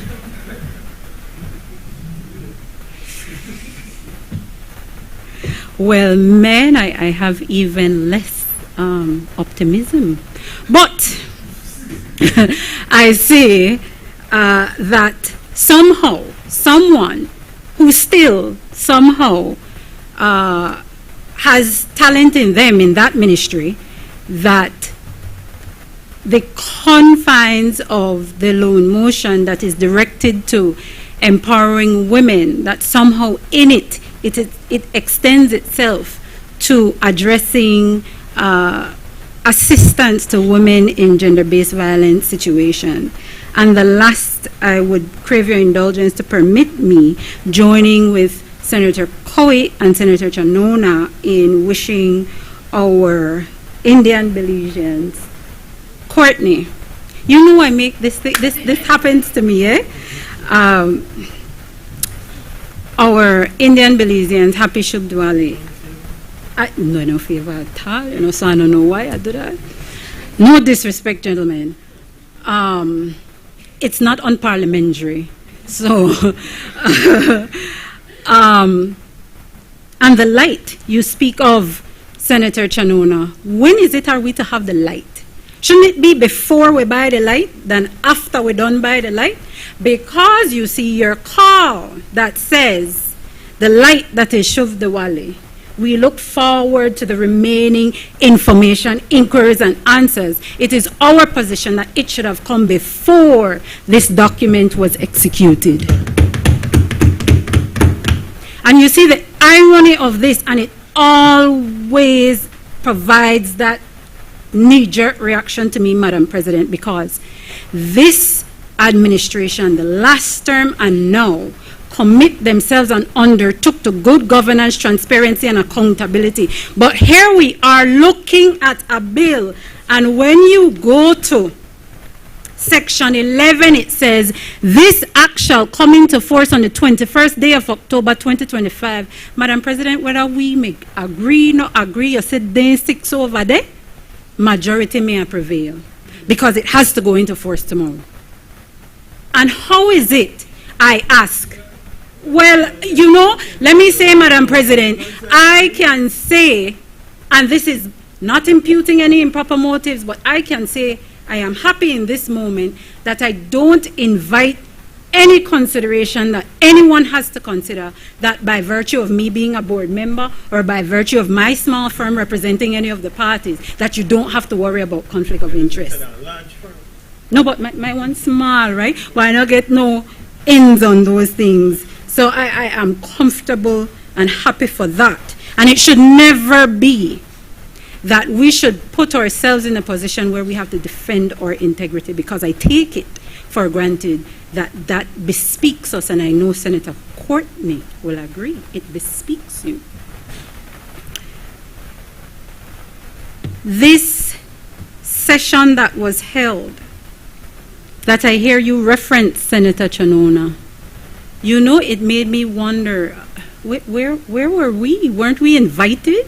I would have loved to go, because you see, when we are provided the information, invited to these things, I, for one, it makes it so much easier to know that I have enough information at my disposal that will take away from whatever presentation I have to make here today. But I didn't have that benefit. And thankfully, we got the report by Suknandan, because that was necessarily helpful, and it crippled the lower house. And I wonder, how is it, as lawmakers in this country, we are passing things where it's one thing for people to have the information and don't read and don't come here and get up and talk, you know. But it's another thing for people to just not have it. And it can't be that we are dealing with these things with our chambers just not having the information.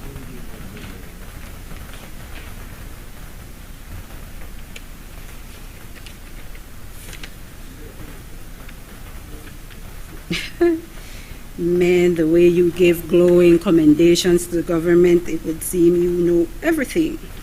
Now, let me go to the bill, Madam President. Let me make it clear. The opposition is not against nationalizing any utility. That is not our position.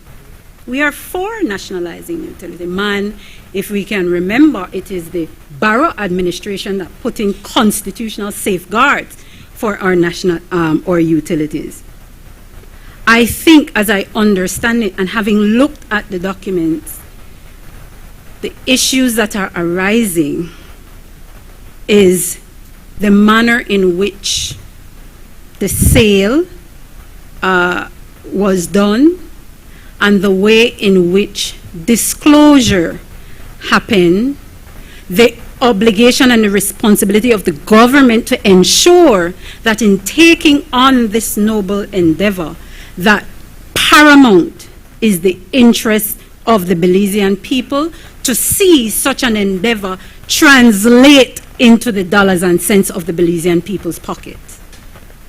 So that, I would say, is a summary of my approach to the deal. When looking at the agreement, one of the first things I hear the government saying, it's a good deal, it's saving money. But also in the documents, there are clauses that says, and let me read section 10 subsection B, 10B of the bill.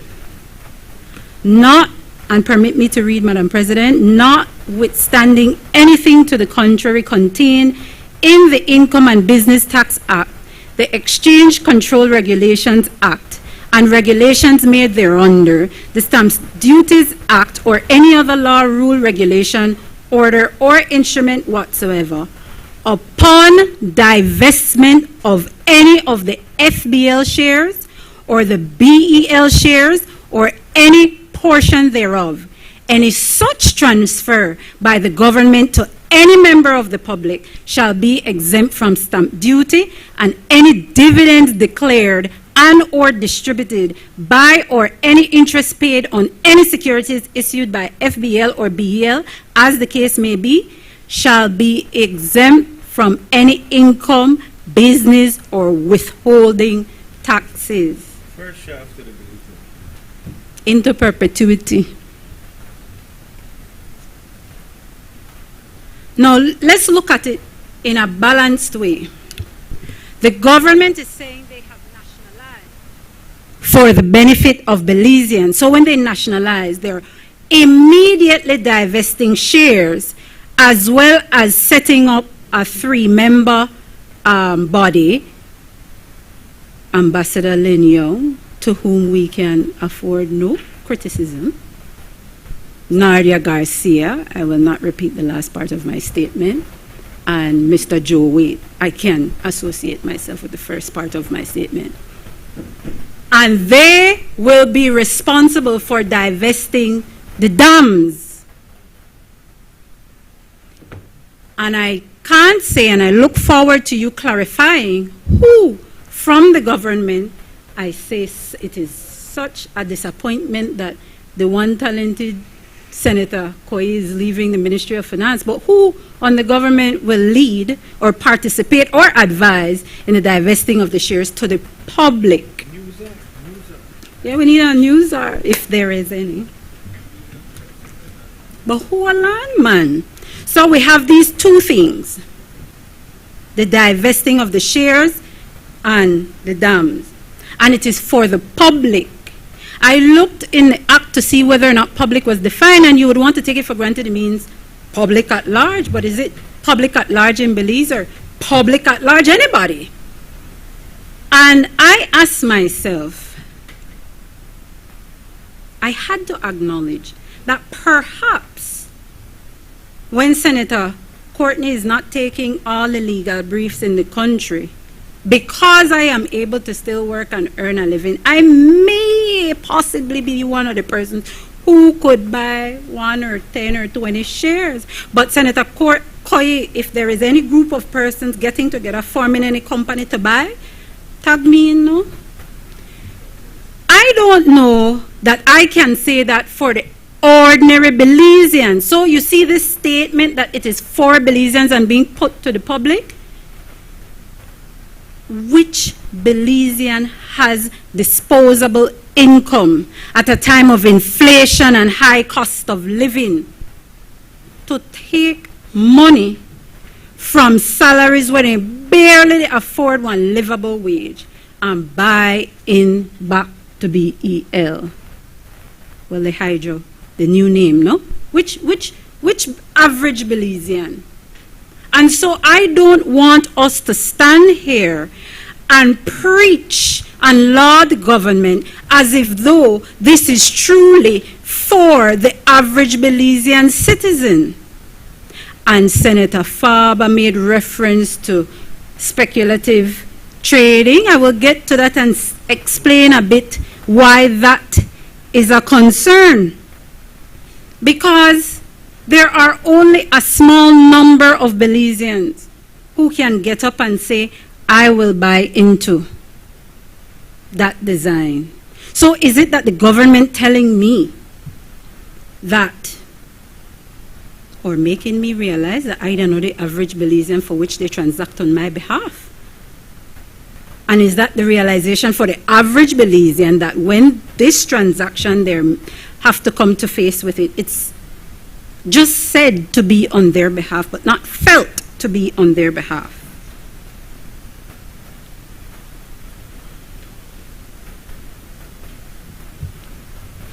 Madam President, please permit me to perhaps take a minute or two off of Senator Courtney's summing up. I heard Senator Dennison ask, why we to buy this now for? What was the need for buying it? Why no?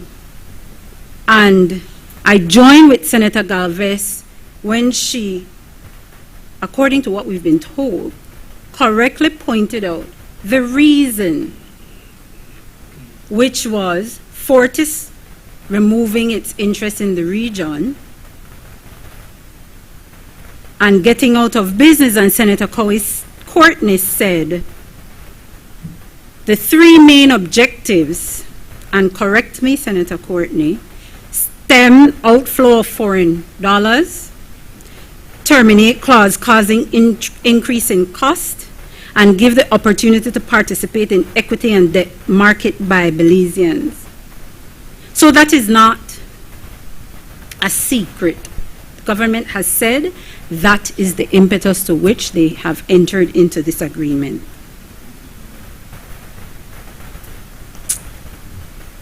I tell you, Uganda, the sessions I didn't, so I don't know any other reason other than the one provided by Senator Courtney and those that accompany the documents. So I can't say those are the reasons, and I accept them. Because at the end of the day, what those reasons have caused is that Belize, the government, has put itself in prime position to take the first opportunity to nationalize. In relation to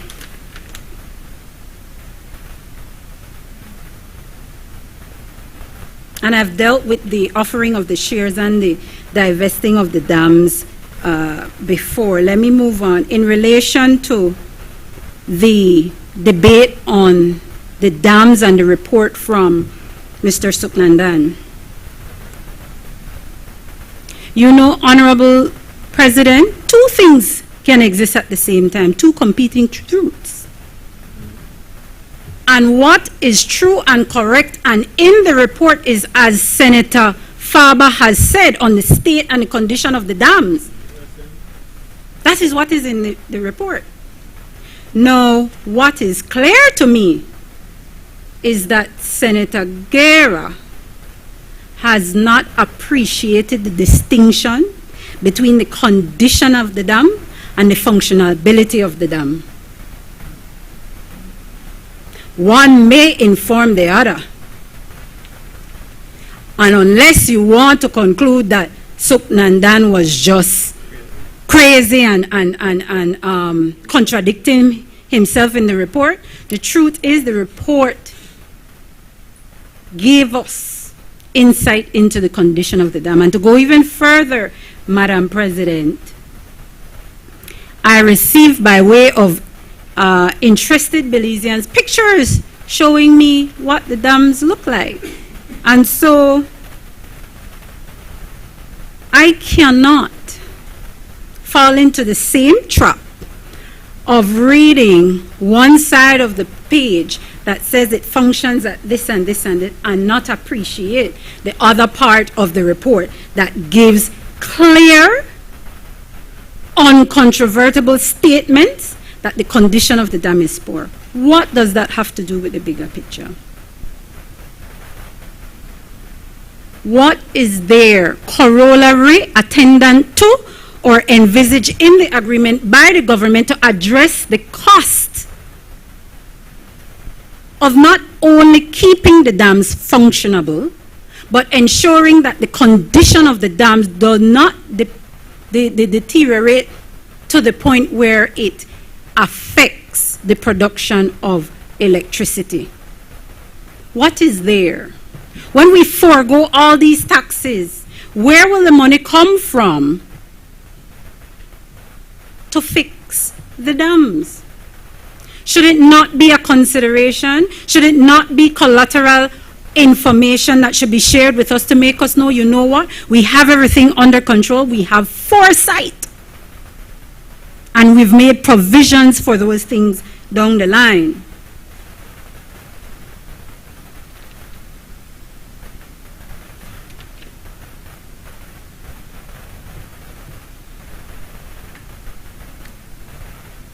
What cannot be lost, Madam President, is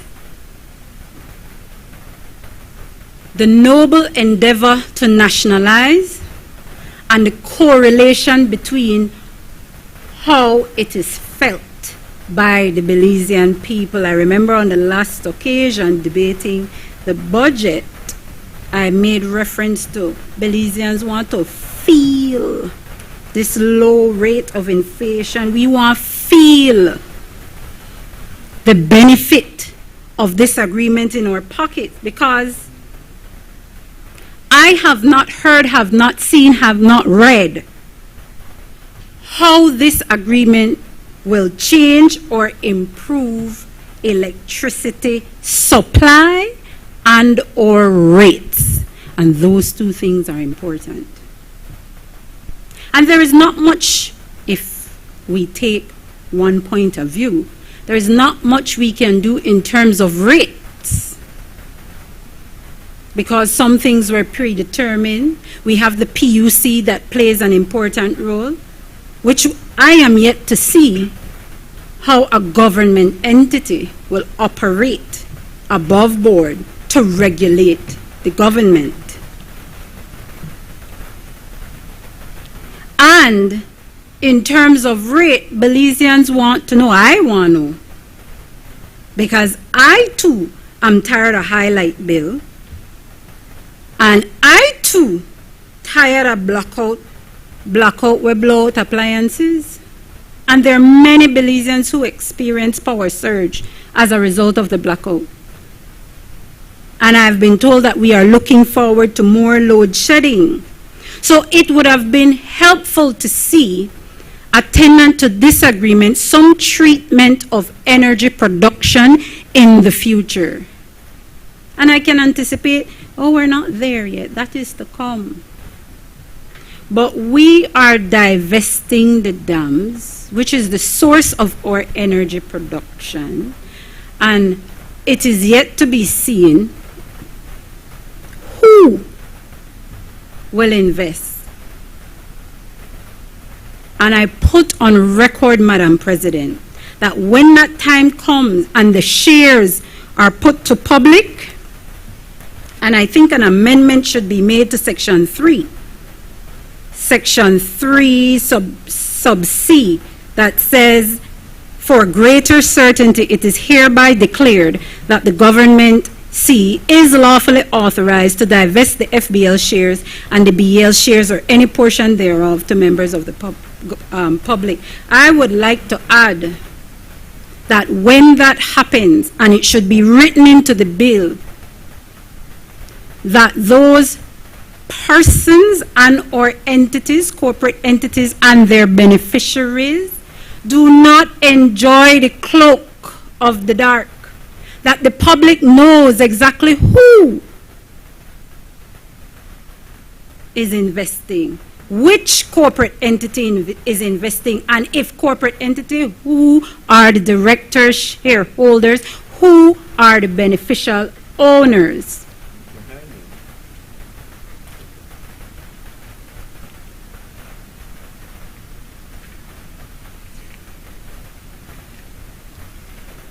Madam President, going to the agreement itself, the text of the agreement, the issue of foreign law and jurisdiction and waiver of sovereign immunity is cause for concern. And it's like we are in a history deja vu loop. Because, and I'm sure Senator Courtney will take the opportunity to speak of what happened before in terms of nationalization. And whether or not those criticisms are true and correct, for which I don't associate myself with, the point remains, the criticism there was that we subjected ourselves to foreign arbitration, bound by foreign arbitral awards, and in an agreement at that time they claim was secret.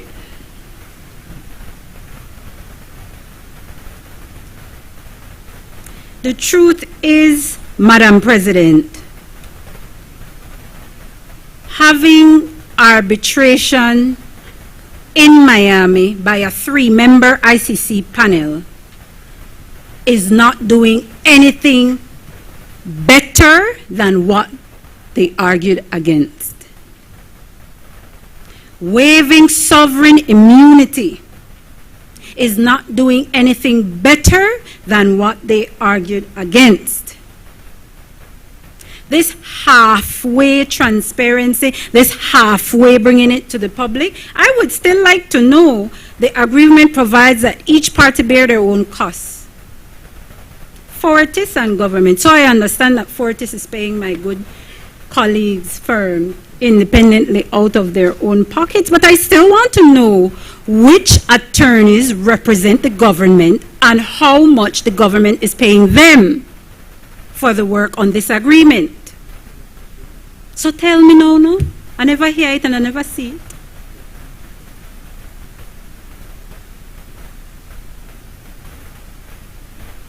How much did Jackie Marshall-Leck earn for advising the government, for handling the sale agreements? So you see, Madam President, we get some information, but not all.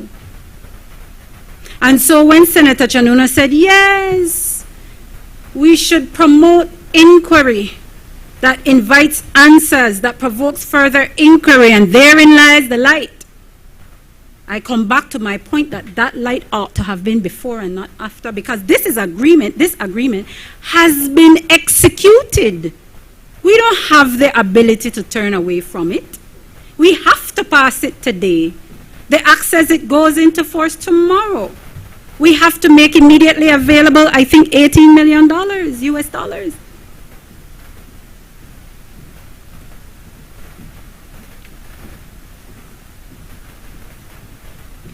The finality of the awards at any arbitration is also concern for me, because those awards, the agreements say, are final.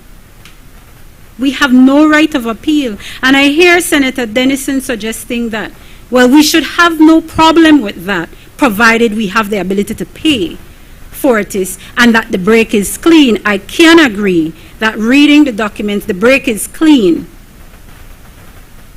I can agree that considering they're moving the respective treasury bills and notes to accommodate the sale, we should be able to pay. But man, stranger things happen, you know, Madam President. And if I am to consider the criticisms about the last round of privatization, then we know stranger things do happen. So it doesn't give me any comfort because we can't be sure. We can't be certain. Now, there is another part of the agreement, the confidentiality clause, that gives me much concern because the agreements are limited to the strictest of confidentiality, save for those they say that may be necessary for public disclosure. Now, I don't have any faith, trust, or hope that what the government deems necessary for public disclosure will be the kind of disclosure that the public needs. Can they pick and choose what they want to tell you? You never know the full picture, and we always have to ask questions. So I fundamentally have an issue with such a confidentiality clause because it does not breed true transparency. This confidentiality is limited, and Cabinet should adopt an internal transparency protocol for reporting back to the Belizean public.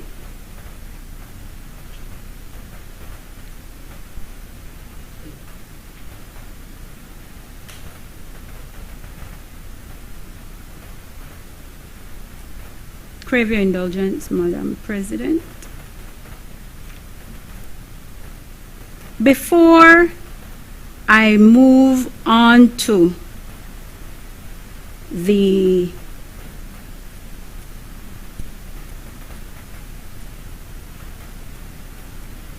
topic of questionable trading practices, the reason why I said we seem to be stuck in a deja vu history loop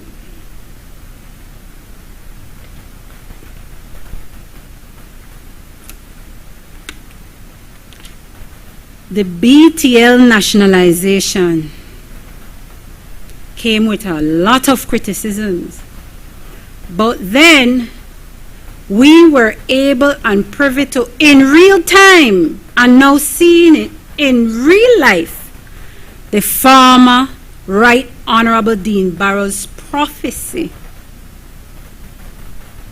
As soon as the current administration got into government, it was no longer about ensuring BTL was able to secure the highest possible rates of returns. There was the divesting of BTL services to Smart. We saw that in real time. And that we don't realize provoked the BTL autopsy. I would say killed it. But I mean, the company is still running, we still have employees. And then now we see the rumor of a BTL fresh dead to a ban again. We hear BTL the buy over Smart. Now what I will not do, Madam President, is say with any absolute certainty that that is true, because I acknowledge that it is a rumor. But the BTL nationalization was not. The Dean Barrow prophecy was not. And the BTL autopsy was not. And by autopsy, I mean the divesting of the services to Smart. Now look at the BEL nationalization and what I call the Johnny Briceño fallacy.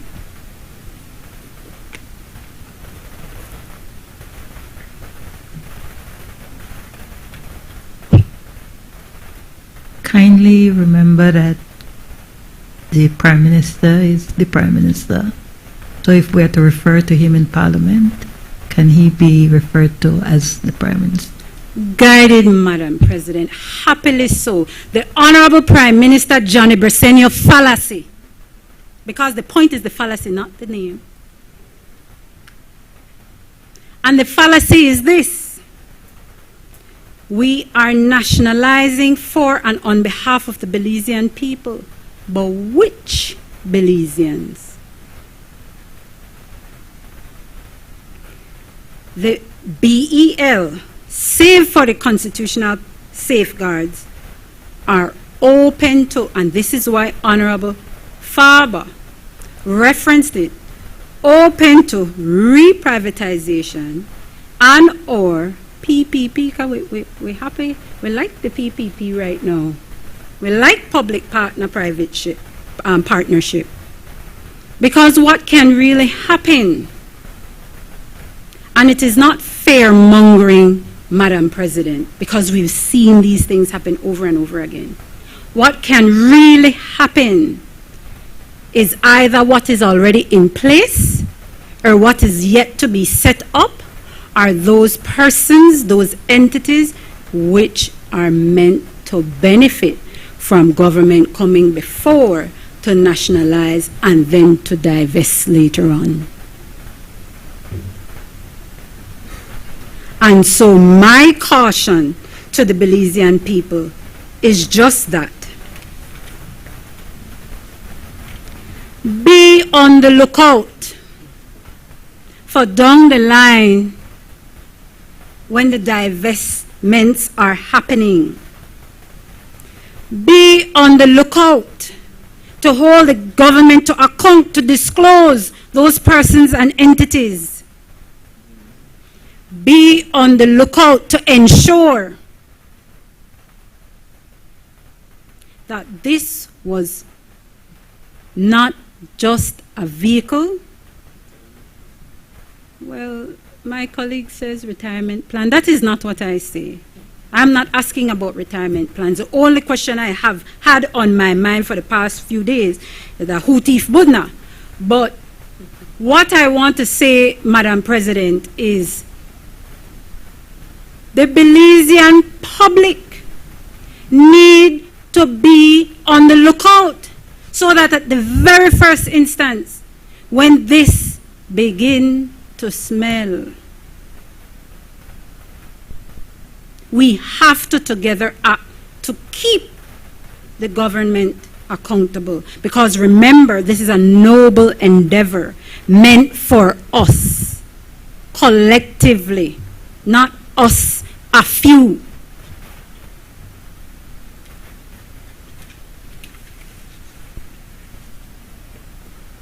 And so, Madam President, you have heard the lead opposition senator say that he does not support this endeavor. I can easily associate myself with him. I do understand that whether I support this or not, this is a done deal.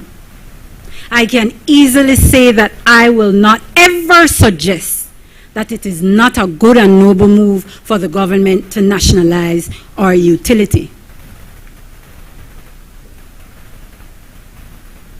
I can easily say that it is a good and noble move that after the nationalization, it should be put, truly put into Belizean hands.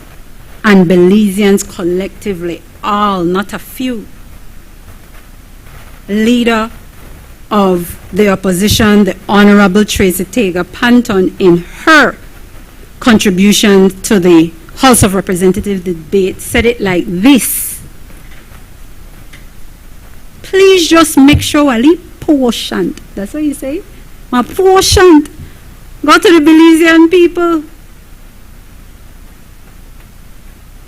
Truly appreciating that when Belizeans, the few, buy in, it is to the exclusion of the majority. But where is government's responsibility to ensure that that doesn't happen? And so that is what I'm saying, Madam President. In addition to accomplishing a noble cause of nationalizing our utility, comes with it the responsibility to ensure that it translates into something meaningful for Belizeans. Whether it means that we can look into renewable sources. Mind you, I did a little research and found that renewable sources of energy, the cost per kilowatt hour is less than hydro energy any day. And so it is important for the government to look farther than it knows, to know that hydroelectric power is not the only source of energy. And at a time when everybody else is tapping into renewable sources of energy. And perhaps that comes down the line. And where it comes down the line, great. Commendable. But I hope when it comes down the line and we're hearing and seeing of contracts, it's not the few again lining up to benefit. And so all I am saying,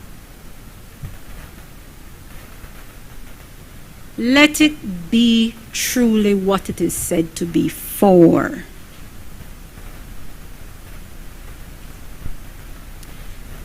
Do not let the former Right Honorable Dean Barrow's prophecy of the BTL nationalization attach itself to this BEL nationalization.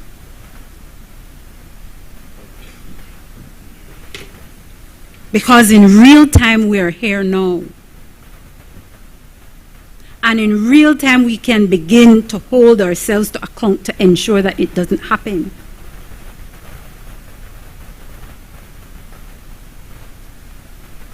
And so I would like to propose some safeguards for, is it that Senator Koyi, you're no longer minister, but still part of cabinet like the good Senator Courtney? Oh my, that changed? Oh, I thought the release said even though you were stepping down, you would still be a part of cabinet? Aye. In any event, I propose some recommendation and safeguards.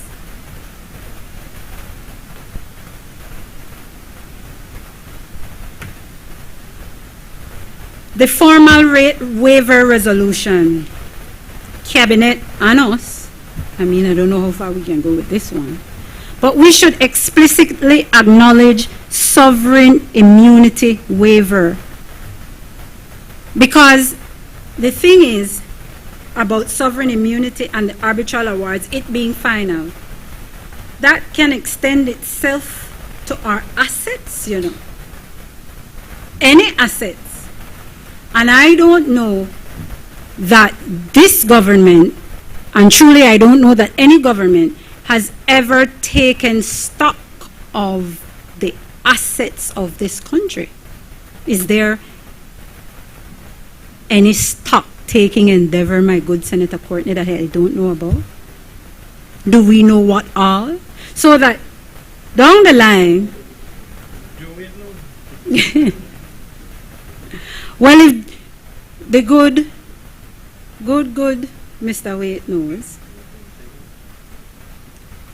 we're hoping that it's not a matter for secret, so that those final arbitral awards, we know what we stand to lose should it extend to our assets.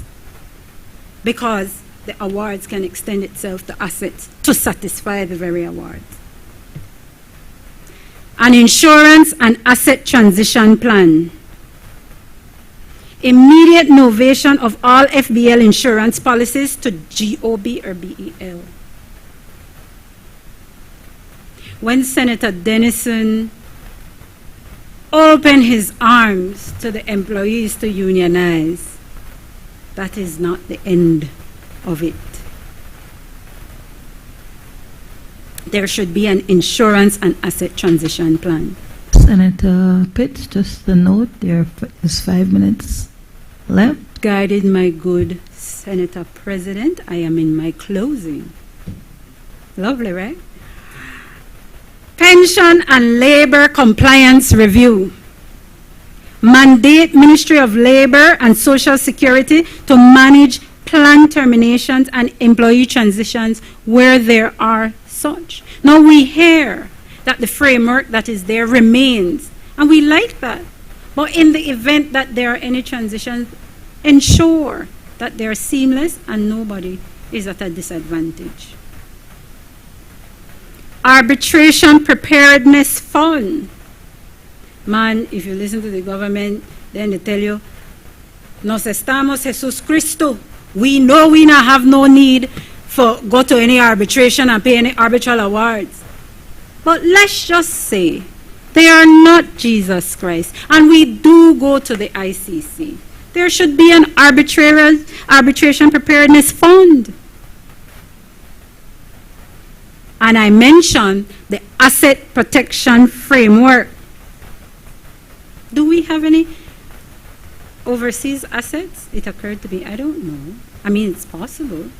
But cataloging state assets vulnerable to enforcement. And I say this cautiously, create legal ring fencing measures. Because I mean, the agreement don't sign, you don't want to be seen doing anything untoward.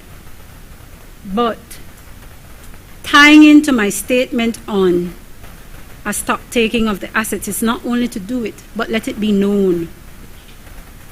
Belizeans deserve a right to know the extent of the patrimony from north to south, east to west. Public reporting mechanism. Require annual cabinet brief on operational, financial, and legal status and of BEL and FBL for transparency. And the reason why I say that is the concern I took with the confidentiality agreement and how it limits public disclosure to what they can properly determine what is public interest and what is not public interest.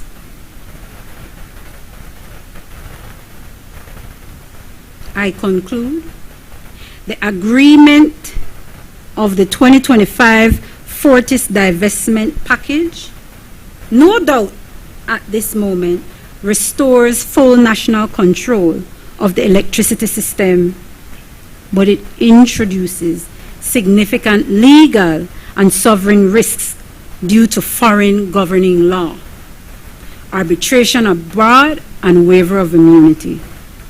With the proper risk management, including explicit cabinet acknowledgement, insurance continuity, and legal readiness, these agreements can yield strategic long-term benefits for energy independence and public accountability. So, until those things, I say, can happen or has happened, I don't find that we're at any state, Senator Chanona, to see any light. And I am hoping with the current state of affairs, we don't experience any interruption of light. Because the one thing I wanted to feel sure of is that this agreement could translate itself into meaning stable, consistent provision of energy at a lower rate to the Belizean people. I am not in a position to say that that is what this agreement represents at this point. Thank you, Madam President. I recognize Senator Linsford Castillo.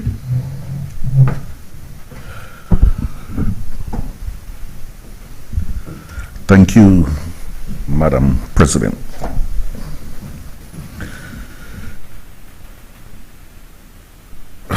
I rise, of course, to give my full and complete and unwavering support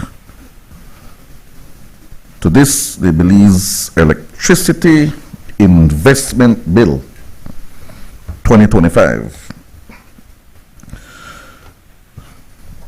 Madam President, I would like to first ask your permission to refer to my notes. But before I do that, I would like to quickly refer to the technical inspection of the Moyehon Chalio and Vaca hydroelectric facilities, Belize, prepared by the Sukdandan Consulting LLC. Because I was wondering for a minute if the members on the other side had a copy of this technical inspection. Because based on what I heard, especially from Senator Faber, I had to wonder. Because to add to what Senator Guerra already articulated in his presentation, and if somebody may listen to Senator Faber's presentation this morning and turn off the radio or the TV, they would have been misinformed grossly. So I have to take this opportunity to read for the record what the asset life outlook,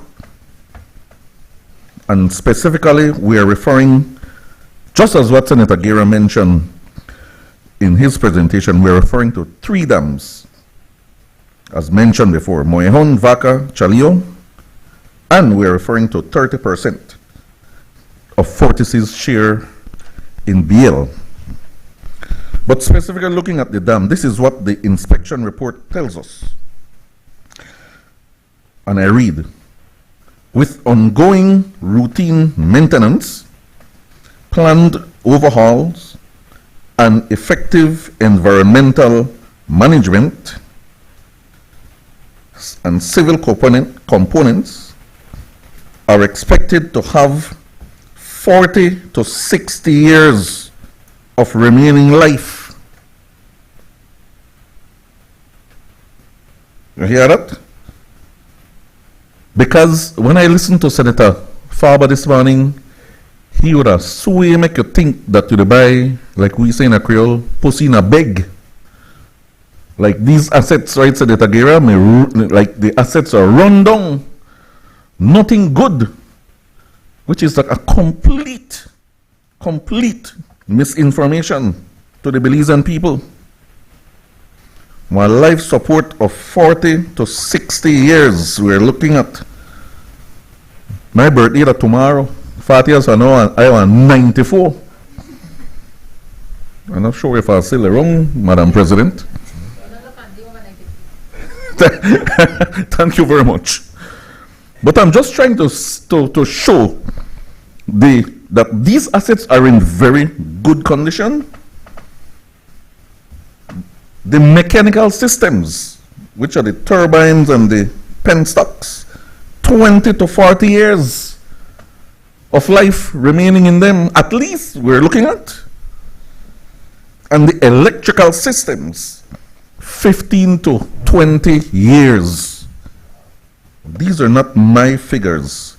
These are from the professionals who did the assessment of these assets. So I just had to point out those facts before I begin my presentation, Madam President, in order to correctly inform the Belizean people as far as what this government is prepared to do. So, Madam President, this bill authorizes the government of Belize to complete the acquisition of shares held by Fortis Energy Cayman Inc., Fortis Cayman Inc., and to consolidate Belizean ownership of the nation's primary electricity provider, the Belize Electricity Limited, known as BEL, and its parent company, Fortis Belize Limited. And it lays out the framework for how these shares may later be offered to the public, ensuring that this investment will become a shared national asset.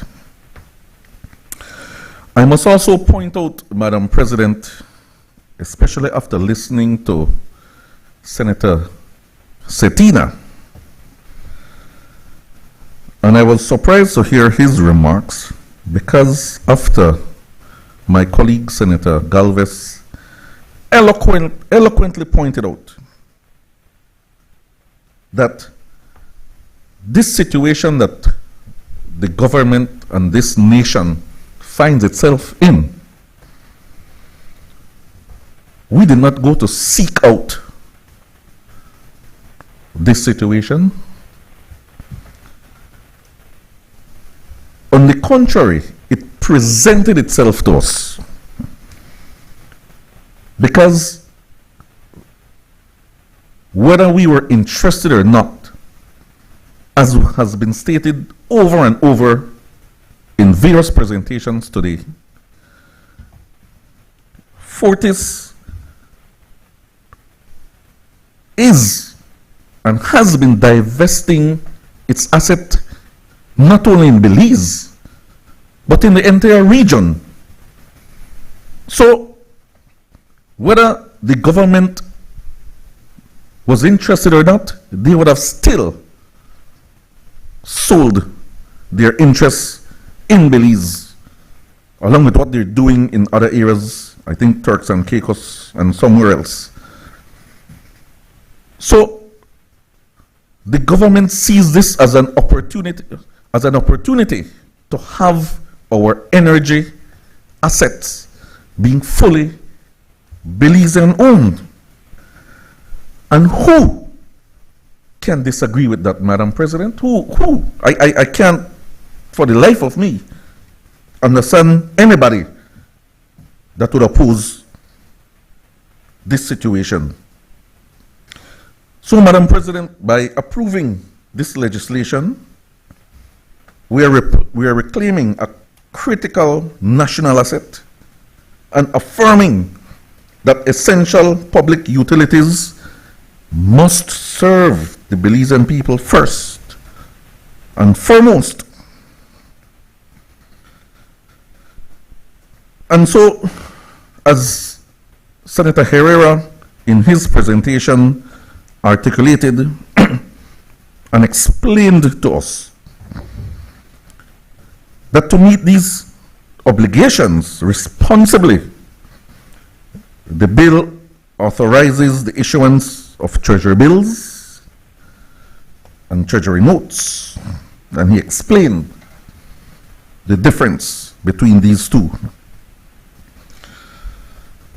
This ensures that the government has the legal and fiscal flexibility, Madam President, to complete this acquisition without disrupting other national priorities or causing undue strain on public finances. And that is what we mean by being responsible, by conducting these transactions in a responsible manner, Madam President. So, Madam President, it is important to note that this bill does not simply authorize government to buy It's bigger than that. It also creates a framework for how government may later divest shares to the Belizean public in an orderly and equitable fashion, Madam President. This provision is vital. It ensures that the Belizean people will never bear the loss of undervalued sales or politically motivated disposals, as we have heard the other side caution on. It safeguards the integrity of the transaction and ensures that if and when shares are offered to the public, they are offered at fair and transparent terms.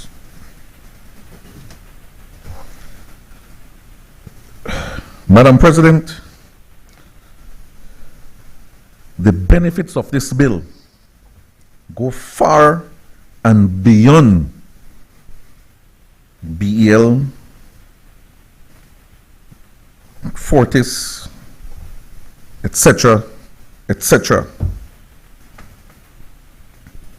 The real benefits by nationalizing this very important asset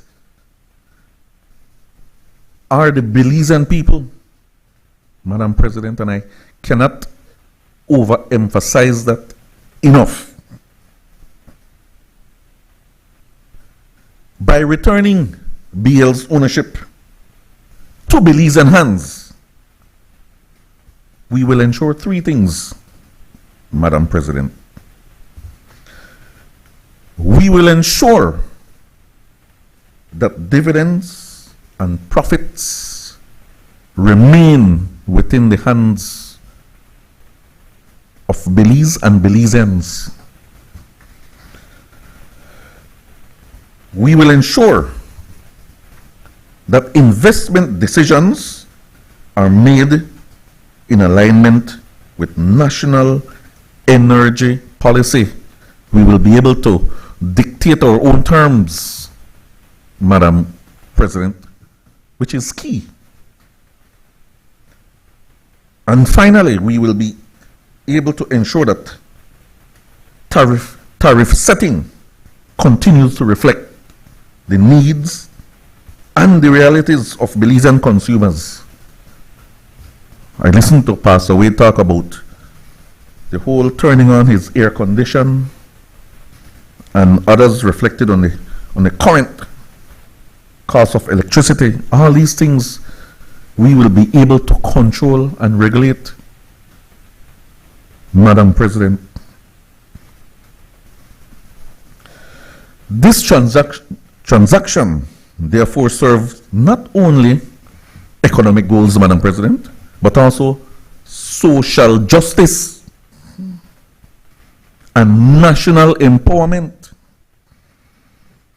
It ensures that the Belizean people, through this government, through their government, are the ultimate owners and steward of this essential utility. And that is what is important, and we have to keep at the forefront of this discussion, Madam President. Madam President,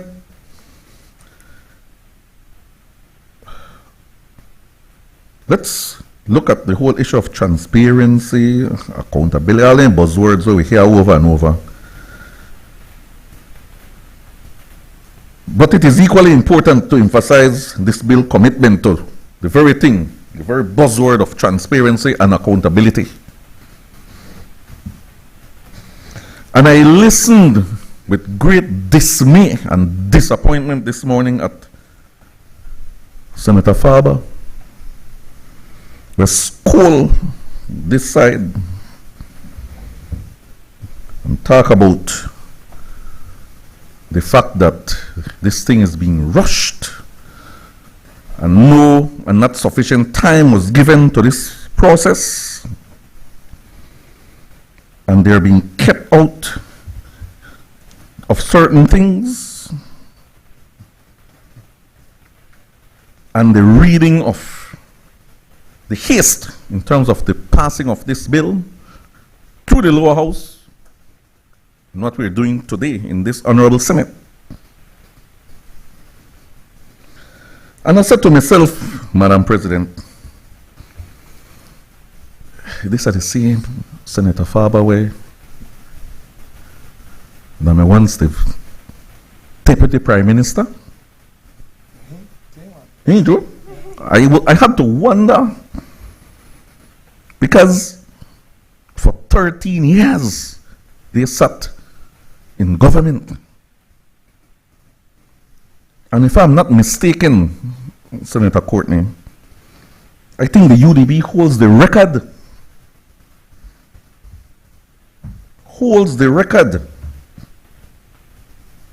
For passing bills, rush it through on the same day as they, right? And in fact, I don't have the number, but I am sure that they are the record holder when it comes to passing bills through the House the same day.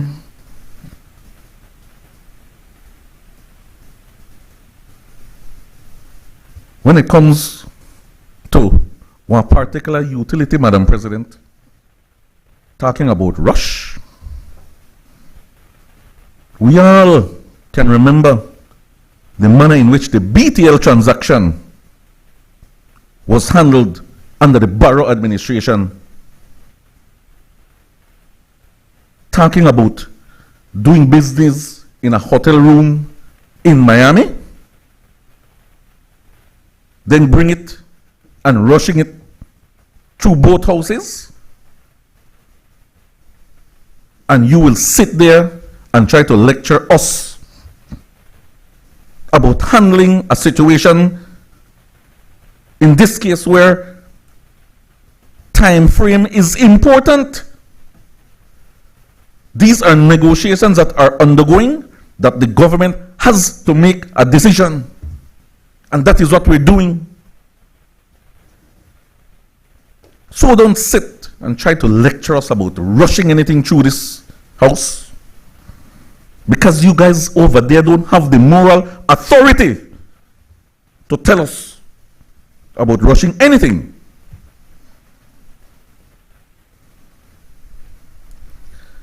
Madam President, in fact, one more example. In 2015, when the UDP settled this same Fortis transaction that we are discussing here,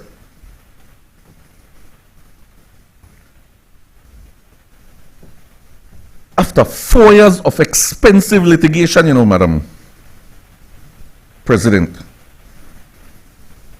the UDP government, what they did,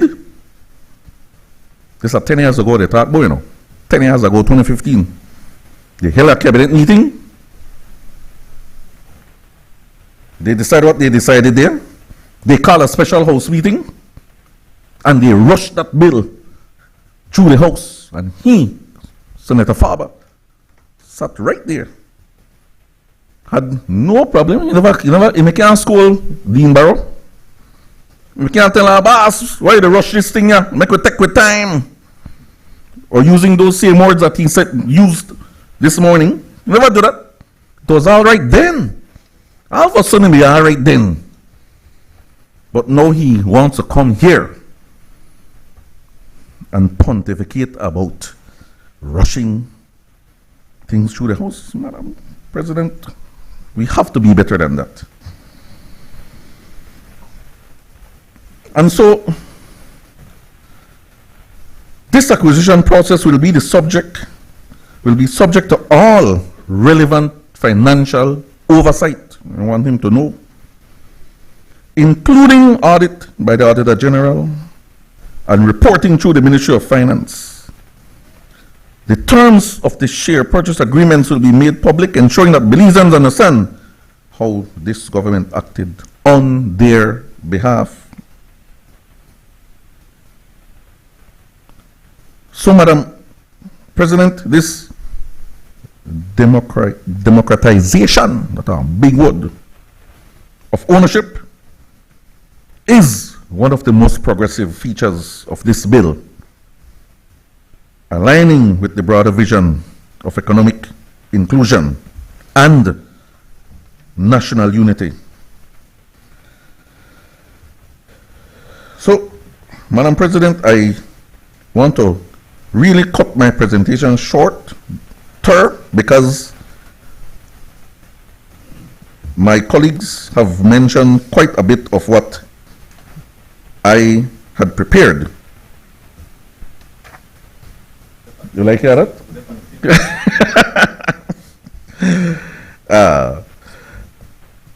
So, let me start to close off by looking ahead, Madam President, and state that this bill sets the stage for the next phase of Belize's energy development. A phase characterized by renewable generation, technological innovation, building on an energy system that is resilient, green, and inclusive. We can expand investment in solar, hydro, and biomass power, modernize the national grid, and continue to reduce our dependence on imported electricity. I want to reference a bit of what Senator Wade mentioned in his remarks this morning. And he also mentioned that cost of power in Belize, I'm not sure where he got his statistics from, but I won't argue with what he presented because I don't know. And the fact that Belize has the what? Second highest? Second highest in Central America. Like I said, I don't know where he can get his statistics from, and I would like to know, to see for myself and to review those statistics. But I also want to reference, Senator Wade, the Carelec survey from 2024, last year, ranks Belize as the 4th lowest utility in the Caribbean. In the Caribbean. Right. And this was among 22 countries, by the way. So, we are part of the Caribbean. And so does Guyana is not an island, nor Suriname, but they are a part of that survey as well. So, those are the facts.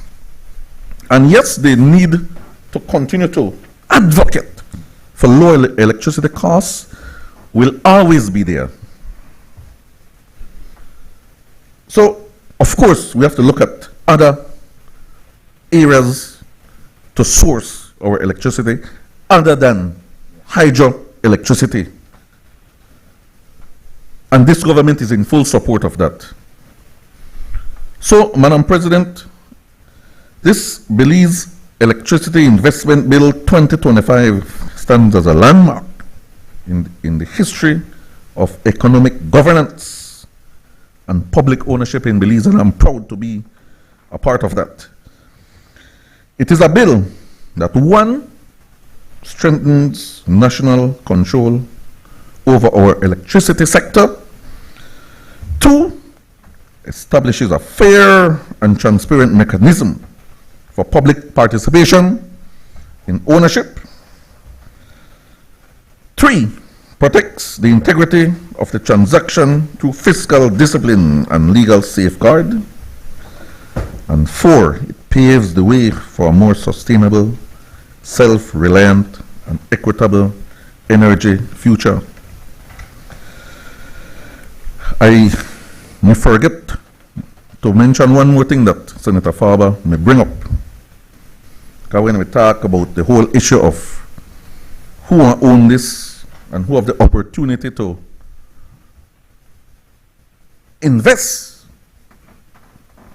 when the time comes for divestment, and he made reference to the to one of the potential stakeholders, which is the credit unions, along with Social Security and other entities.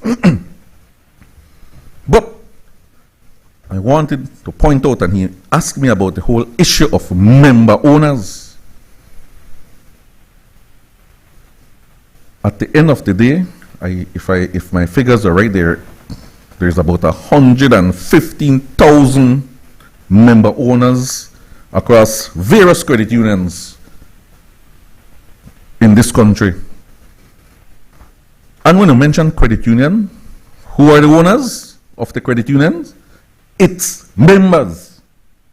That the members own the credit union, unlike the banks. It is the members that own the credit unions. And so, if one or any particular credit union decides to invest in Hydro Belize, it will be the people that will invest. It is the people's investment, so that the people will own those shares. And you can't get better than that, Senator Farber. That is the whole dynamics. Because you will have to see a return on your investment, and it is a good investment. So they will get their dividends. So, Madam President, it is a bill that reflects confidence in Belize's capacity to manage its own affairs, to invest in its own future. For these reasons, Madam President, as I mentioned when I began, I am proud to support this bill.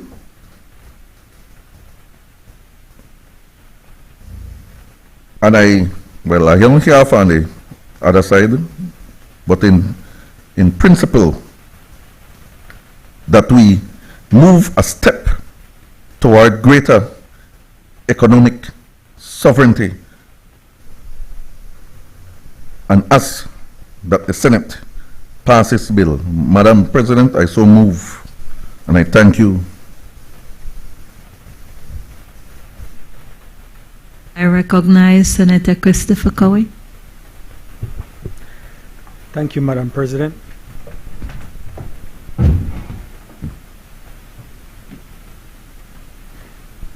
Madam President, if you permit me, there's been a lot of discussion, a lot of points have been raised, and I think it will involve, on my part, some level of repetition. But I think the repetition is important, given those on the other side and their interest in obfuscating the truth, obscuring the opportunity that lies before us and the Belizean people here today. This bill is, in its simplest terms, about the acquisition and the Belizeanization of the hydro assets and the shares in BEL. So let's look at that first part, that acquisition, the proposed acquisition of the hydro assets owned by Fortis Belize Limited. And let's start off with approach. I think Senator Gerard did extremely well in making his presentation and highlighting certain areas. The approach. First, in terms of the approach, if we are looking to determine whether an investment is a worthwhile, is a good investment or a great investment, we need to do our due diligence. So this opportunity is not something that had been sought out, as Senator Castillo stated.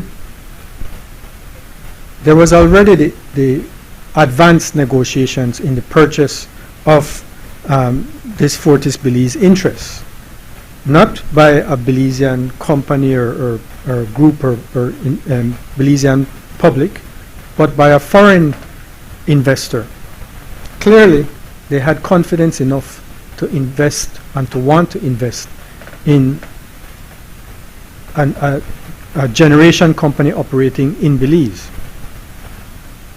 And clearly the price was attractive enough for Fortis to be willing to sell.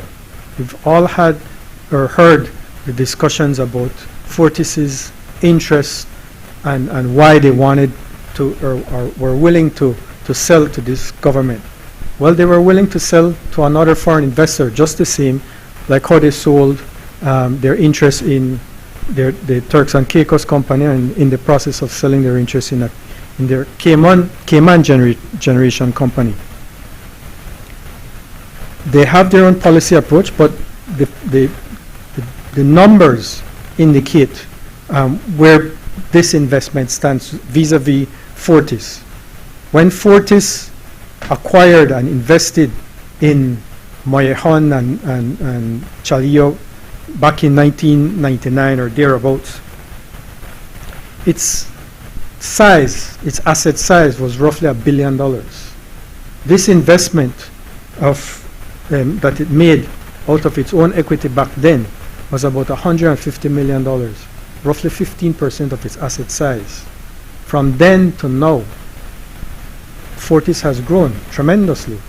Fortis's market capitalization is now over $36 billion. It's looking at selling an asset within its portfolio of worth, as it has agreed, $110 million. So it is much less of a component or a key component of its asset base.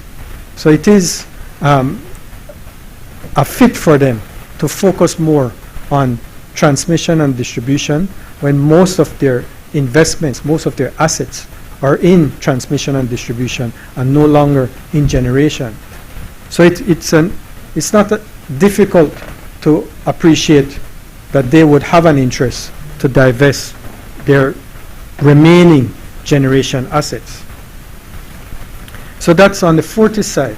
Now on the Belize side, the Belize government side, is this a good deal? Well,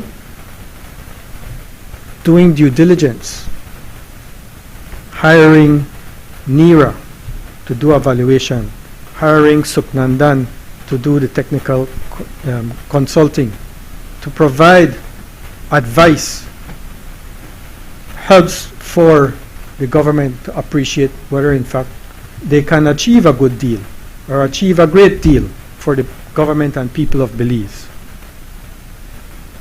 That approach is not any rocket science approach. That's the approach when you are looking to make an investment. Contrast that now with the approach that was done in the acquisition of BTL, or I shouldn't say acquisition, the nationalization of BTL and BEL back in 2009, 2010, 2011. What was that approach that was taken back then? Was there any due diligence that was undertaken? Was NERA hired before any acquisition process was undertaken? Of course not, because it wasn't looked at as an investment. It was a political action that was taken. No way was there the concern over value for money. And that's where everything went wrong in those transactions. When and after BTL was acquired, guess who was hired to do valuation? NERA. NERA was hired to do the valuation. And what did NERA value BTL for? NERA valued BTL for $70 million US dollars, 140 million Belize. And what did the government of Belize end up paying? Over $610 million. So rather than achieve a discount on the value, that administration paid multiples. I mean, it's ridiculous. I don't know how I should even describe it, But to pay over 430% of the actual value of the company it's amazing. It's unbelievable, I should say. But whereas, and that's when you don't do due diligence. That's when you don't do due diligence and Senators, spend other people's money. Can we be mindful of Standing Order 48B and maintain silence while the senator is speaking? Thank you, Madam President. That's when you don't do due diligence. When you're spending, especially when you're spending other people's money, you should be more responsible in your behavior, in your action. Now we look to this transaction, and this transaction involved that process of due diligence, and in that process of due diligence, that involved legal, financial, technical due diligence, and the outcome of that due diligence resulted in a deal that was put together. I think Senator Dennison spoke to a damn deal. This isn't a damn deal. This is a power plant deal. This is a cash flow deal. These are, you don't buy a dam just to have a dam. The dam generates electricity, and the electricity generates revenues or cash flow, which creates value. It's that, and that's why you do a discounted cash flow method of valuation. It's the cash flow that gives the value to this this company. So in looking at what is being purchased, it's the totality. It's the dam, it's the power plant connected to the dam, and it's the contracts associated with those power plants that provide the value to this opportunity that stands before us. And it is that value that NERA or that approach that NERA undertook in reaching a valuation of 122 million, not including the accounts receivable, 122 million. And it is that value that provided the basis upon which the government negotiated for a better than that value at ultimately 110 million as the net sale price, the net purchase price. That is the discount that has been spoken to by various senators that we have achieved as a government, that we have achieved for the benefit of the Belizean people. So there should be no loss of focus on the financial component of this transaction. But at the same time, it's only worth engaging in that transaction if the dam and the physical infrastructure are in good stead, are in good condition. I think issues have been raised over condition versus functionality. But I would say that there should be no, or there is no one who is better equipped to consider and contemplate the condition and functionality of these dams than the consultant himself, Mr. Joseph Suknandan. He was the project manager for all three facilities when they were constructed. He was seconded from BL to the government and ultimately to Fortis as those projects, as those dams were built. So there is nobody else better than Mr. Suknandan to advise on the status, the condition, the functionality of those dams. And I think it's important to repeat what Mr. Suknandan said. You have it?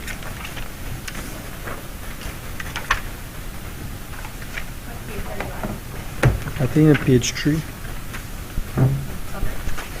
Conclusion. Just the conclusion.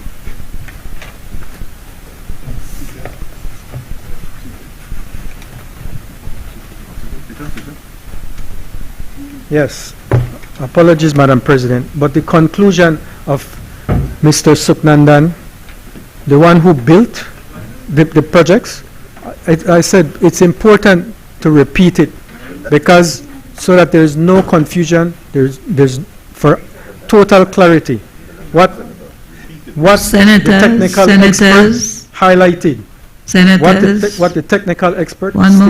moment, Senator Coe. Senator Coe has asked that permission to repeat certain information said before for clarity, and I have allowed. Mr. Suknandan specifically concluded that the Moyahon, Chalio, and Vaca dams are well maintained and compliant with dam safety standards. There are no major issues with the mechanical or electrical systems, and maintenance is up to date. That's the assessment. This is the conclusion. This is the conclusion. So there are exactly this is not pussy in a bag. This is a good product that's being purchased. So in conducting that due diligence, the technical due diligence indicated that the assets being purchased were in good condition. The financial due diligence indicated that the value was there, the value is there, and the value that was negotiated for is even better than what the NERA, the professional valuators valued it at. But going through that process, that's the approach, the proper approach that was taken. Now to pay for it, looking at how this deal can be concluded, paying for it does require the raising of the capital. And once again, that process reflects the confidence that our financial system has in a transaction of this nature, but also in the government of Belize. To the extent that this transaction involves the issuance of treasury notes and treasury bills, there has been no difficulty in identifying buyers of these treasury notes or treasury bills. It represents investor confidence in the way that this government has run and continues to run its public finances. In looking at this transaction, besides the due diligence, what are those benefits that come along with that transaction of this nature? Certainly, the foreign exchange savings. As has been highlighted, one of the primary benefits of this transaction include the substantial foreign exchange savings, whereas the initial purchase amount will be in US dollars, will constitute a capital outflow within a period of 5 years. That will be fully accounted for with the savings that will be generated by this acquisition. What that means, between 20 and 25, like I should say, for example, last year, 2024, there was 29.4 million US dollar outflow to Fortis. But even if we don't say $30 million going out every year, even if we just say $20 million going out on average per year for the next 30 to 35 years, that means between $600 and $700 million in foreign exchange savings to the country of Belize. That is certainly impactful. That is significantly impactful in what we will now have in supporting our fixed exchange rate system.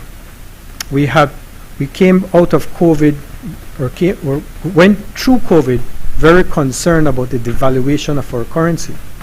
What does this do now? This substantially improves our foreign exchange reserves for the short, the medium, and the long term.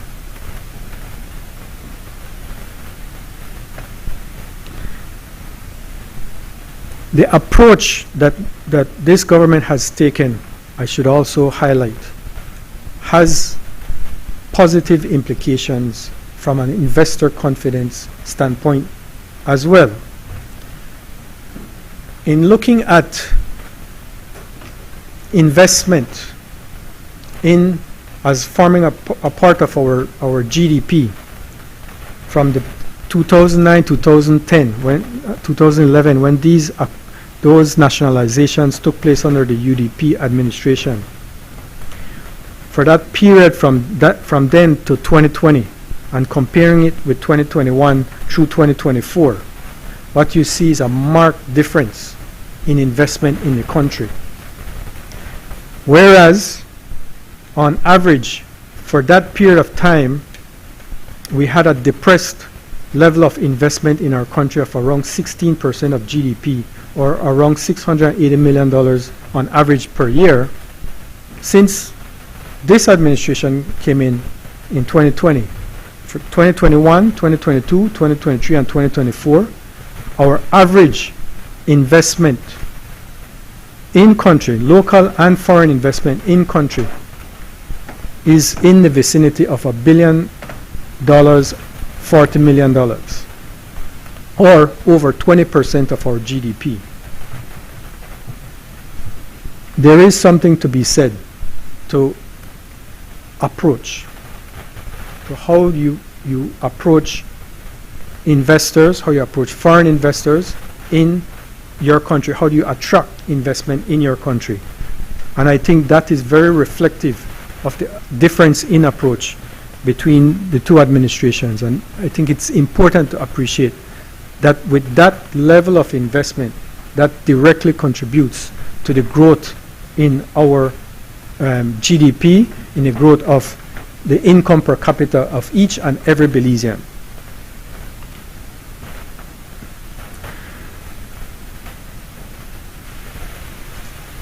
Now, as to the Belizeanization.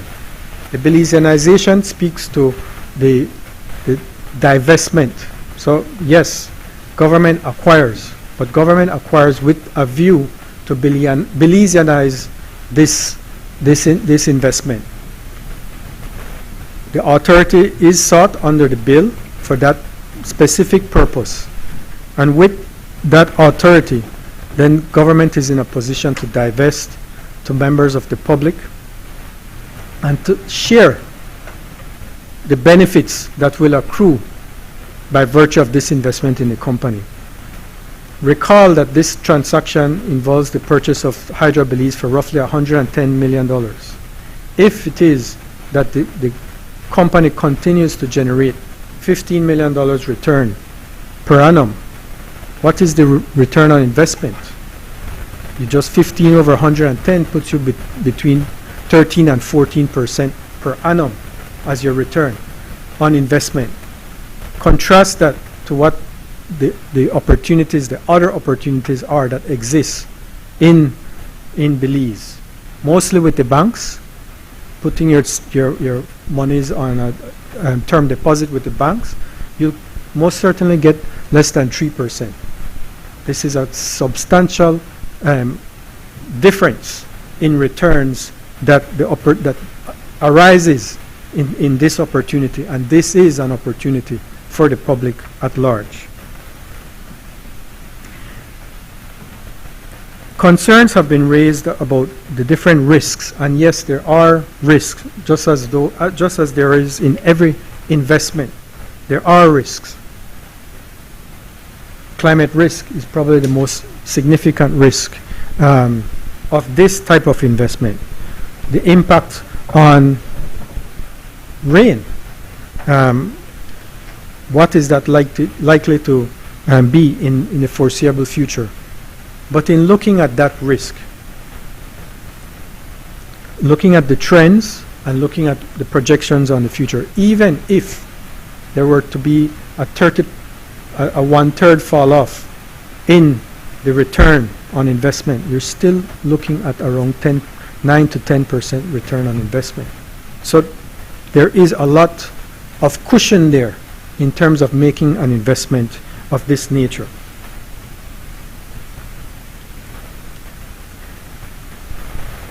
We look at the downside in terms of those risks, but we have to also consider the upside in the potential of this investment has.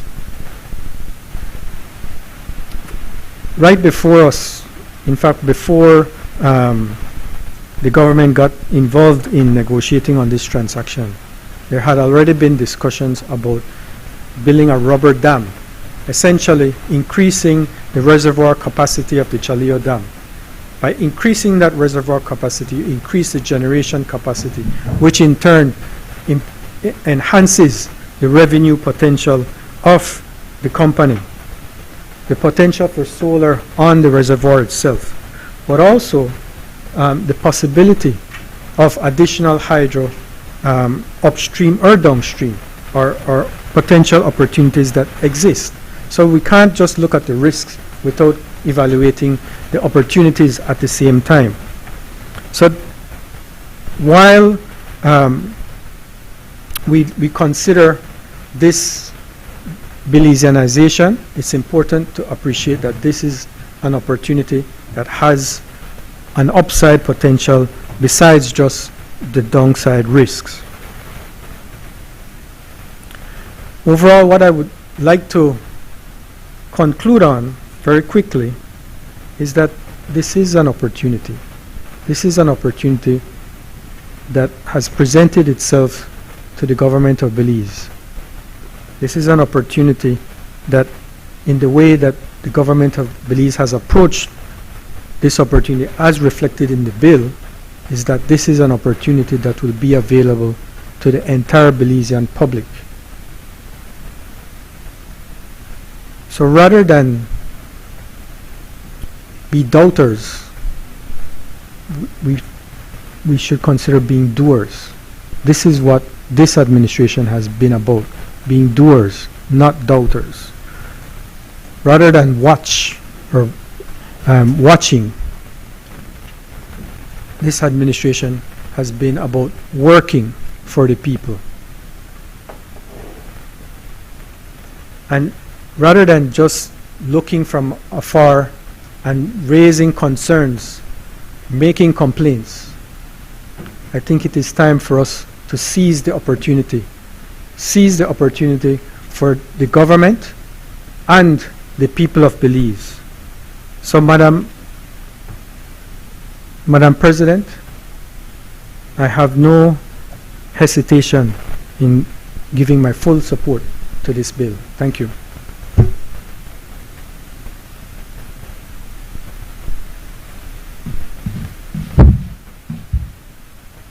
Madam President, with your permission, I would like to wind up the debate and to be as brief as I can. It occurred to me when I listened to senators opposite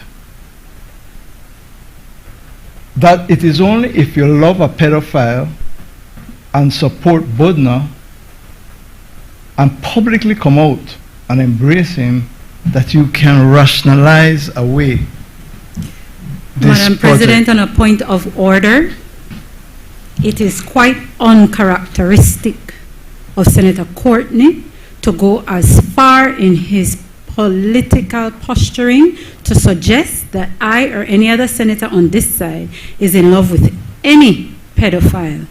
The question from me speaking on it is who thief Budna? That no have nothing to do with whether or not he's a pedophile.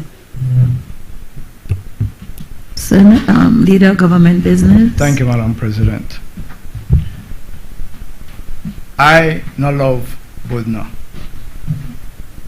I'm not wear no t-shirt for Budna. I don't like pedophiles. I will not support pedophiles or defend them. We need, Madam President, to set the record straight. As Senator Castillo pointed out, if you listen to Senator Faber this morning, you would be under the impression that the sky is falling at Molehon, Chaleo, and Vaca. The record must reflect what it is that Mr. Suknandan actually said, and not a part of what he said. With your permission, I will read it into the record, Madam President. Mr. Suknandan said his inspections confirmed that all 3 facilities are in good operational condition with no immediate structural concerns. The low force outage rates reflect reliable performance consistent with industry standards.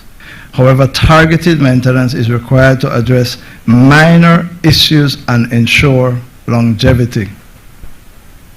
That is what Mr. Suknandan said in his report. Minor issues. And then he identified the minor issues. And he addressed each one of them. He said the gravity dam and powerhouse are sound with minimal seepage and no significant abutment issues. He went on about Chaleo. He says a roller compacted concrete dam is structurally robust with minor surface erosion and spalling typical of roller compacted concrete. He continued with Vaca. The dam is in good condition with localized rock falls in the tail race and minor RCC spalling. The penstock shows leakage and corrosion posing potential risk requiring urgent inspection. The access road stability needs ongoing attention. The dam safety, emergency preparedness plans comply with the Canadian Association guidelines but require updated hydrological models and inundation mapping to reflect downstream challenges. All facilities have robust monitoring except Molehon, which lacks the piezometers due to its reservoir size. Sedimentation from deforestation, logging, and wildfire threatens reservoir efficiency. Bathymetric surveys identified sediment zones requiring regular monitoring to protect live storage. Recommendations, and he sets out the recommendations. Molehon, schedule tunnel inspection in 2026 to assess rockfall risks, install the ventilation louvers and cooling to address the heat buildup, upgrade aging electrical panels to ensure reliability. That's what all that has to happen at Molehon. At Chaleo, monitor the rock compacted cement surface erosion and water stop deterioration annually. Monitor. Conduct bathymetric surveys every 5 years to track sedimentation. Vaca. Inspect the penstock leakage within 6 months and test access corrosion. Enhance tail race monitoring and consider rock bolting for stability. Generally update the environmental plans with revised hydrological models and inundation maps, implement watershed protection to mitigate sediment and deforestation, maintain access road. Senator Castillo has already read the asset life outlook for all of these facilities, and the conclusion has been repeatedly read into the record. The point of the matter, Madam President and Senators, is that as a part of the due diligence, the government hired Mr. Suknandan, who has the credentials, expertise, and experience to provide the necessary advice, and he advised the government. Let me repeat it. They are well maintained and compliant with dam safety standards. The Belizean people should not listen to Budna supporters. Listen to Mr. Suknandan.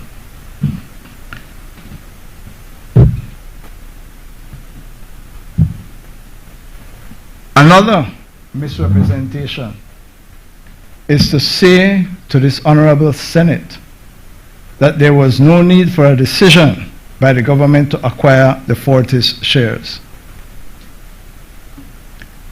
The fact is that the government was confronted with Fortis saying, we are going to sell to a foreign company. Government was required to act in the national interest. It is a deliberate decision by the government of Belize to say that if these assets are going to be sold to a foreign entity to continue the outflow of foreign exchange, to continue the automatic escalator clause, every year 1.5% increase, that we have an opportunity in the public interest to intervene and to say to Fortis, let us explore the government of Belize buying with the intention of divesting to the Belizean people. It was a necessary decision in the public interest. I listened very carefully to the Budna supporters complain about the incentives that are being offered to persons who buy shares. And you know, one would wonder if we just come from the moon or somewhere outer space. This is not the first time that there is the offer of shares to the public. It's been done in BAL, was done in BTL. There's a transparent way that it has been done and was done and will be done. This is not the first time that international companies are exiting the Caribbean. We no longer hear about First Caribbean, Heritage buying. We no longer hear about Scotia Bank, Belize Bank buying. This is nothing strange. It's a phenomenon that is taking place across the Caribbean and the developing world. So don't come here and pretend that there is something happening in the background, that there is some unspoken mystery about this type of transaction. This, I said pretend, man. That's what I said. Don't come here and pretend as if there is something unnecessary, that something unknown that is happening here. The fact situation is, yes, man. The fact situation is that an international company is exiting the Caribbean, and came to the government, and the government said, we will intervene in the public interest. I listened, Madam President, to the criticism about the concessions, the incentives that are being offered to the Belizean people. Someone spoke about the hypocrisy. Yes? People must remember in 2015 they came to Parliament and passed a piece of legislation called the Electricity Acquisition Settlement Act. Sitting in Parliament. This is what they gave to Fortis, led by Dean Barrow and his Deputy Prime Minister, Senator Faber at the time. Extent, remember who was representing the government at that time? Who was representing the government at that time?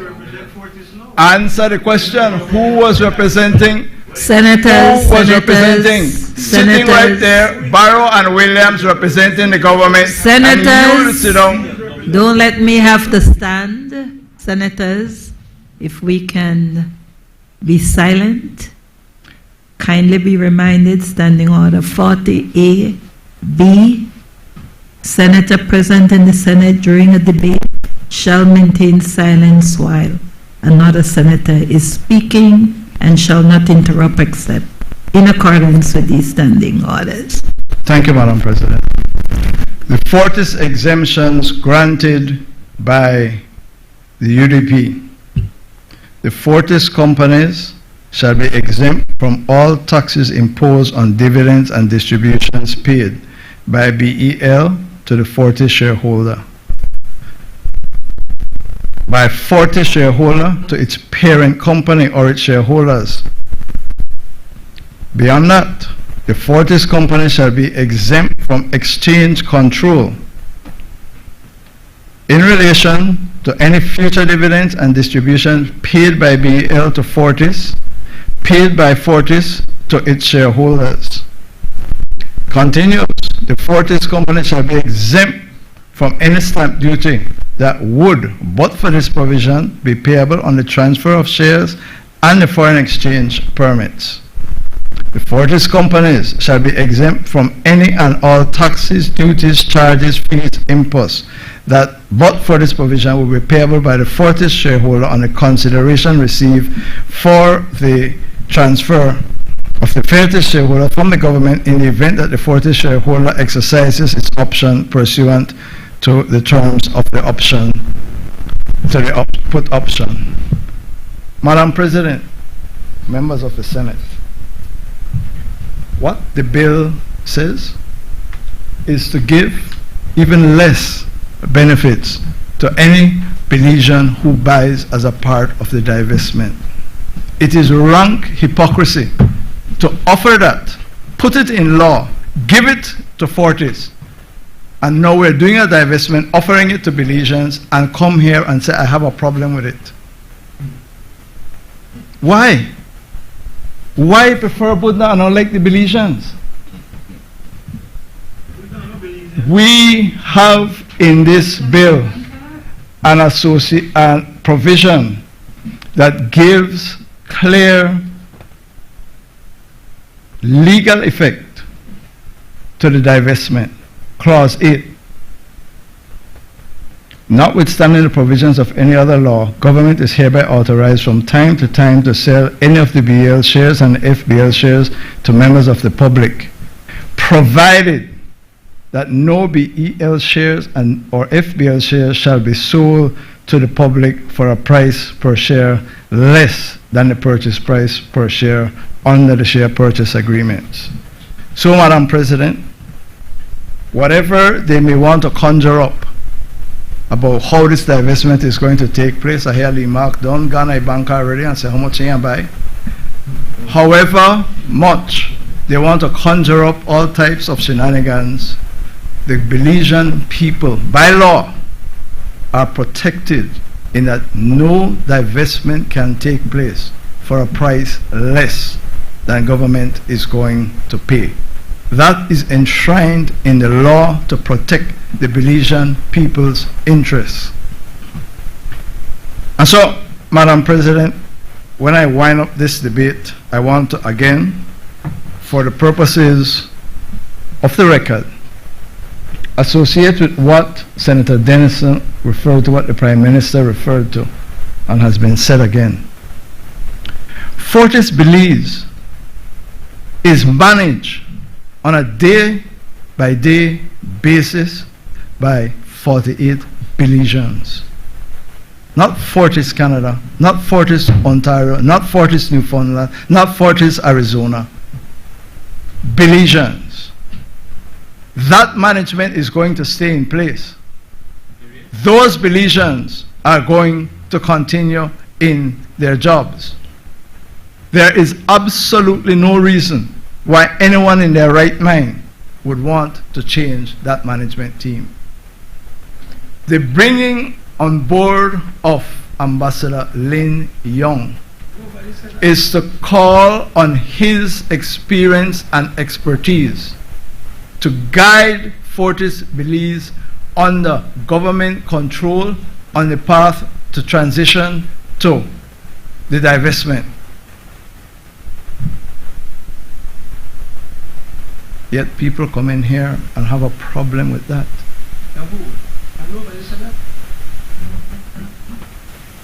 All of a sudden everybody loves the project. No, oh, that never me. The Bodna. That never me. The point of the matter, Madam President, as has been highlighted again by senators, Fortis Belize operates in a regulated industry. There is agreements approved by the government that govern the sale of electricity from Fortis to BEL. there is one clause that is going to be changed, and that is the automatic escalator clause. That automatic escalator clause will be deleted because the government has said that it will not continue the 1.5% increase in the cost of electricity sold from Fortis Belize to Belize Electricity Limited. And that eventually, Pastor Wade, will have not as big an impact as one would want, but it certainly means that the cost of power to be from these dams will not continue to increase automatically on a on an annual basis. And in fact, we all agree that we have to find alternative, and that is why the solar is coming on stream for the generation of electricity. We cannot continue to rely on the expensive CFE power. Madam President, we on this side, certainly the government side, says that the Public Utilities Commission, which regulates the final price of electricity for consumers, remains in place and will have its regulatory function even after divestment. We say the public interest is protected by the guarantee minimum price for any divestment of shares. We say Fortis Belize is well managed, has been well managed, and we pay tribute to those Belizeans who have done so over the years and will continue to do so. And we believe that under the leadership of Kay Menzies and Ambassador Lin Yong, we are going to be in good hands in the months and days ahead. The valuation by NERA as to the value of that facility, the price that the government is paying is less. The put option that gives Fortis the right to get $5 per share, the government is not paying that. It is at a significant discount that these assets are being acquired in the public interest. Every right-minded Belizean, every good-thinking Belizean should support this deal. Madam President, I ask that the question be put. Honorable members, the question is that the bill for an act to ratify and give effect to the FBL share purchase agreement for the acquisition of the entirety of the issued and outstanding share capital in Fortis Belize Limited by the Government of Belize and the BL share purchase agreement for the acquisition by the Government of Belize of 22,984,662 shares in Belize Electricity Limited, owned by Fortis Cayman Incorporated, to charge the Consolidated Revenue Fund with and authorize the payment of the purchase price and related sums therefrom, to authorize the Financial Secretary to make payments and to issue treasury bills and treasury notes for the purposes of financing the said acquisitions, to raise the principal sums represented by treasury bills and treasury notes outstanding at any one time, to authorize the divestment of the FBL shares and the BL shares to members of the public, and to provide for matters connected therewith or incidental thereto, be read a third time. Be read a second time. All those in favor kindly say aye. Aye. Those against kindly say no. The ayes have it.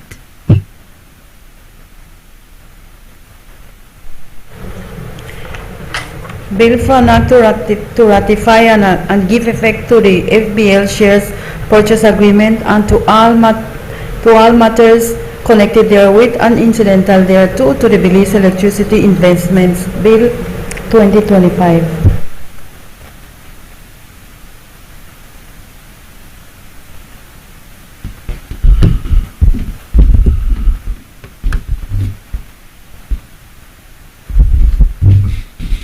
I recognize the leader of government business.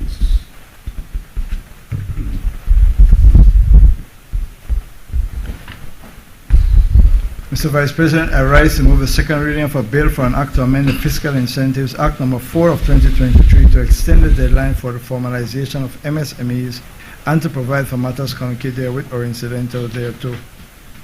So, Vice President, this bill is a short bill. It's extending the time within which consultations can continue to inform MSMEs about the benefits of the Fiscal Incentives Act and to allow them to register without being penalized.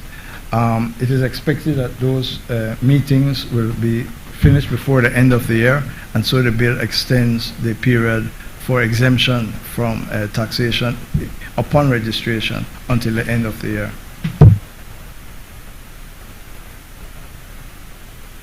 So, Vice President, I ask that the question be put. Honorable members, the question is that the bill for an act to amend the Fiscal Incentives Act, Act number 4 of 2023 to extend the deadline for the formalization of MSMEs and to provide for matters connected therewith or incidental thereto be read a second time. All those in favor kindly say aye. Aye. Those against kindly say no. I think the ayes have it. Bill for an act to amend the Fiscal Incentives Act, Act number 4 of 2023. I recognize the Leader of Government Business. So, Vice President, I rise to move the second reading of a bill for an act to repeal and replace the Coastal Zone Management Act, Chapter 329 of the Substantive Laws of Belize, Revised Edition 2020, to increase the ambit and focus on the coastal and ocean governance through mechanisms such as integrated coastal zone management and marine spatial planning processes to align with international best practices, to provide for holistic integrated coastal and marine management, including the impacts of human interactions, through effective management of ecosystems within the coastal zone and ocean zones, to safeguard the integrity of the critical ecosystems, to enhance climate resilience, to promote equitable use of resources within the coastal zone and ocean of Belize, to facilitate and strengthen cross-sectoral coordination, science-based and participatory planning for informed decision-making, and to provide for matters connected therewith or incidental thereto. Mr. Vice President, this bill comes before the Senate as part of the commitments made by the government of Belize as a part of the Blue Bond. Milestone 5 and Clause 2 of the Conservation Funding Agreement says no later than 4 years after the signing of the agreement, the National Assembly shall approve and the government shall formally sign into law and gazette the revised Coastal Zone Management Act and the ICZM plan, that is the integrated coastal zone management plan, which the integrated coastal zone management plan shall include a chapter on marine and coastal biodiversity offsets.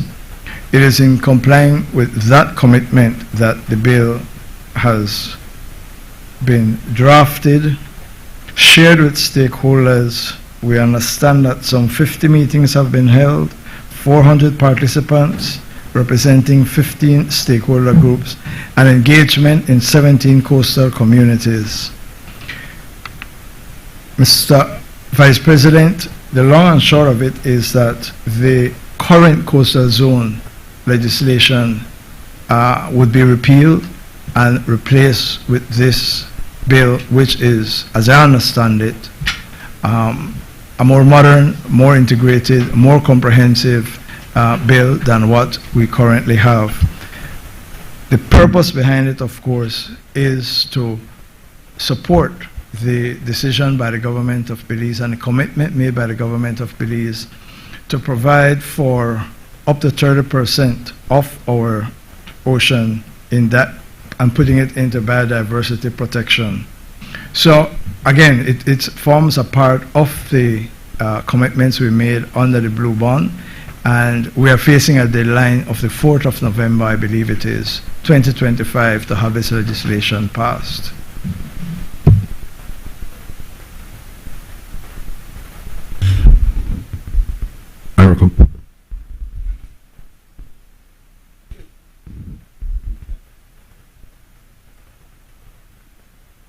I recognize Senator Fowler. Thank Thank you. Mr. President, at the outset, let me say that the intent of this bill is laudable, and Belize does need strong legislation to guide the sustainable use of our coastal and marine resources.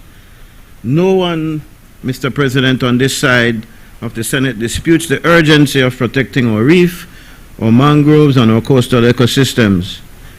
They are the lifeblood of our economy, our food systems, and our cultural identity. However, the way this bill has been drafted and rushed through Parliament is cause for concern. It reflects, Mr. President, a pattern where international obligations are used to justify hurried lawmaking, leaving inadequate time for proper consultation and local adaptation. And I heard very clearly, my friend, the leader of government business, say that we have to, in fact, we heard before the leader of government business, we heard the Prime Minister say on Friday that we had to rush through all stages of the bill in the one sitting because we're under the obligation, under the Blue Bond Agreement to complete this milestone by November 5th, I think you said just now? 4th. And while we recognize, Mr. President, that our commitments under this arrangement must be fulfilled, we must never allow international contracts or debt agreements to dictate our legislative process. I also listened as the leader of government business chronicled how many consultation sessions and how many people have been consulted. Well, I will tell you that the people who you consulted do not feel the same way about your understanding of what consultation is. In fact, it is the very same persons or groups that you consulted that are now crying against the rushed manner in which you are putting this forward. It seems that when you say you consult, you call them together, you give them information, you ask them for feedback, but you take none of what they have to say into consideration in affecting how you put together the final product of the bill. And so they have grave concerns about this bill, although they believe in concept, in theory, it is needed and it is a good intention. The bill purports to establish an autonomous coastal zone management authority. Yet when we read the fine print, particularly in section 5 through 13, we see that this autonomy is more fiction than fact. There is tremendous ministerial authority, tremendous ministerial power. The minister appoints the chairman, the majority of the board of directors, and must approve the appointment of the chief executive officer. Even the authority rules, the budgets, the procedures require ministerial approval. And again, I remind my friends on the other side, the government side, that they were the ones who came. I remember this point directly from 2020. They had a session where they presented a whole motion on Plan Belize, and one of the big tenets of what they were professing was that they would reduce ministerial involvement and ministerial discretion. And here we have it again, very, very much glaring. The Barrier Reef Foundation, which can collect gifts and donations, operates under the same ministerial shadow with no independent oversight. This structure makes the authority politically dependent rather than autonomous. True autonomy, Mr. President, requires that technical decisions, particularly those affecting billion-dollar investments, land development, and environmental protection, be shielded from political interference. Otherwise, decisions about dredging, mangrove clearance, or coastal developments will remain at the mercy of political expediency rather than science-based planning. And then Section 33 shows us the weak financial oversight and transparency that is being proposed. This allows the board to appoint its own auditor with the Minister of Finance's approval. However, it does not require oversight by the Auditor General, a fundamental safeguard for accountability when public and donor funds are involved. This omission, Mr. President, opens the door to abuse, or at very minimum, the perception of it. The new Barrier Reef Foundation under Section 36 can receive grants, gifts, donations, and raise funds, yet there are no public reporting or disclosure requirements. Given the large sums that flow through conservation funding, transparency here is not optional, it is essential. We therefore urge that the bill be amended, Mr. President, in the following manner: that it require all financial statements to be audited by the Auditor General, that it mandates annual public disclosure of all funding sources, expenditures, and donations, and that it ensures compliance with international best practices in non-profit financial governance. And then, Mr. President, under Section 47, we see inadequate penalties for environmental offenses. The maximum fine for offenses is $25,000 on summary conviction or $50,000 on indictment. These fines, Mr. President, we believe to be grossly insufficient to deter major environmental violators. There's a saying that children sometimes, a saying of children that they do what they have to do and beg pardon later. Well, we might well find that that is the case for violators who want to cut mangrove and who want to pollute waterways and who want to dredge in sensitive areas. They might well decide that, well, leave 25,000, well, leave 50,000 fine. That can't hurt me. I will do what I need to do and then pay the fine when I'm done.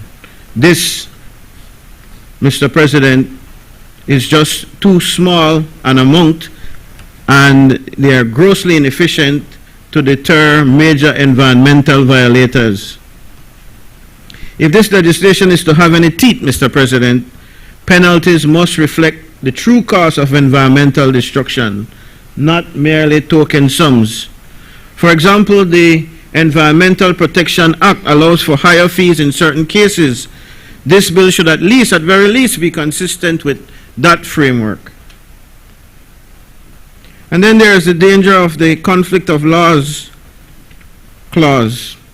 Perhaps the most alarming provision is in Section 45, which reads, where there is a conflict in a provision of this act and the provision of any other law, the provision of this act shall prevail where the subject matter of the conflict is within the primary mandate of this act. In effect, this clause elevates this law above other environmental statutes such as the Environmental Protection Act, Fisheries Resource Act, or Land Utilization Act whenever there is overlap. And I notice it didn't even say regular law. It says where there is a conflict in a provision of this act and the provision of any other law. That include the Constitution? Can't, right? But should say any other regular law then.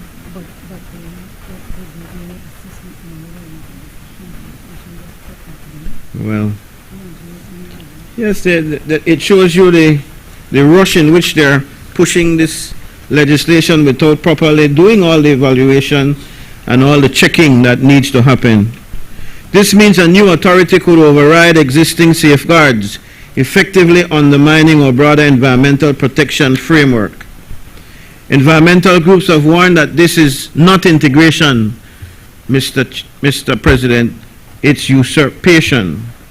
If the goal is coherence and coordination, then laws must complement one another, not compete. This section must be removed or redrafted to ensure that the new act harmonizes with, rather than overrides, the environmental protection and fisheries frameworks. Section 24, Mr. President, mentions consultation in preparing the Integrated Coastal Zone Management Plan, the structure of the authority and advisory council, and it leaves communities and grassroots organizations underrepresented. The council of 17 members under Section 21 is heavily weighted toward government officials, and there are only 2 NGO representatives and 2 private sector members who are allowed, and they are also appointed, not elected, by the authority of the minister. Talk about ministerial overkill. Belize's coastal communities from Sarteneja, Hopkins to Placencia are the frontline stewards of these ecosystems. They deserve a stronger voice in planning and monitoring. Therefore, the bill should be amended to mandate community representation and to require broad public consultation before any zoning or regulatory changes take effect. We hereby therefore make the following recommendations and calls for amendment. To make this law truly effective, the following changes are recommended: limiting ministerial control over appointments, budgets, and rulemaking to secure genuine autonomy. Secondly, to introduce conflict of interest and disclosure requirements for all the board members. Thirdly, strengthen financial accountability by requiring oversight from the Auditor General and annual public reports. Fourthly, increase penalties and enforcement powers to deter environmental damage. Fifthly, ensure harmonization with the Environmental Protection Act, Fisheries Resource Act, and related laws. And lastly, broaden community participation and ensure transparent, science-based decision-making. Mr. President, Belize's coastal and marine systems are not just environmental treasures. They are national assets that sustain our tourism, sustain our fisheries, and sustain our way of life every day. We on this side of the Senate cannot support legislation that weakens institutional independence, dilutes accountability, or centralizes power in a single ministry, however noble the stated intent. This bill should therefore be returned to committee for revision and consultation, not because we oppose its goals, but because we owe it to future generations to get this right.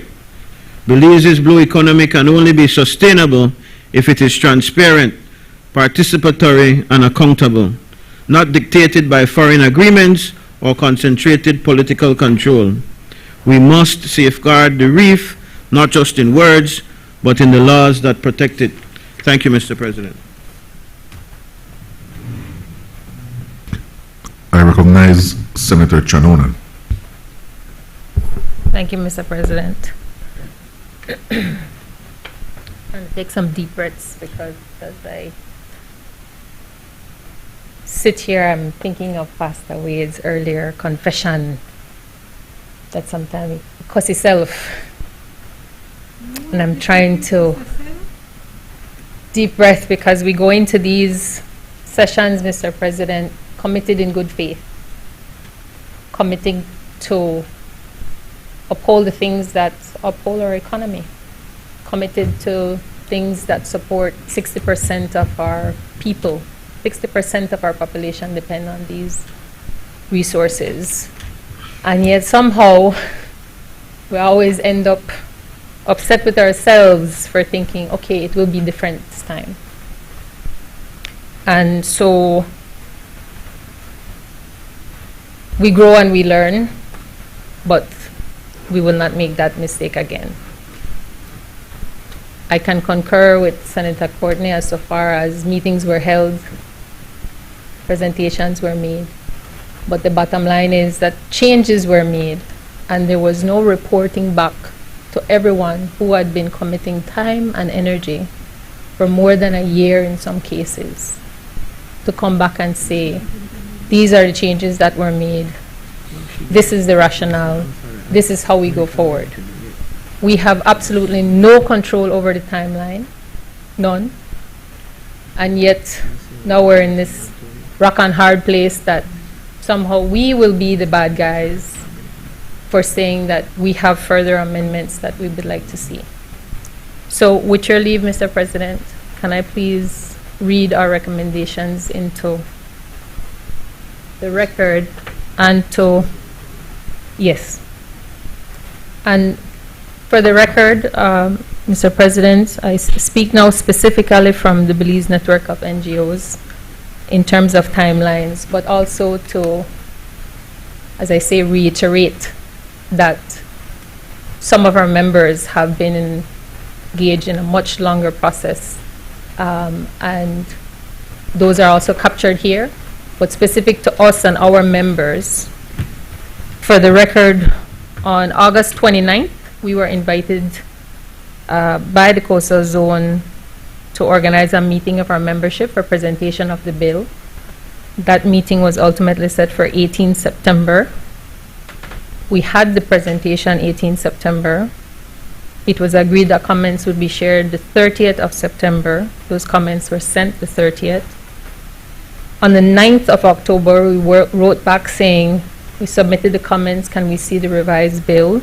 That was a commitment made. Yes, as soon as the revised bill is made, we will send it. It was at that session last week, Wednesday, with Senator Koyi, and my colleagues will validate for me that when we discovered that this bill was coming to the Senate today, the Monday, the 20th, we said we have not gotten back the bill. The 15th, we requested another update in writing, and we were sent a matrix. The 16th, the new draft was sent, the 16th being Friday, the House meeting. Listening to the Prime Minister say that 17th. we were, sorry? 17th, sorry, I apologize. As I said, my voice a tremble. 17th, we heard the Prime Minister say that BNN specifically was involved in legislation. We took that for what it was, and in good faith, we shared with Senator Koyi our red line for our comments. I hear again in the presentation of this bill today that the outset, and it's certainly the way we went into this, that we are in full and remain in full support of meeting our milestones under the Blue Bond. That is never in doubt, never in question. And we remain for what this act ultimately would create, which is to provide for holistic, integrated coastal and marine management, to manage the impact of human interaction through effective management of ecosystems, promote equitable use within the zone and coastal zone, and to facilitate strengthening cross-sectorial coordination, science-based and participatory planning for informed decision-making. We are in full support of that. This is the context in which we read it, and I trust, as I have reiterated to everyone who has listened in advance of this, that our comments are accepted in the mode that they were prepared, which is that this is an opportunity to strengthen this bill, because we believe that is in the public's interest to do so. We all want what the bill is trying to achieve. So if you could follow with me, please, at 5, the functions and powers of the authority. We remain in support of I, in consultation with governmental agencies, non-governmental agencies, private sector, assist in the preparation of guidelines for developers and coastal zone development. We continue to believe this is an excellent approach, Mr. President, because we have seen consistently where without guidelines to developers, then they're proposing things like a helipad in the middle of a fishing spot, or development where other agencies have already said there is need to be cautious here. We want to go beyond guidelines, though. We want to make sure it's legislated so that the coastal zones can have some teeth to ensure enforceability for that. Later at L, in collaboration with appropriate, at I? Yes, we were looking at moving from guidelines to legislated policies or legislated guidelines. I don't know that guidelines are enforceable as a matter of law. I will refer to the legal experts in the room, but our guidance is guidelines are not enforceable. They are only guidelines. Legislated guidelines to give it some teeth. At L, the members pointed out that this comes across a lot like the National Integrated Water Resources Act. And we're looking at how can we look at mandating here to monitor and create monitoring plans and water quality regardless of development, because ideally environmental quality criteria to monitor and hold developers. Right now there's no criterion that assesses ecological from an ecological perspective. DOE only monitors effluents. There is no criteria otherwise. So we see L as an opportunity to make sure that there is that environmental quality criteria in place. Moving further to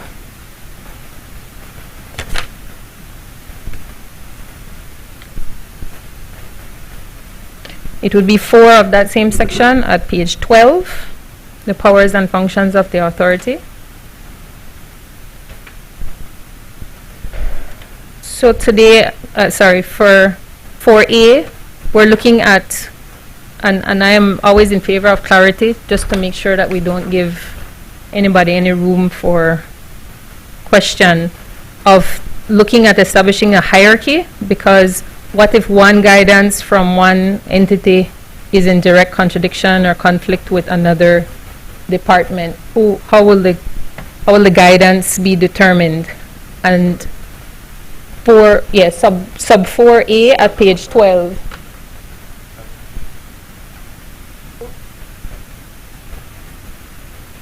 If you go by the page number, page 12, all right.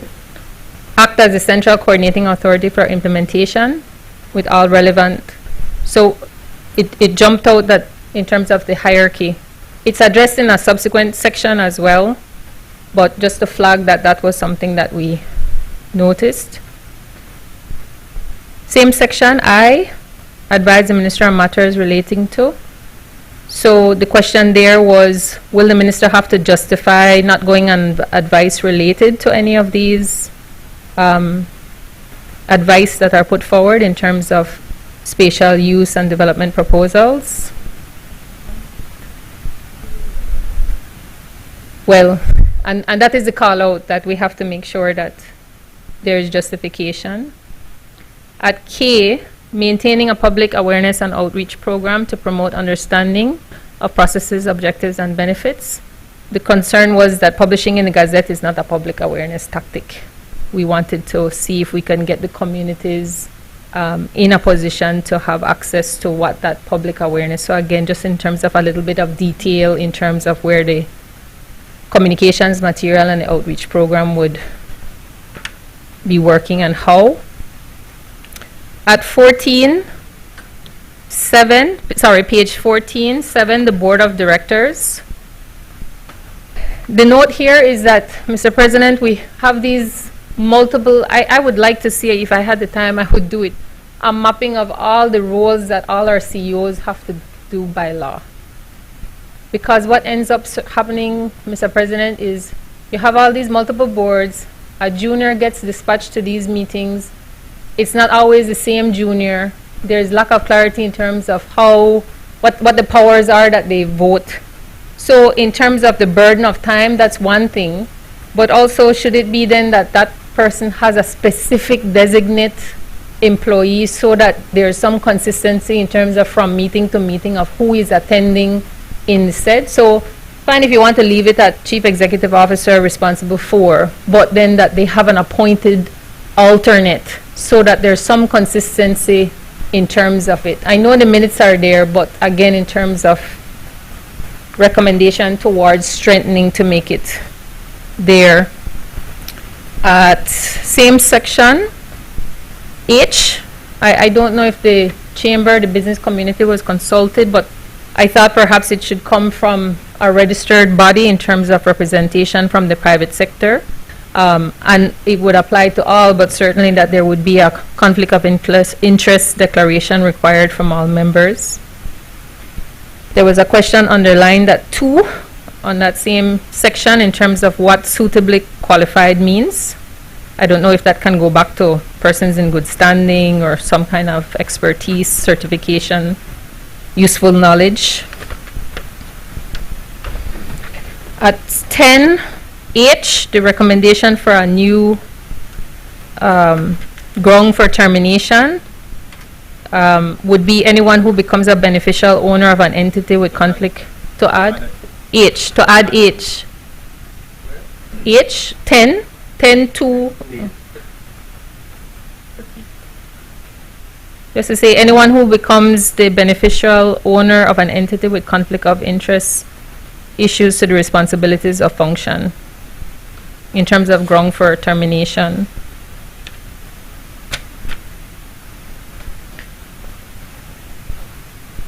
At page 20, 15C,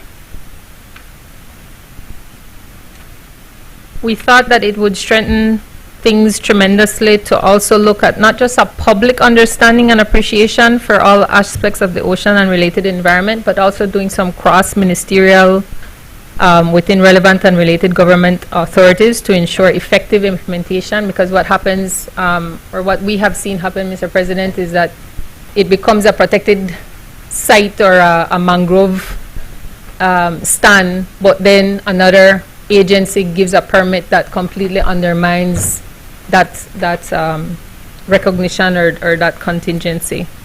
So again, looking at streamlining to make sure that is there. At 16, and I can be guided, again, I have not had a lot of time spent with this version to compare and contrast, but at 16, I could not find where it is explicitly stated that the Institute is to seek advice from the Advisory Council, but then I saw that in the Advisory Council, that the Advisory Council is to provide advice to the Institute. So I don't know if that's captured in one of these points and I'm missing it. At M, it says advise on development and optimum utilization, but it doesn't say to whom. So I don't know if that's... At J, it says to the authority, but it doesn't say to the Advisory Council, where I think all the experts are relevant. For B and C of 16, we thought that it would be important to say maintain and manage at B a repository of publicly accessible peer-reviewed data via an online portal with a mandate for regular updating. At C, instead of just an information center, a publicly accessible information center. At E, consider reports of offshore solar, wind, wave, and ocean thermal energy sources submitted to the authority. We couldn't find where there was a reference in terms of who would initiate that, who would pay for that, how would that be managed, and we call that out in the context that the guidelines would be excellent towards that, because what we have seen happen now through NIAC is that investors come in and they invest in these studies and these feasibility works, and then they say, oh, I've invested $10 million, now I need a return on my investment. You have to let me go through, but if the guidelines are there to give them the parameters or at least the locations of where what type of development is possible, then that takes away some of the issues. So it's trying to look at how do we look at, to use the word from the other side in terms of harmonization, to make sure that there is not a compromise to the development plan that's been agreed to or any protection in place while encouraging investment.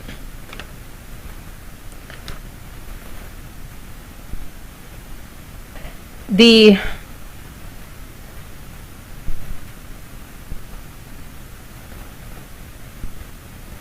T, conduct at 22, conduct public awareness campaigns. This was changed from the version, and had an opportunity to have a conversation with Senator Koye on this already, but in terms of the public awareness campaign to support sustainable sports fishing. So between one version to the next, everything related to sports fishing has been excised, and that will go through to fisheries. But just to say that it is something we need to put on record that excluding the sports fishing that was already here without consultation to the sector stakeholders, we don't think that's best practice and it's not conducive to good faith. We understand the logic, but again, an opportunity to explain how it will work and that the time invested does not go away, that everything that was recommended will shift over to another bill or to another amendment. At U, this again looks at how the hierarchy will be established, because we've seen where some recommendations are made, but then there's no clear determination on who's weighing it, how that decision is being made.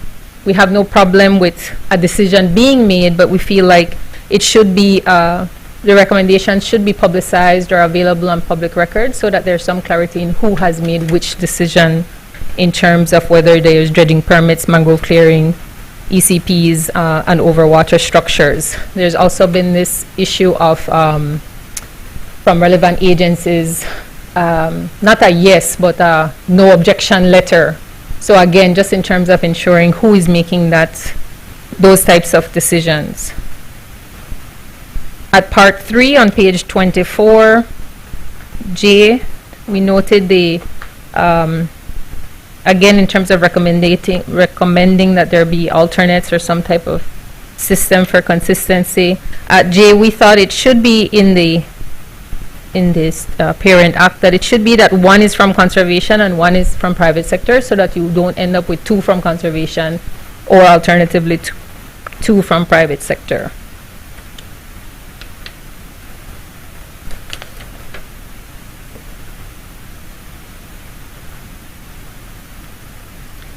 Page 27, 24B.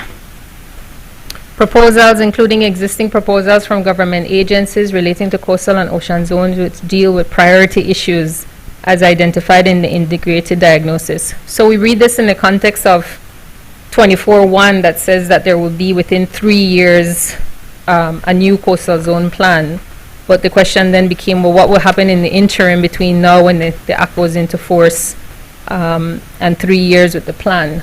So is there like a pause? Is there like a existing predetermination of what would be the sacred zone and what would be the sacrificial zone? So that's more an information point than an amendment there. There was also a recommendation to include the term balance in the interpretation. We have relied on the DOE's mission statement, the Department of Environment's mission statement, that when we put the environment first, development last. So how will we look at defining the word balance? And I will touch on it in my later point further, but just to say that that balance has most often than not, Mr. President, been framed as some kind of either or. We either have jobs to reduce poverty or we have the environment. We can't have both. We agree to disagree on that point.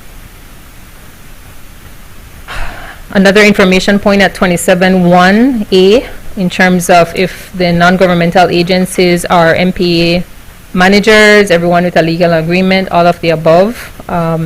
So perhaps it's all non-governmental agencies as well. Again, just for clarity. We also had questions at 36.1 in terms of the foundation. We know now under the NPO-NGO Act that we'd have to have an identified beneficial owner. Is that going to be the CEO? Is that the chair of the board? Since it would be a separate entity, you know, how that would work. So I guess that was more information seeking than recommendation, given that that would be relevant by that. We thought the database was excellent to establish a database, looking at, you know, seeing what all the permits and licenses and all the EIAs and all of that being readily available. There was more questions in terms of, well, at F, the economic activities, how would that be fed in terms of, you know, tourism folks and shipping, and how does that feed, and so that the population, the database can be populated with up-to-date information. At 38, it continues on the public accessibility recommendations, 38.1. looking at the authority may collect, analyze, and share via accessible means, provided that such data does not compromise national security concerns and within relevant and related privacy laws, all data, just so that there's not some perception that somehow this will not be available for public use and access. Under the miscellaneous, Mr. President, the membership takes note that in May of this year, there was a launch for an initial strategy towards industrialization of blue and green spaces policies. There was a terminology included in the official language that spoke to environmentally sustainable industrialization. We don't understand that term. Seems to be a contradiction in terms, given that most of the definitions available for modifying for industrialization looks at filling of wetlands and basically all activities at the expense of ecological health and public access. So just looking again at how do we ensure that the existing laws regenerate blue spaces and support economic activity within a structure that supports social and well-being, as well as the integrity of the site. The public awareness and ventilation, I think, is why we were hoping that this process would be something that we could look at communicating so that everybody can be comforted by this. 48.1, we recommended looking at the minister will on the recommendation of the authority make regulations, because I think the regulations will support further the Parent Act. There was a question in terms of what care means at 2A, the care, control, and management. I'm not sure if that was meant to denote conservation, but care is what's listed there. So again, Mr. President, just to say that we continue to be committed to this process to make sure that we can support reaching the milestone. We know how important it is, but placing on the record that we have tried to work within the guidelines for the timeline on this, and it's irrespective that we're here, but we have all of these, and I don't know where that leaves us in terms of making sure that at least we can ventilate our concerns and address what we can concern towards strengthening the proposed act so that it can fulfill the act itself. Thank you, Mr. President. I appreciate it. Sorry.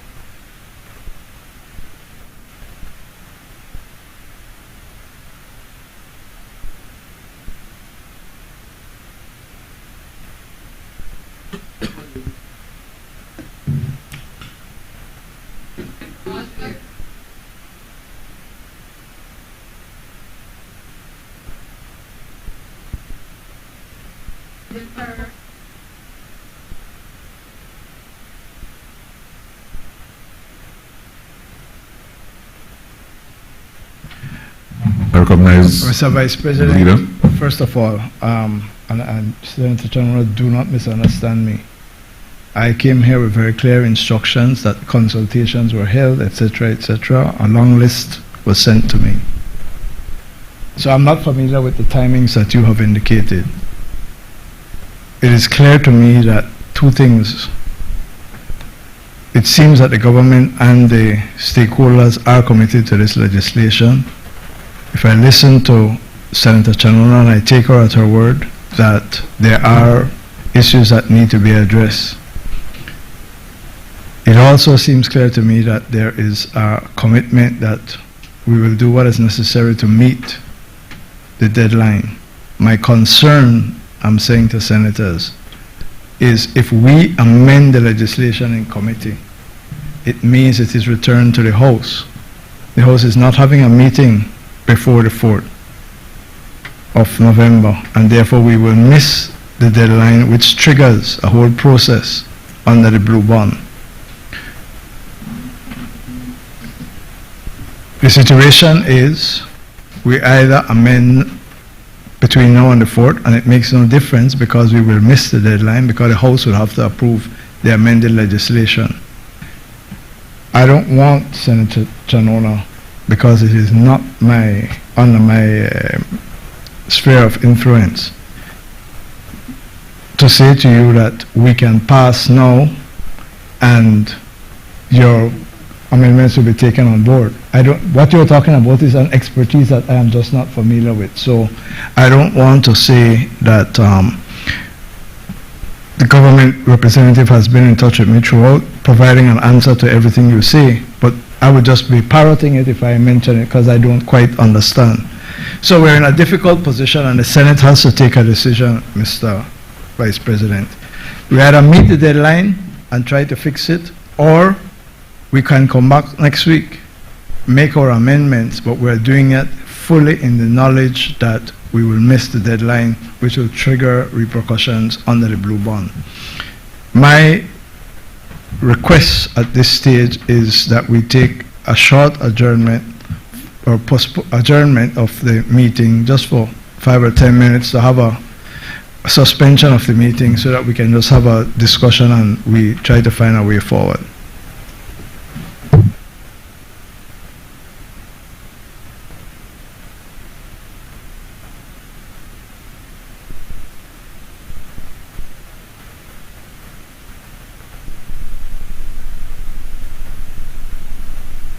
Okay, yes, members, we will suspend the meeting and have that discussion, and then we will resume thereafter. So the meeting is suspended.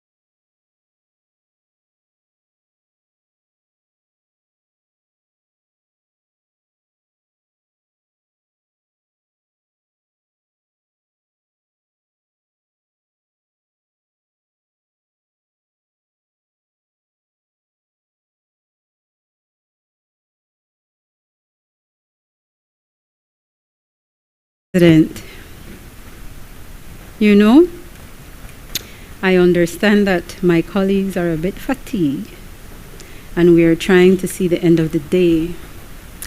And I will tell you, Senator Courtney, that as much as I am not one to be browbeaten, I'm inclined to take advice and instructions.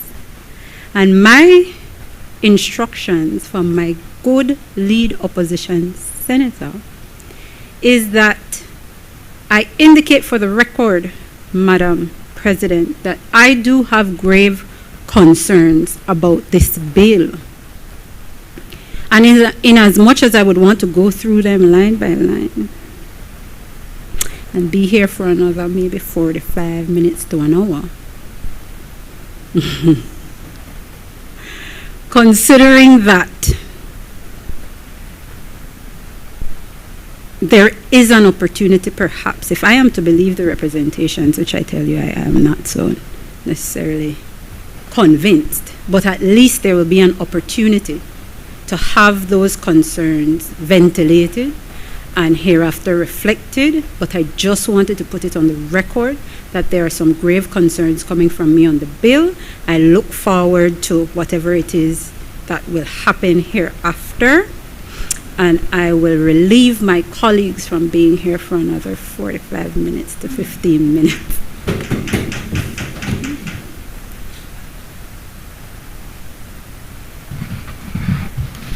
Madam President, after discussion with colleagues, it is agreed, and I want to put it on the record, that having regard to the concerns that have been raised, it is agreed that I will move the second reading of the bill and hopefully it will be passed on the undertaking that we will have a committee of the whole Senate next week to consider the proposed amendments by senators generally, not only confined to Senator Chanona and Senator Pitts, but any senator who has any proposed amendment.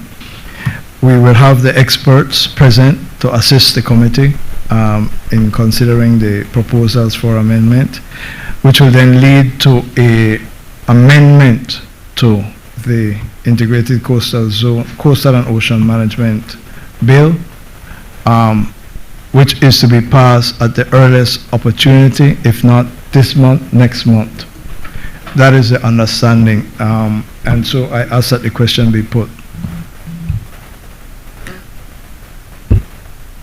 Just for clarity, Leader of Government Business, so the amendment bill will originate from the Senate, and we have gotten support from that, from the cabinet, or? Well, the cabinet hasn't seen an amendment bill. What I have said is that we will propose a bill with an amendment. Senator Chanona raised the same question. Can they reject it? I gave her undertaking that if we sit here and we're advised by the expert that these are amendments that should be made, that I believe that we would be able to convince the cabinet that they're reasonable. I mean, if Ms. Wade and the Blue Bond Committee say these should be made, I think the cabinet will support it.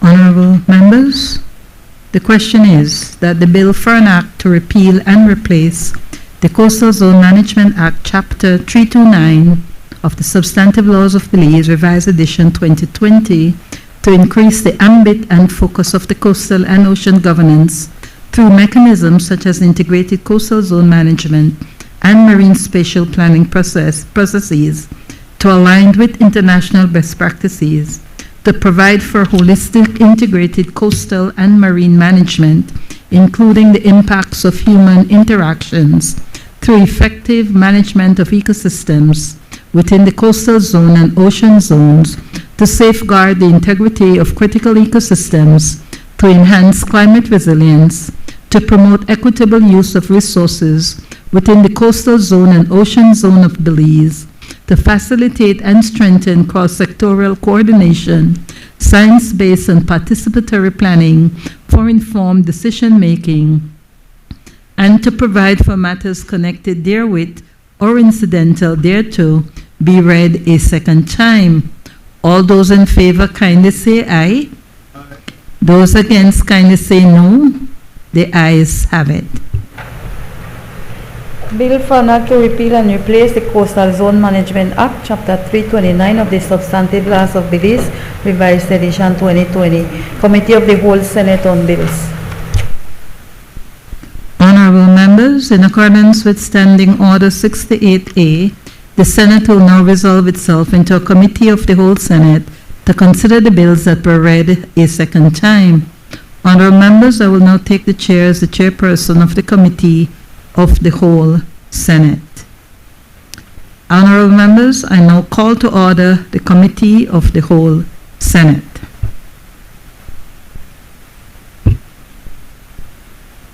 Leader of Government Business, as I understand it, we have 3 bills for the committee to consider. As I understand it, the 3 will proceed. I move that the